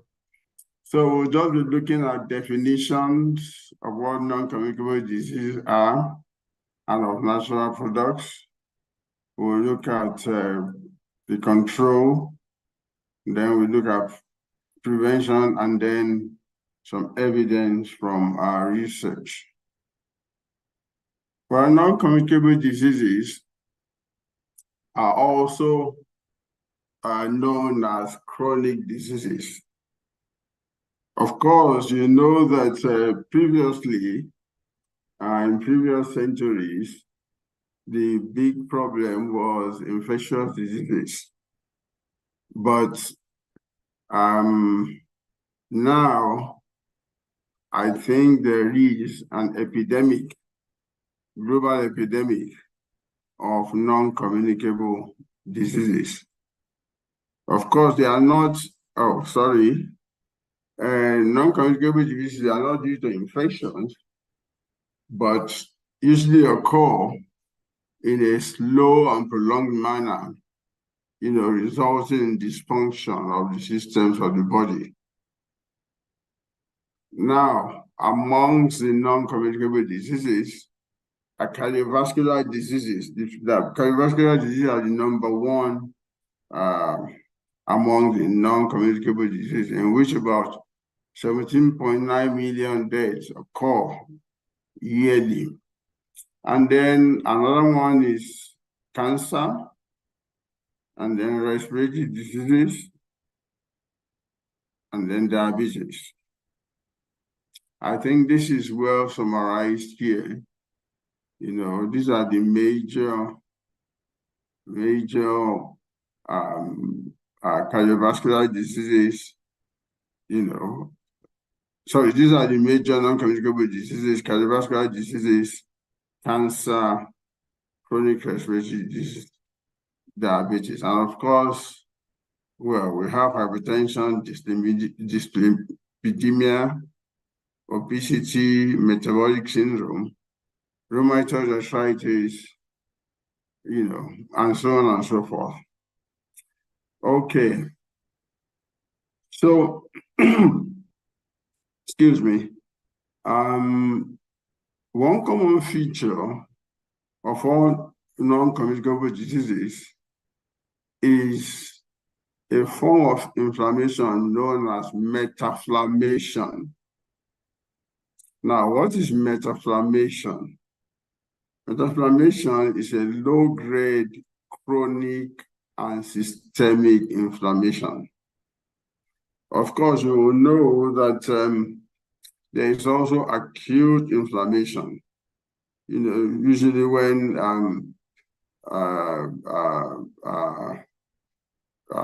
the body is exposed to danger or attack, and then you have acute inflammation. But in the case of non-communicable disease, you have metaflammation, and it is low grade, it is chronic, and then it's systemic.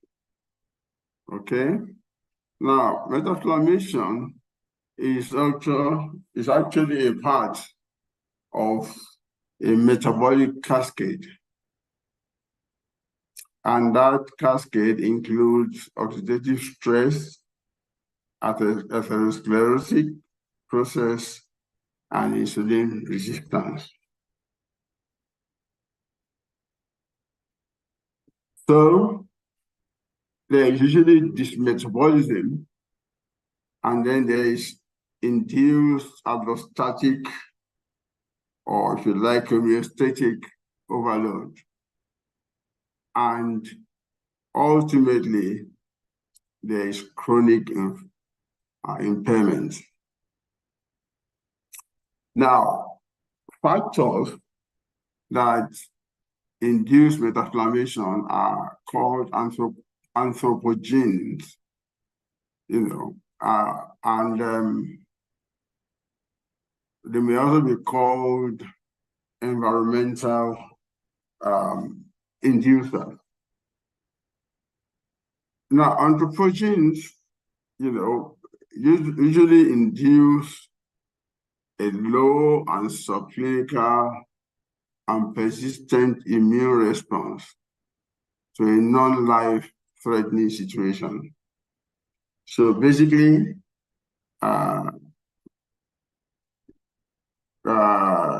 non-communicable diseases, you see there's a low subclinical but persistent or chronic immune response, to a non-life-threatening situation.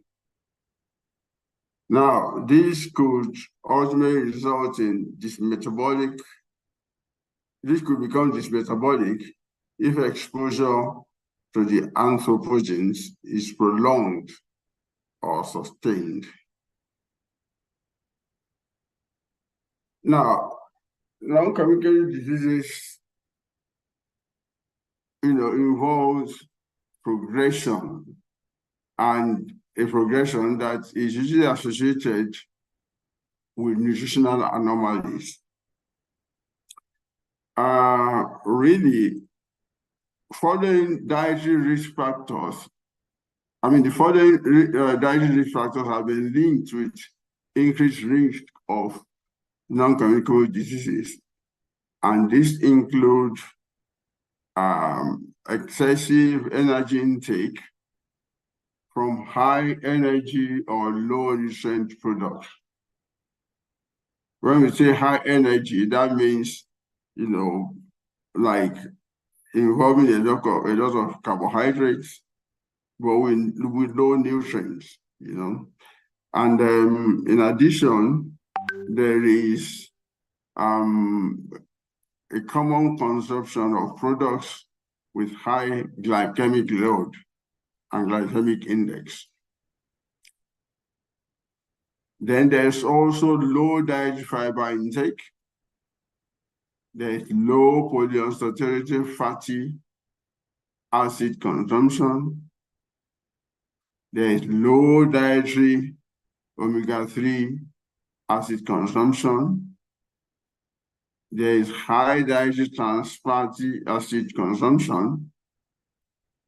And then there's also high dietary intake of sodium, and there is a disbalance or improper balance of sodium and potassium ratio or intake. And then there is also low consumption of fruits and vegetables.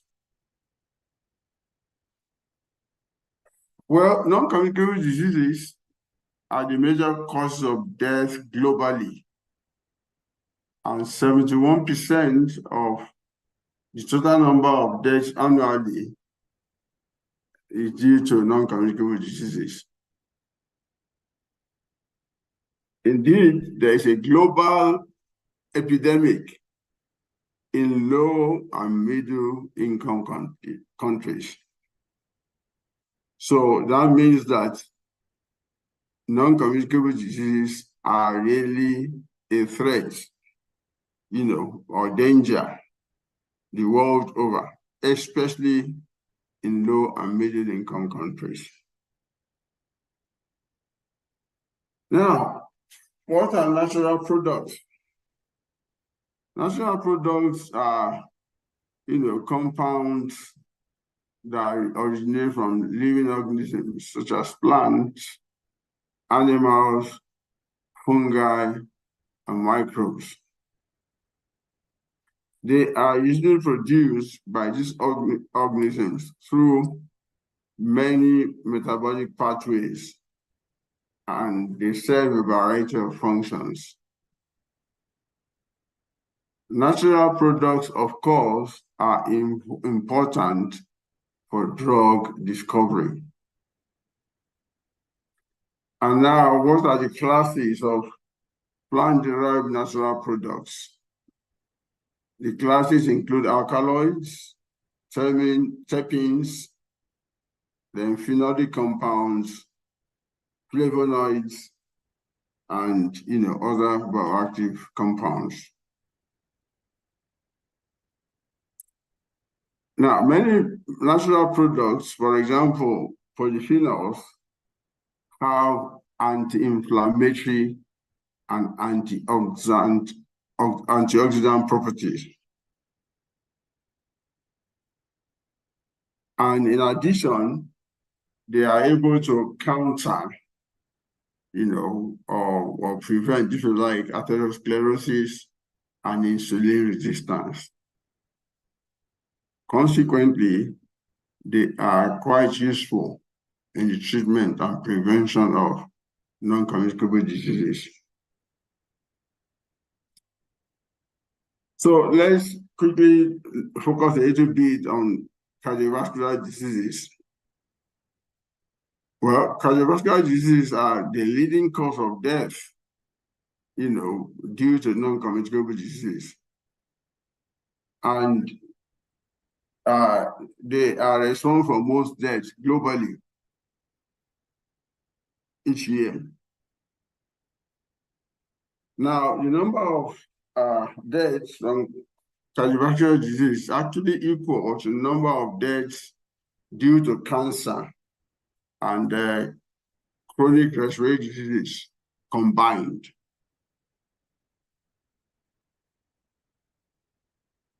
Now, cardiovascular diseases, of the heart include ischemic heart disease, congestive heart disease, coronary heart disease, and so on.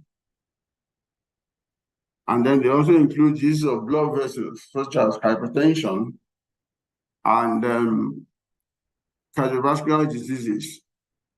Now, cardiovascular diseases are managed or controlled by standard drugs, which are well known. However, there is also the need for the use of natural products, both in the treatment and prevention of cardiovascular diseases. Now, cardiovascular diseases can be prevented through the following: through eating healthy diets, including natural products, through regular physical activity, and by avoiding smoking and alcohol abuse. And also, it's important, to maintain a healthy weight. And then the blood pressure, cholesterol, sugar levels are usually kept under control. Now, let's just quickly look at some evidence from our laboratory. And this table here shows some plant extracts that have blood pressure lowering effects, at least in our hands from our laboratory. The first is Lecanodiscus cupanoides. And then we have Rhabdopetalon coriaceum. The references for each are there. And then we have Cassia occidentalis. Then there is Musanga citropoides. There's also Allium ascaronicum, which actually is spring onions now, And then we have Hibiscus subdarifa. Then we have Viscum album, and then Venonia amygdalina. Now, it's interesting that all these plants or natural products or plant extracts from these plants lower blood pressure, and we can confirm them by looking at the paper, each of the papers, that are indicated by a number, against each drug. Now, one of them, which is and that it's indicated in the previous slide, is Hibiscus subdarifa. And this is hibiscus, this is the calyx I think you will have this in Indonesia. Am I right? Yeah, we also have this plan, Professor. Good. Yeah. And actually, the plans in the previous slide, I am sure that you will also have them in Indonesia because in terms of climate, the similarity in terms of climate, but we'll need to look at each of them. But this is Hibiscus subzarifa, and the calyx, this red one, you know, evidence from our lab suggests that it actually lowers blood pressure. Good. So let's look at some animal studies. You know, we've been able to show that the calyx, aqueous calyx extract Hibiscus subzarifa, has hypertensive properties. Now, how did we investigate that? Of course, this is a table showing the mean arterial pressure and heart rates of rats that were salt-loaded or given excess salt, and then rats, you know, that were subjected to chronic nitric oxide inhibition. Now, why did we use these models? Salt loading, dietary salt loading is a model of a salt-sensitive hypertension. Now, salt-sensitive hypertension is the most common form of hypertension in Africans. So the salt-loaded rat model here is actually a model for salt-sensitive hypertension. And of course, we also, you know, subjected the rats to chronic nitric oxide inhibition to induce hypertension. So this is the blood pressure of control rats, mean arterial pressure. Now they were given, another group was given salt, excess salt in the diet. And within 6 to 8 weeks, their blood pressure rose significantly to 142.1 compared to control. And then the rats that were subjected to chronic nitric oxide inhibition, you know, also had a mean arterial pressure of 186.6. Now, these are the heart rate values. So you can see that the rats given excess salt became hypertensive, as well as the rats given chronic nitric oxide, that were subjected to chronic nitric oxide inhibition, you know, also became hypertensive. Now, this is another aspect of the study. And if you look, this is systolic blood pressure. This is diastolic blood pressure. This is pulse pressure. And this is mean arterial pressure of the rats. This is heart rate of the rats. Now,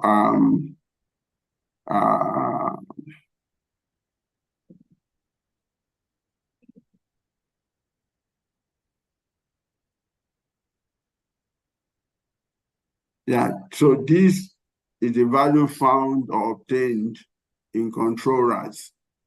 So at a concentration of 0, which was when normal saline was given, the blood pressure was about 120. These control rats, of course, sorry.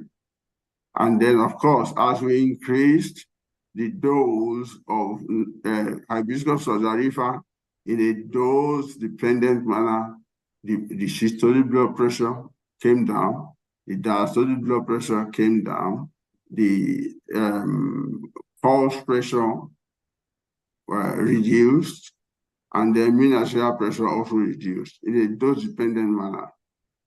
The same thing was observed for heart rate. Okay, this is the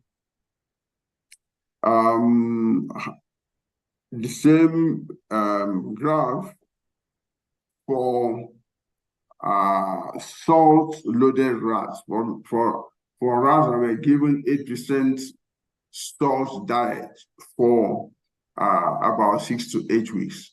Again, the trend is there. You know, the blood pressure reduced dose dependently.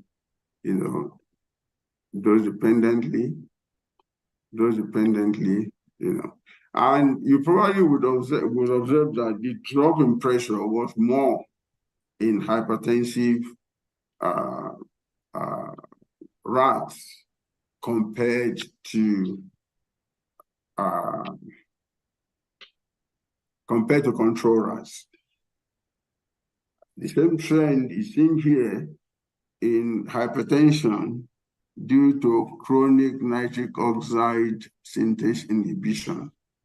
You know, so I said dose-dependent fall in systolic blood pressure, diastolic blood pressure, pulse rates, and the mean arterial pressure, and of course, heart rate.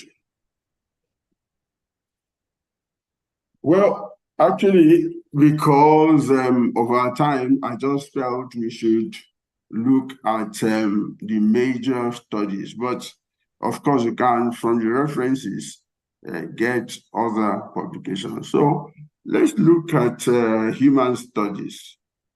We also, you know, examined the effect of acute oral administration of hibiscus solidarifa tea. Now, hibiscus solidarifa is also made into tea bags or put into tea bags. And our study, using a double-blind randomized control study, indicated that hibiscus solidarifa also lowers blood pressure in humans. And these are some of the results, you know, by way of graphs. So the change in pressure induced by hibiscus solidarifa, you know, or placebo. So this is placebo, this is hibiscus solidarifa. So hibiscus solidarifa, you know, reduced the change in blood pressure, while, well, surprisingly, the placebo had a mild effect, you know, in increasing the change in blood pressure. Anyhow, to put everything together,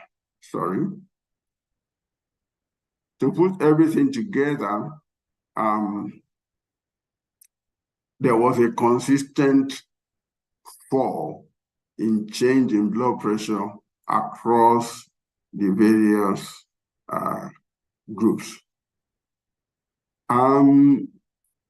Now, another plant that we studied, which was published, as you can see, is the extract of Musanga cecripoides, you know, in dolly rats. Unfortunately, I couldn't get the full paper. I would have shown you the graphs. But in summary, these studies showed that hibiscus solidarifa was able to inhibit, sorry, not hibiscus solidarifa, Musanga cecripoides was able to reduce blood pressure, and it was able to do this by acting through the inhibition of the sympathetic nervous system, as well as partly also through the inhibition of the renin-angiotensin system. So I think some questions deserve some questions need to be raised. First of all, we need to ask ourselves, how did cardiovascular diseases begin? What triggered them? What are the mechanisms involved?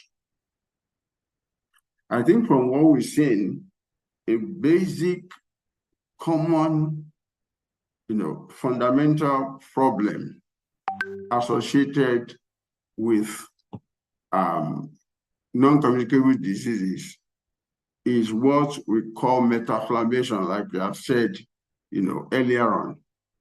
And this is also associated with oxidative stress. Of course, there might be other factors involved. But the thing is that most of the natural products, plant-derived natural products, are interestingly antioxidant and anti-inflammatory. In other words,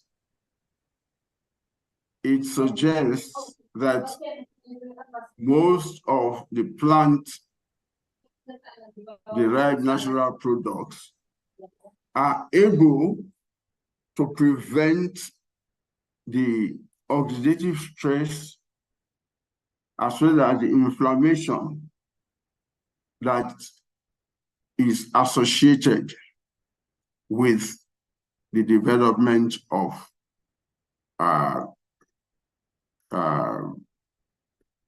non-communicable diseases such as hypertension. Now, we also need to ask ourselves, why is this so? And how can we make use of the knowledge that we have? Particularly, we need to also take our findings to the community and do community-wide studies. Now, we've mentioned several plants. And my hypothesis, if you like, most of them are actually dietary plants, if you like. They are plants that are consumed. Now, one hypothesis which I have is that if we stick to plants, to eating plants, mostly fruits and vegetables, which contain a lot of natural products by way of polyphenols, by way of anthocyanins, by way of flavonoids, then they can act to prevent the development of hypertension. A recent study by Note et al. Provide evidence for the first time that beetroot juice, which is also, beetroot is a plant, but beetroot juice lowers blood pressure. This is already known. However, for the first time, a study showed that beetroot juice was able to inhibit the sympathetic outflow from the central nervous system, especially during the activation of the central nervous system using what we call hand grip exercise. So this then suggests that beetroot juice may actually, of course, it's known that beetroot juice has effect mostly through increase in nitric oxide bioavailability. But that study showed for the first time that beetroot juice can also lower or reduce sympathetic outflow from the central nervous system.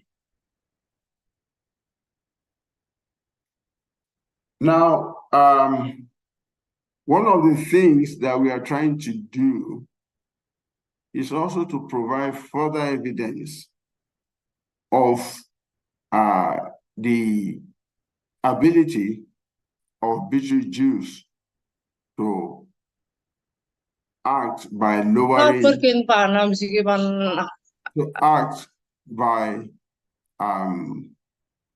inhibit sympathetic outflow from the central nervous system. And as we speak, we have acquired equipment to measure nerve traffic in humans through a technique known as sympathetic microneurography.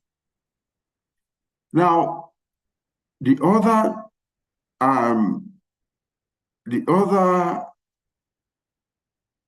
hypothesis, if you like, is that most, if not all, of these plants may also be acting by inhibiting the sympathetic nervous system outflow. But this is yet to be carried out. But our feeling or our hypothesis is that some of them may be acting through this mechanism. Now, of course, there are other mechanisms that are involved.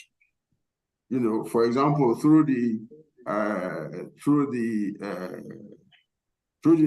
nitric oxide, like we mentioned, through inhibition of the sympathetic nervous system, through inhibition of the renin-angiotensin system, you know, and some of the other systems that, you know, I've not mentioned. So basically, we are thinking that natural products may actually be acting through all these mechanisms, and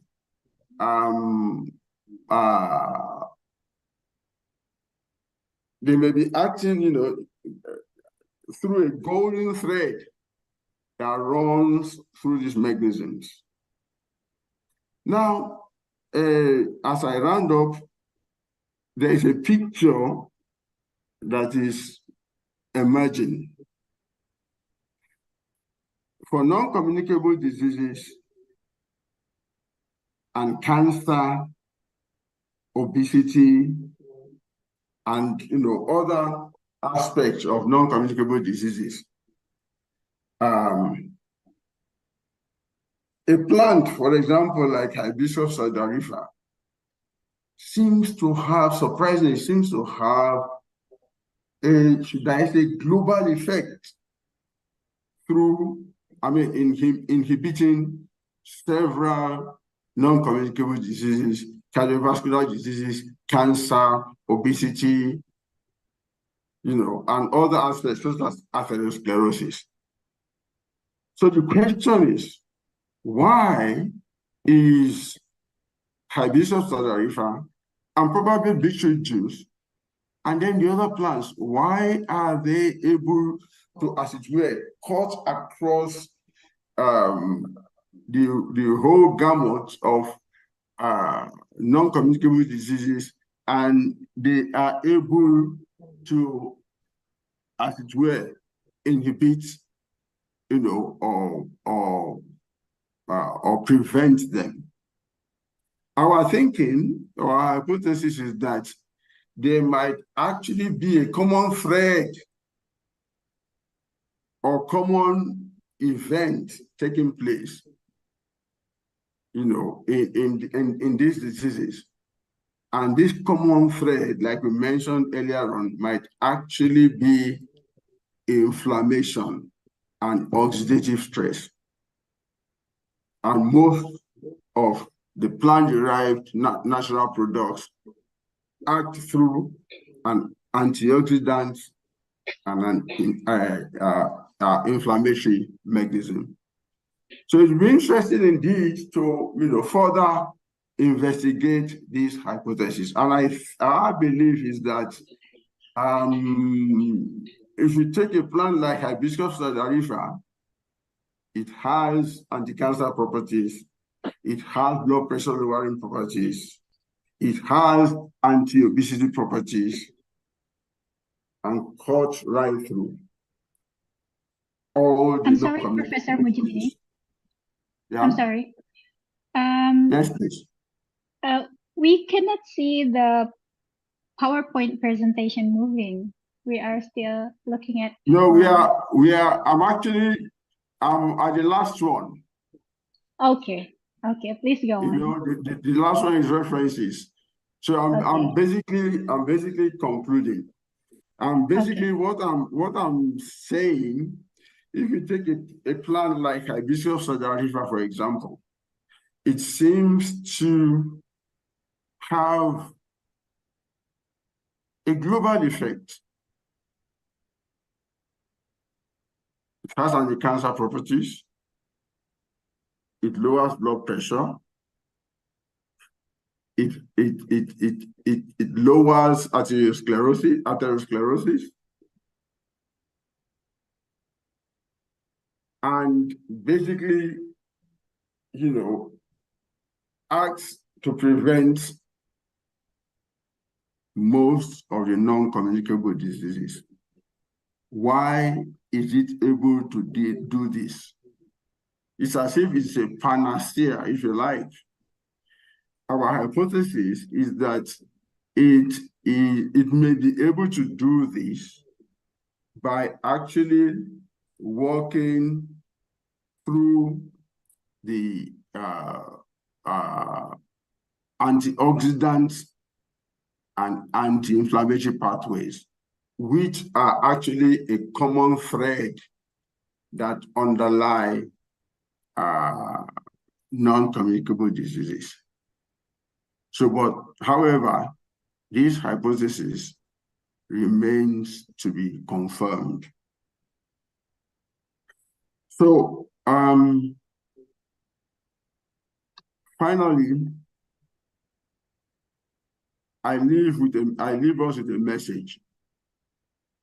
And the message is, can we imagine, or what the message is,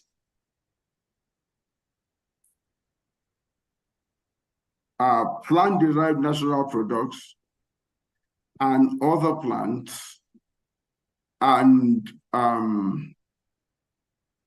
plant-derived natural products and other plants,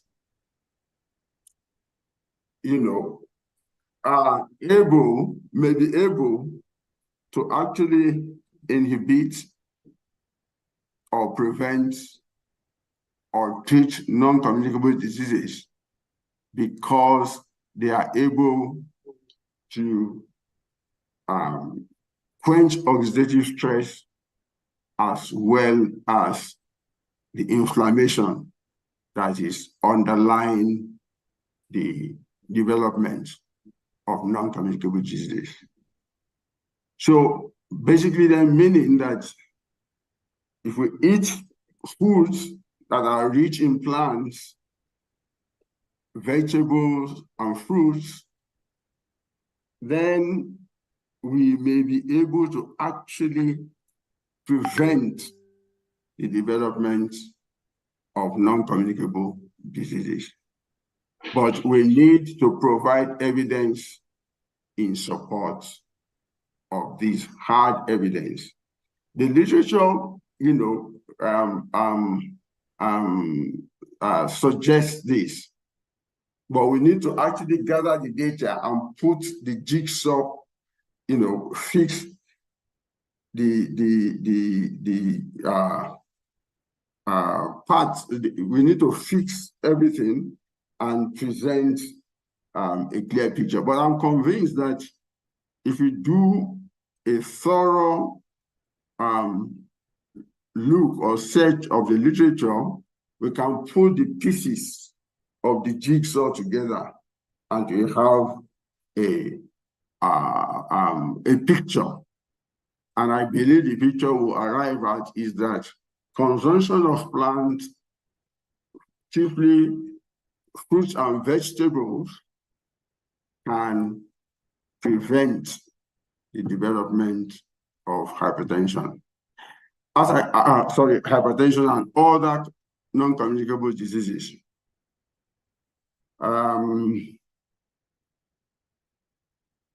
So I think that is what we need to consider and can conclude on. So thank you very much for listening, and I'll be happy to take your questions.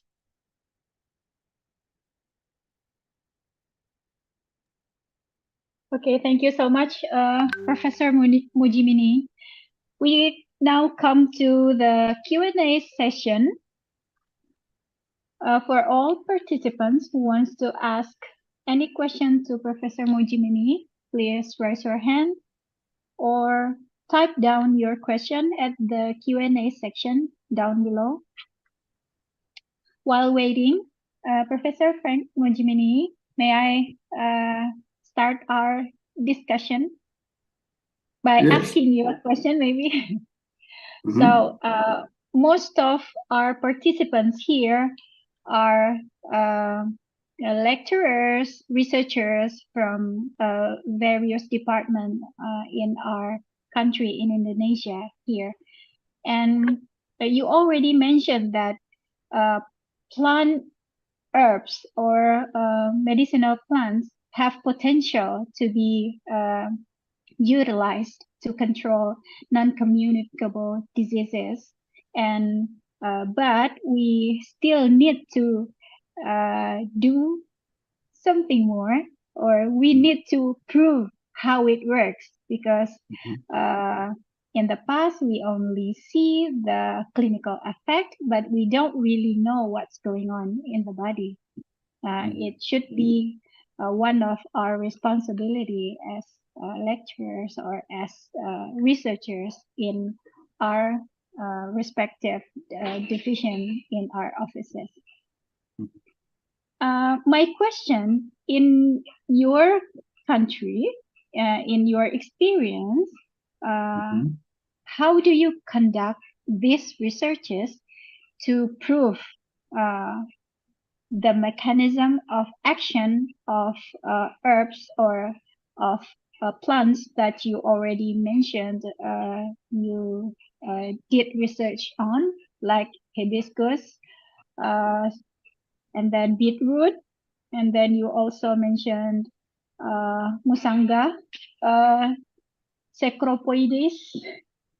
Can you tell us, especially lecturers or researchers that are among our participants, how we should conduct our research to prove the mechanism of action of these medicinal plants? Okay, thank you very much. Like I said earlier, there are several systems that appear to become dysfunctional in non-communicable diseases. The common underlying link behind them, at least as far as I know, are mostly oxidative stress and then a chronic subtle inflammatory process. And like I also said earlier on, many of these plants, food-based plants mostly, are able to counter the oxidative stress because the antioxidants, as well as also somehow deal with the inflammatory process, the chronic inflammatory process. Now, there are several systems that are involved. There is a dysfunction, for example, of the sympathetic nervous system. There is a dysfunction of the renin-angiotensin-aldosterone system. There is a dysfunction of insulin resistance, or there is insulin resistance, if you like, and several other systems that basically are common, are cut across these diseases. So, in investigating the effect of food, for example, rich in fruits and vegetables, it is important to study each of these mechanisms. Okay, let's take, for example, hibiscus subdarifa, or beetroot juice.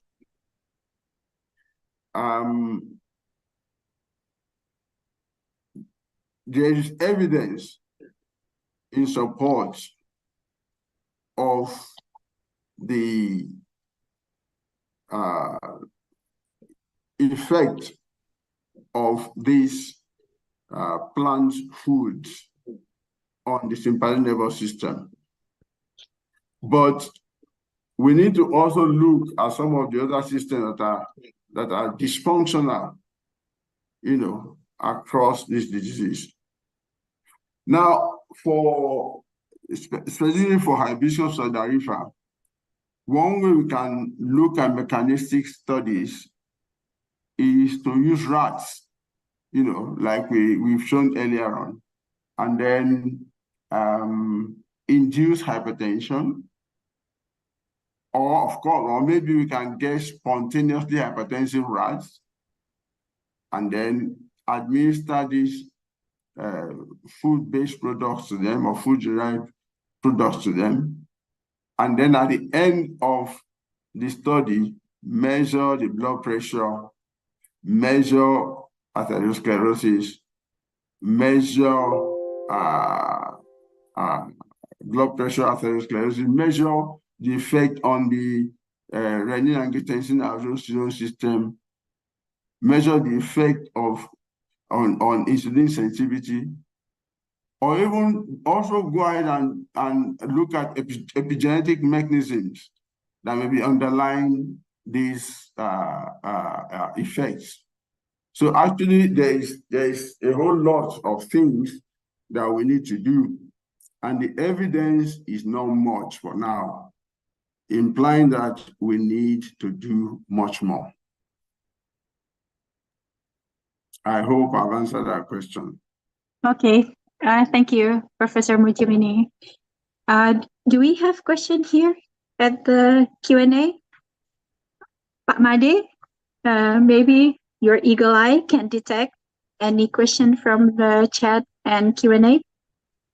Okay, we have one from Ms. Ani Fatmawati. Professor Mujimini, apart from the fact that there are no negative effects of the medicinal plants, how quickly can non-communicable diseases be treated with plants or natural medicine? Good question. It's surprising that for some of them, like hibiscus, and then like cocoa, Theobroma cacao, the effects seem to happen almost immediately. At least evidence from our lab suggests this. Although for cocoa, we are yet to publish the papers from the work. So even in terms of hours, And also another thing that needs to be done is to actually look at the pharmacokinetics. How is it, as it were, absorbed after intake? And then how much of it really is absorbed? And then another interesting aspect to consider is what are the effects on the gut microbiome, which is a very good one because most of them have not been tested on the effect of gut microbiome. And of course, you know that there is now a gut-brain axis and a gut cardiovascular or cardiac axis. So it will be interesting to look at these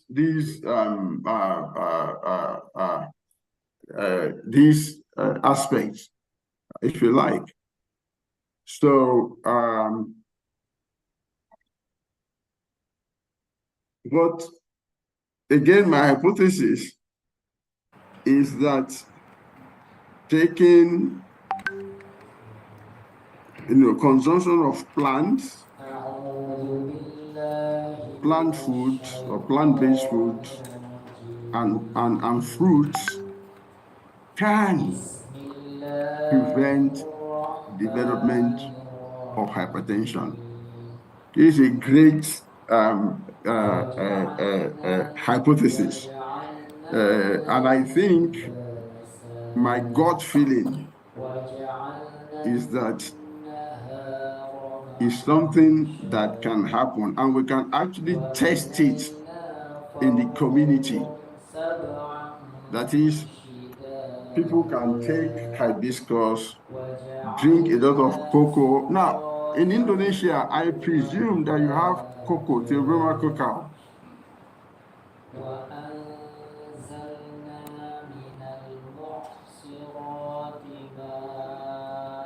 You are muted. I presume you have cocoa, Theobroma cacao. Hello? Okay, yeah, okay. We can Do hear you have you, Professor Mujib. Do you have cocoa or Theobroma cacao? Yeah, we do. We do have. We also do in West Africa, but in Namibia, for example, where there's dark chocolate, which is from Theobroma cacao. We need to provide evidence that consumption of hibiscus, for example, Theobroma cacao, beetroot juice, and many of these other plant-based foods can actually prevent the development of cardiovascular diseases.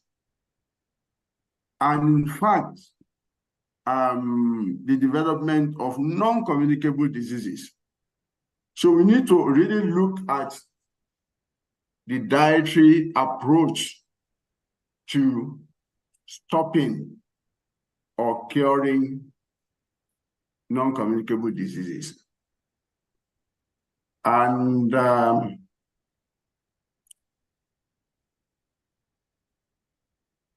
like I said earlier on, it's likely that they are working through by inhibiting the chronic inflammation and oxidative stress that underlies non-communicable diseases. Yeah. But we need to provide evidence in support of that. Yeah. So I think it's about time we did community-based studies, maybe a randomized, double-blind, crossover study on the consumption of these foods in the community. And that, I think, will provide hard evidence in support of the hypothesis that these plant-based natural products can actually stop hypertension. And I think I'll be very, very happy to work together with you, you know, in Indonesia, because we have Large biodiversity. yeah, exactly. Yeah, that's the word. Yeah, and actually, it raises another question. Like in Indonesia here, we select plants to study based on our local people, which herbs they used to consume when they have a certain condition. And we try to identify the plants, and then we do the, like you say, studies using control groups and experimental groups. But we choose the plants based on what's already available or consumed by the community. How about in Africa? How do you choose which plants to study? Like you mentioned, Musanga secropoides. I don't think the plant is consumed daily. Or does No, it? it is it is not. It is not. The plants that are consumed daily are chiefly beetroot juice and hibiscus sulfurifer, and some of and I think Cassia occidentalis too. You know, so, but Musanga secropoides, to the best of my knowledge, is not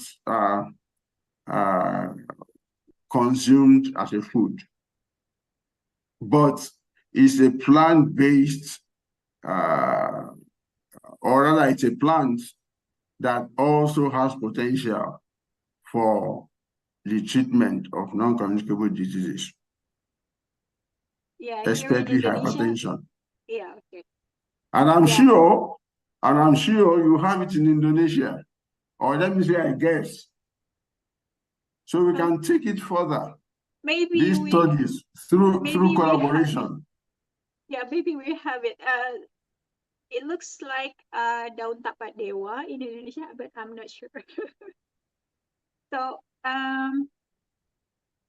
the difference between our approach, I think we in Indonesia, we moved from plants that daily consume or used as occasional medicine, like traditional medicine, and then we do research on those already known plants. But it seems in Africa you do more exploration, like you study the potential plants, but not what's already been used by our ancestor, like that. Is that so? Sorry, I didn't hear you very well. I didn't hear you. Oh, I'm sorry. No problems. So, yeah, we, as you mentioned that musanga is not normally consumed by people, but you do the research, like you explore the potential of this plant. But in Indonesia here, we usually do research. We try to prove the mechanism of action, or the study to prove that these plants that's already been used by our community, it's really effective. So we don't really explore new plants, like introduce the plants that's really not known by our ancestor. Okay, yeah. Yeah. You know, in Indonesia and West Africa, and even in Namibia, there is really a large biodiversity, and it will really be interesting to actually test as many of them as possible. And, you know, an idea occurred to me. One important aspect of the constituents or the natural products in plant-based foods are the anthocyanins. Now, anthocyanins are, you know, colored pigments that are seen in hibiscus. Hibiscus, for example, is red. The red color is due to anthocyanins. And then cocoa, for example, you know, the dark color of cocoa is due to, you know, anthocyanins and cyanidins. And then, of course, we also have like berries, you know, the blue color. And, you know, the thought is that, for example, maybe especially in the early man, you know, walking through the garden and he sees many, you know, fruits, it is likely he will pick the attractive ones to eat, such as berries, such as hibiscus, you know, and so on. And in doing this, those plants produce phytochemicals that are actually able to preserve the cardiovascular system, you know, and other systems in the body and keep them in a healthy state, if I could put it like that, you know, and make sure that cardiovascular function, you know, and the functions of other systems remain intact and there is no dysfunction, such as hypertension, such as atherosclerosis, such as obesity, you know, and all that. And they do it by quenching oxidative stress and by inhibiting inflammation, which actually are underlying the non-communicable diseases. But we need to actually provide hard evidence, if you like, in support of this notion. Okay, I fully understand that. Your approach is you try it to first to animals like this, the hypotensive mechanism. You study it in rats, and then maybe if when the plant is proven to be effective on lab animals, and then maybe you can continue to human trial, maybe like that. So the approach is looks more like the process of pharmaceutical drugs invention, right? Yeah. Okay. Yeah. Interesting. We also Yeah. maybe we can do that too here Yeah. in Indonesia. Professor Frank Mujimini, thank you so much for your time. Thank you too. I'm I sorry want to really, I'm I sorry want for to, the connection or I want my to sound. thank you Yeah. for your invitation, and I want to thank my colleagues here, the dean of our school, Prof. Hall, our associate dean, Dr. Christians, my head of department, Prof. Jane, and the head of my division, Ms. Nadongo, and all my colleagues. And I also want to thank the university management here for their support. So, but finally, please, thank you so much again for inviting me.